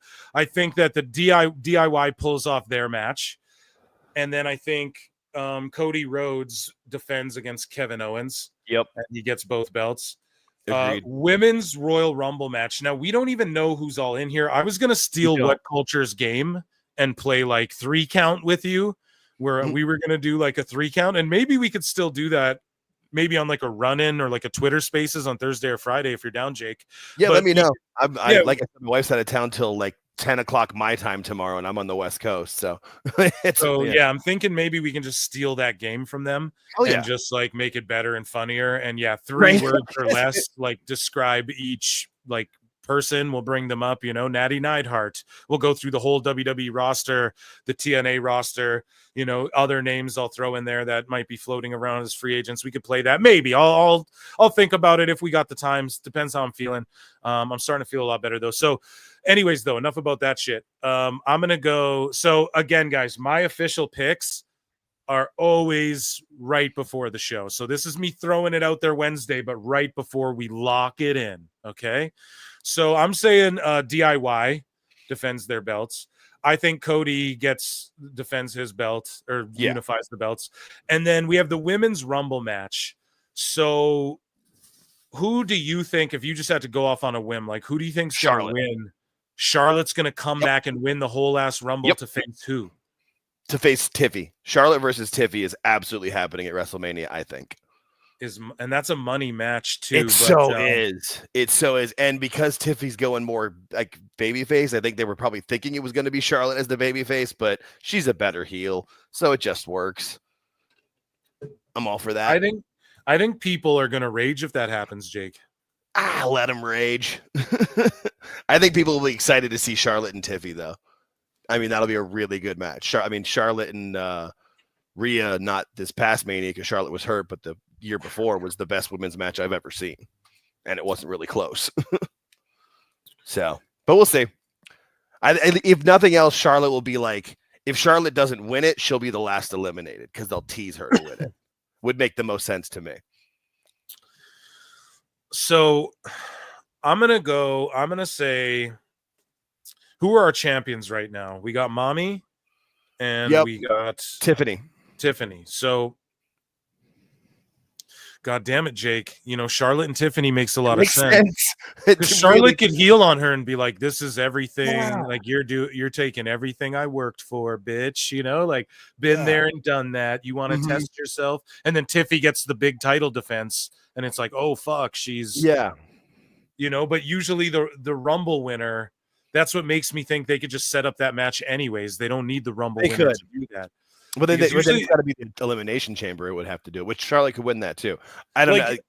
Do the Rumble winners usually lose at Mania as well? They always typically win. Usually, but they have. I mean, Cody did with his first one. There's been I know there's been a few. I know for a while it was like pretty much a guarantee to win it, but I think once Charlotte has to put Tiffy over. She can't beat her for the belt. Right. So. Not at this. I wouldn't think. Okay, I like the way you think. So I'll just throw something else out there because Royal Rumble picks don't matter unless like we're all unless like you want to have a wager and like people. Right. We have 30 guys who all throw up $20 and then we go first, second, and third. Fucking get. You know, we could do that. Chat. I don't know, man. 30 slots open. Maybe that's what we could do. We only have a few days to organize it though, and I'm not very good at that stuff. But either way, the women's Rumble, I'm going to go off on a limb and say, so we got Rhea. I'm going to say Jordan Grace comes in, wins it, calls her shot, beats Rhea at Mania. Wow. Just right now on Wednesday. That'd be a way to get her over. Because you just got to smash her over. Like she looks great. She knows how to work. Just smash her over big time. And, you know. Yeah. I could see that. I could also see like whoever eliminates her from the Rumble could be her match. Like if it's like Bianca or something, if they don't have Bianca challenging. I think we're gonna have Jade having some sort of there you go. Jade and someone versus Naomi and Bianca for those tag belts back. That's what I think is gonna happen at Mania. Yeah. Also, could be Becky too. Becky could come back. She's due back soon. Yeah, because obviously the movie's done filming because MJF's back. So yeah. So the men's Royal Rumble match. This one's the one where it's like, who there's. Well, let's look at chat. People are saying that'd be so fun. Yeah, we should maybe try. I'll try and organize it. I don't know.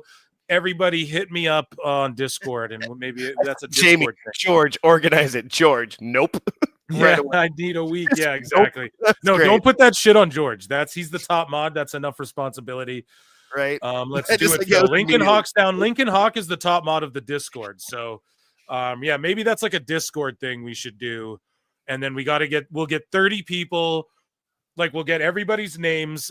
And then if there's not enough, we'll get everybody's names. And then if there's like not enough fucking people, I don't know how we'll do it. Hopefully we get over 30, then we can do it for each Rumble and then draw. If there's more than 30 names, we could draw them just out random. But then obviously myself and Jake and shit have to be in automatically. We're thinking it out on the fly. If someone can come up with this very quickly or something, I'm down to try and organize it last minute.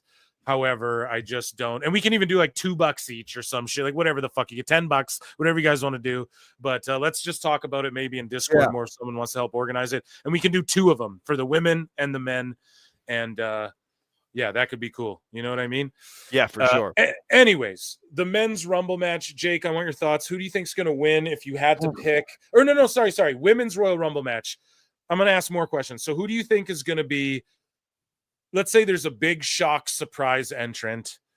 Who do you or like a big return or something like that? And it can be someone we've already talked about, but who do you think it would be in the women's match, if anybody? I think because of the news going around with her, Alexa Bliss. She's definitely coming back, and if all the reporting are going the other way. But then also you have Becky Lynch; she can come back. That'll be a big one, I think. I think that's why they're saving her, because she was in the initial commercials for Raw, and she was at the Raw debut Netflix thing that they did at Netflix's offices a couple weeks before. So yeah, and she voiced over the English dub of the main character in this fucking anime for Netflix as well. Nice. Yeah. I feel like the Women's Rumble has more where they can have Nikki Bella come back and have. Well, I was going to ask you next, if there's a legend that comes back that isn't Nikki Bella. So right? No Nikki Bella. Who do you think it is? Medusa. Alundra Blade. I don't know. I've got nothing. I mean, because there's so many that it could be. Because they're all in pretty good shape still. Is Trish going to come back and do anything? The Women's Rumble has a lot more of that, as where the Men's Rumble has it's just everyone's so over. The Men's Rumble's hey, here's the star-studded superstars. Here are all these big top draws, legends already. They've announced so that could win it. And there's only going to be one or two surprises in the men's thing. I truly believe that. I think the women will have more, and maybe a few TNA. In a dress. That's what I want.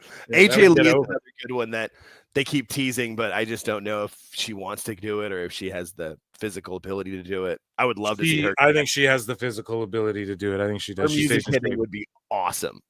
Yeah. So the men's Royal Rumble match. Now I'm going to ask you the same questions. Who do you think wins it? If you had to pick one guy, who do you think wins it right now? Right now, if I had to pick one, I would say CM Punk. Just because as of right now, there's not. I mean, I know Sammy just entered, and then Jay entered, so there's been a few more. But there was that point where there was 6 people who had entered it, and everybody had already won one except for CM Punk. And everybody had been champion. What's this awesome? Is the most stacked Rumble ever.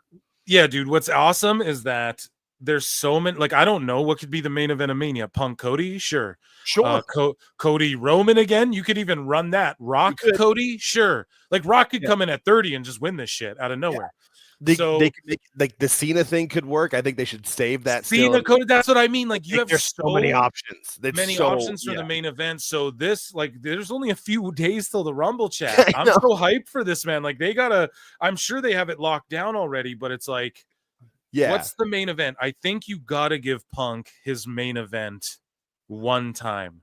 So Punk wins it and calls out Cody Rhodes for that title. You could call out Gunther too. That's the thing, is the other Gunther being the other one makes sense too on some levels. I mean, you could also have Brock come back and win, and then he takes. That's the other thing no one's talking about, dude. Big Brock could Heyman said the one too many times for me not to think of Brock. I was one of the people saying Brock's not coming back. There's no chance he's staying up in Saskatchewan, until Heyman kept saying, "I'm the one behind the one," and I'm like, that triggers. Yeah, and then I believe on SmackDown or Raw or whatever, they just alluded to it as well, where Drew McIntyre's I beat the beast or whatever, and I beat your beast or whatever, and I became all in the same segment. Yeah, that was all on Raw when they released the UK thing. Yeah, just a lot of that just triggered to me of I'm sorry, what was that? Yeah. And it could just be a tease because, they like to do that too. But there's a lot of options. So you have Punk winning, and then you think right now I'm kind of with you where I'm let's see it, because also too what's going to happen on SmackDown, with more segments. Who else is going to be in it? There's so many options. I think you can do The Rock, Cody, Roman, all that shit without the Rumble. You don't need a Rumble win. You don't need The Rock to come in at 30, win it, and then grease his way. He can just pull the final boss shit and do whatever he's got to do. Unless he comes out 5 minutes after number 30 as number 31, then that would be fun. I would be cool with that. Use it. That pissed so many, dude. The fucking IWC would melt down if that happened. That would be fun. That doesn't even make sense. So, okay. because I'm trying to think here. I don't think whoever wins the Rumble calls out Gunther, or maybe they do because it adds a little more juice to that. Whereas like the Bloodline, Roman, Rock, Cody stuff, that already has juice to it. You know what I mean? So maybe you add a little bit by who calls out Gunther. So then who wins? Punk calls out Gunther? That's not a fucking Mania main event. And you got to think too, Cody Rhodes, the WWE champ. So they have 2 nights. So whoever you could main event with Gunther on night 1 or something like that. And that's technically a main event. But I just feel like we're leading to some sort of blow off with like Seth and Drew and Punk and all of this. I don't know. And then where does KO fit into all of this stuff as well? Because he's showing up on every show, just attacking people, etc. I don't know who's gonna win this goddamn thing. I think you got to give Punk his like main event at WrestleMania. You got to give him that one time. So maybe he does pull it off. And I like the idea of Punk Cody. That's a huge match. I do, especially after the segment the promo battle they had on Monday, and then the one they had last year right before Mania 2, or right before the Rumble 2 was awesome, and then Punk got hurt. So and there's a lot. Like, and WWE's going really hard. Like they're being cutthroat. We showed you guys earlier, they're running the same like Cincy building, like for a special NXT. They're being cutthroat. So imagine the main event of Mania is fucking Punk and Cody, 2 guys who left WWE, thought the grass was greener, realized they're dealing with a complete mark. They both come back, get the fuck out of there, and then they main event WrestleMania. Cody defends, and here's why, because Punk's got to put him over. Like Punk's in the get people over phase. He can win matches, but it's like, you know, Cody wins and defends, because that's the I could totally see that happen. We're fantasy Mark booking here, but that's the thing that Punk just needs his WrestleMania main event. Right. He doesn't need to win it. He's never won the Rumble, so that's another feather on his cap. And then Cody did the job for Roman, and everyone melted down, and then he got his moment the next year. So that could be awesome. Or it's like some bullshit like The Rock throws him over, or they go with like who's been the grinder. That's what I'm trying to think of. Like who's the dude who's there night in, night out. I'm trying to think like who's a big money matchup. Yeah, I mean, if Cena could win the shit too, it's what's so crazy. Like I wouldn't be mad if Cena won it and just his last hurrah. You know? I wouldn't either. And I don't think this would happen, but who's been grinding and doing it, and who would get over for it? It'd be Jey Uso and him taking on Gunther and finally beating him, and then it adds so much more to that. And then you have the bloodline shit where that already has the story, like I was talking about. Dude, if Uso wins the Rumble, ooh, Jake, I love that when you come up with those. It would be really cool. I didn't even think about that. I didn't tell you who's been doing it day in, day out, and I was trying to think, because the answer first off is Cody, because he's wrestled the most matches, but he can't be him. So then who was the second one? Jey Uso is all I could come up with. So I don't know. There's a lot of options, and that's what I love, is because usually most years you kind of have a clue, or like last year we pretty much knew it was going to be either Punk or Cody, and the year before you knew it was going to be Cody. This year it's like it could be like 8 different people and it would work. Or it could be Hulk Hogan, brother. Oh God, brother! And Hulk Hogan runs wild on you. Lincoln Hawk for $2. I'm on it. Let's talk tomorrow. Sounds good, buddy. Shoot me the DM. I'm gonna go out on a limb and say I'll say Punk wins. Sure, that's just my pick now.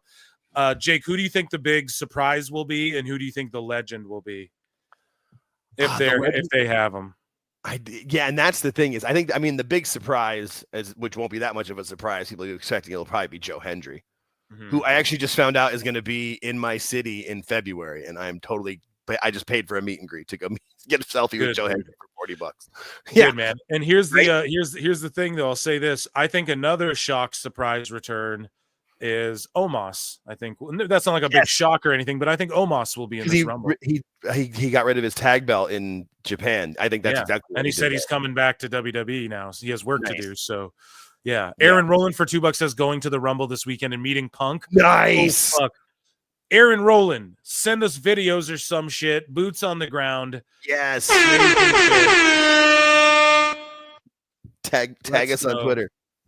Yes, please and thank you. But yeah, Omos. But anyways, though, who do you think a legend? Let's say they pull out just a random, like, when the Hurricane shows up, or Right. Kevin Nash or Diesel or Booker T or one of these guys. Like, who do you think? Has Billy Gunn left AEW or is he still there? I hope to God he's about done there. I think he's still there. I'm trying to think of who's in, because it's legends, but also like you got to be in somewhat of shape. Yeah.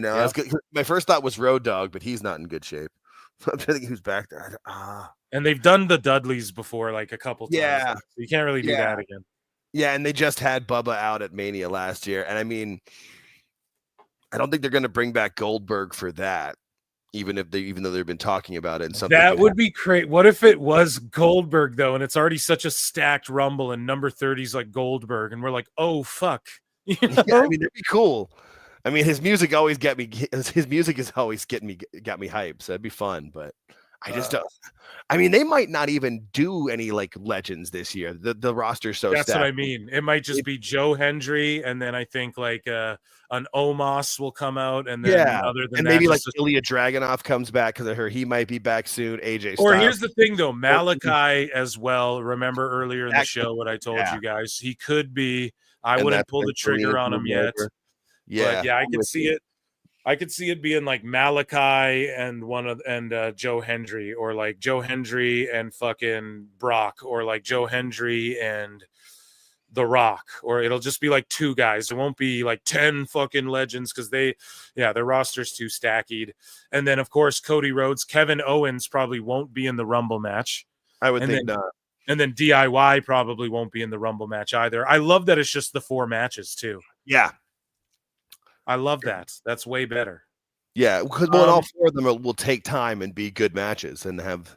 Yeah, I'm really excited for this show. Like, this is probably one of the most excited I've been for just a single PLE in a long time. Aaron Rowland for $5 says also meeting the Hardy Boys. They're leaving the convention early on Saturday. Jeff did have a concert, but it was moved to Friday, so maybe the Hardys, dude. That's cool. That's amazing, man. Round of applause. You gotta fucking. Just ask him, be like, are you guys for real gonna do, or just be like, you should go to NXT, man. You guys are cooking NXT. Just see what they say about that. Hey, when the WWE comes to your town for one of the big 4 PLEs and they put on all that stuff, you gotta go. You gotta just spend the money and go to it. It's worth it. Yeah, send us pics, or like if anything's interesting or anything like that, man. Anything you think you watch PWT, you listen to PWT. So anything you think I would mark out for, pop for, whatever. Just don't be afraid to hit me up, and definitely film when Hendry comes out if you can, but also enjoy the moment. Don't be staring at your fucking phone the whole time, you mark. Right. Just kidding. I'm not actually mad at you, but for real. God damn it. Okay. You what? There's too many people. You go to out and this is like a boomer talking, I know, but you like everything, man. Concerts, everyone's just got their fucking phones up.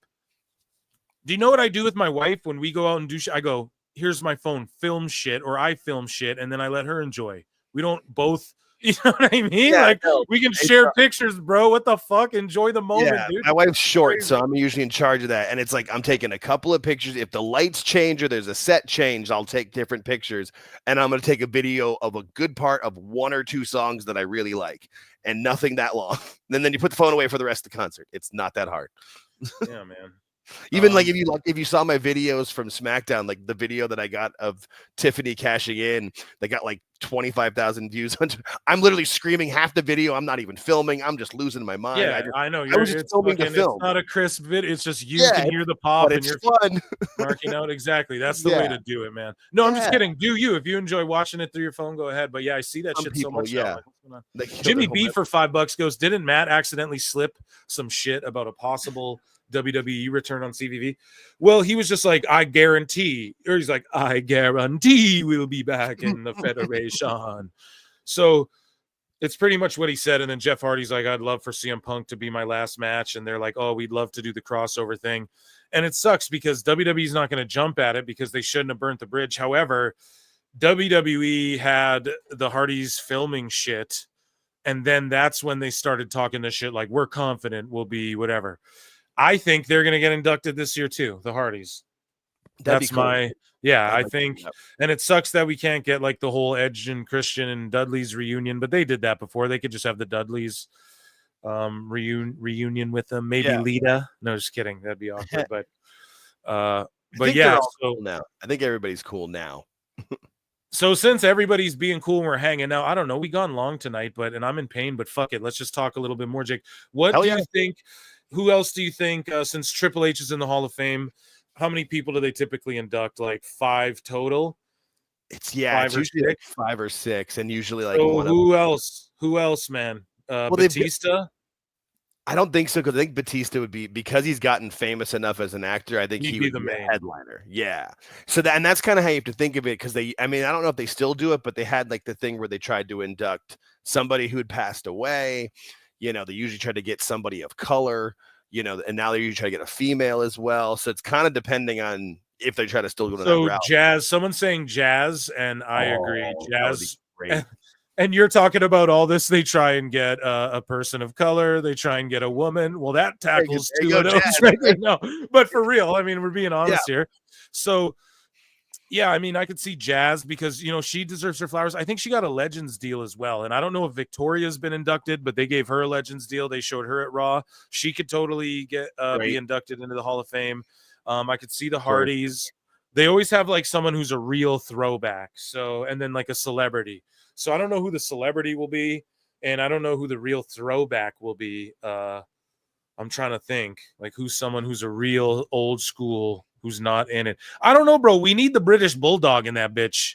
We need no, they inducted him finally, right? Yeah, because I remember his son accepted it. Yeah, I'm trying. That's what I'm Thank trying God. to. So we need Owen Hart in that bitch. We need Vader. I don't think Vader's in there. No, I don't Vader think recently got in. No, because Vader recently. Sorry, see, I'm botching because because it's accepted it. recent. His kid's huge.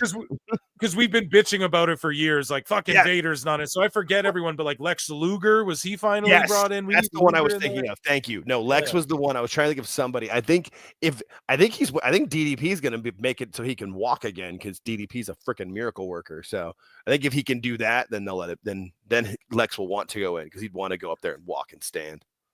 Jimmy B for $2 says we need Gail Kim back. Yeah, if she came out in the Rumble, that'd be awesome, but only if she eliminates herself and then walks out of the company. That's the best. It's a good one. Shit. Oh, guys, well, we've been rocking it. The Iron Woman too. That's like my other thing, is I don't think she's going to win the Women's Rumble, but I think she'll be the Iron Woman, or like get the most eliminations to kind of show her off. Yeah, because she's just going straight in the roster. And that's Jordan Grace you're talking about? Yeah. Yep. Yeah.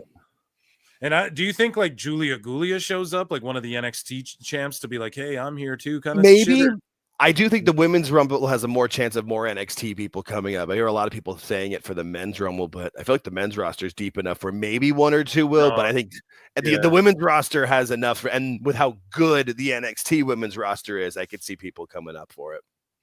Yeah. Okay, well, ladies and gentlemen, we have a member for 1 month, Vince McMahon, in the Hall of Fame. Yeah, in the Great Hall of Fame in Saudi Arabia, pal. Yeah. We're building one in Saudi Arabia.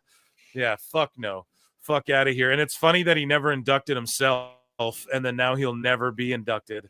And for like 100 years. It'll take like 1,000 years, and then they'll go when everyone's just like half robot, half human.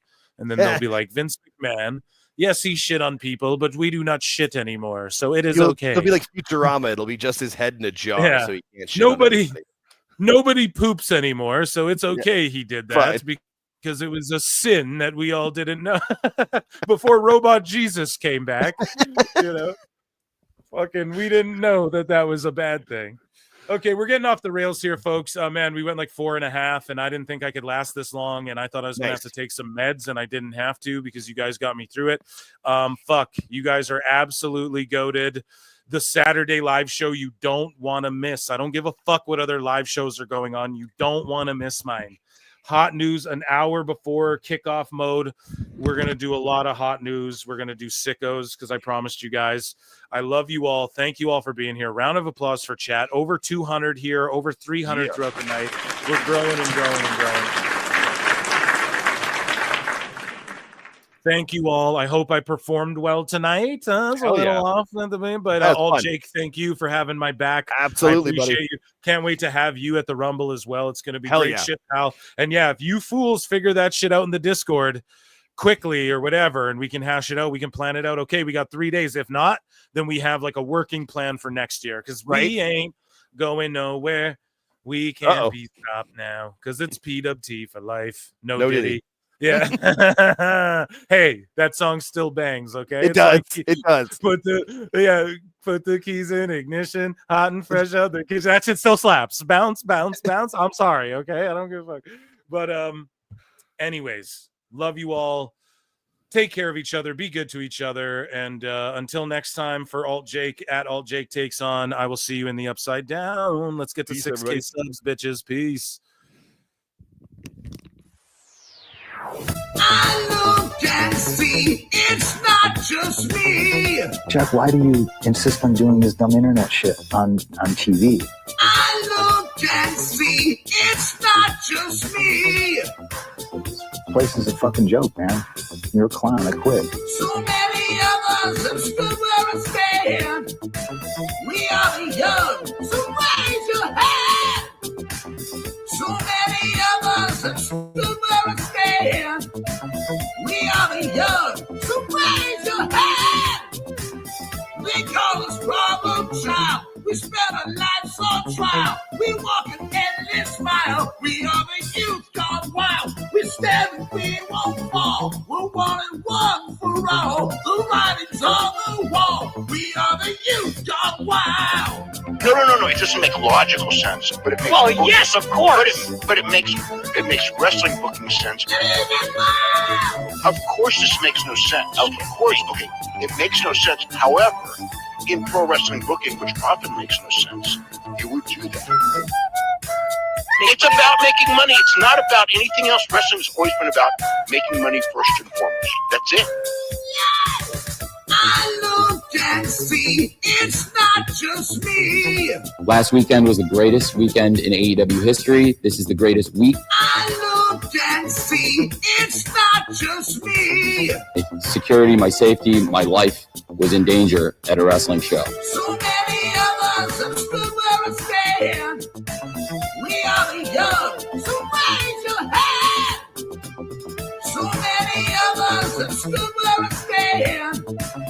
We are the young, so raise your hand.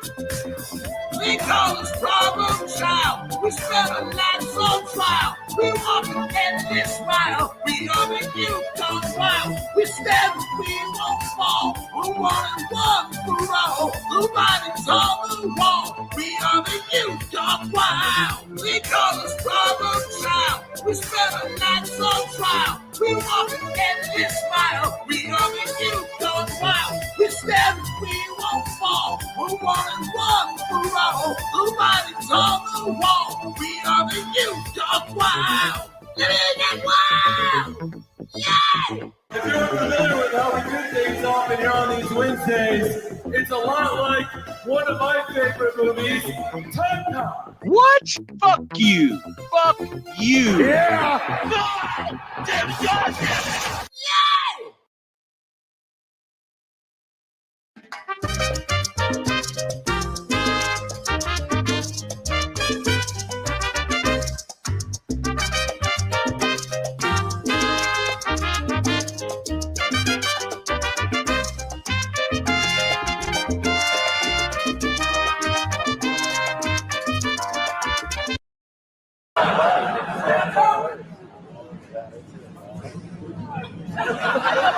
And now to the man of the hour. Can someone get him a vodka with Metamucil? Blonde, great in-ring wrestler, great on the mic, a womanizer, 16-time champion, but enough about Kurt Hennig. Ric Flair has been paid millions and millions and millions of dollars by Vince McMahon, and he didn't have to fuck him.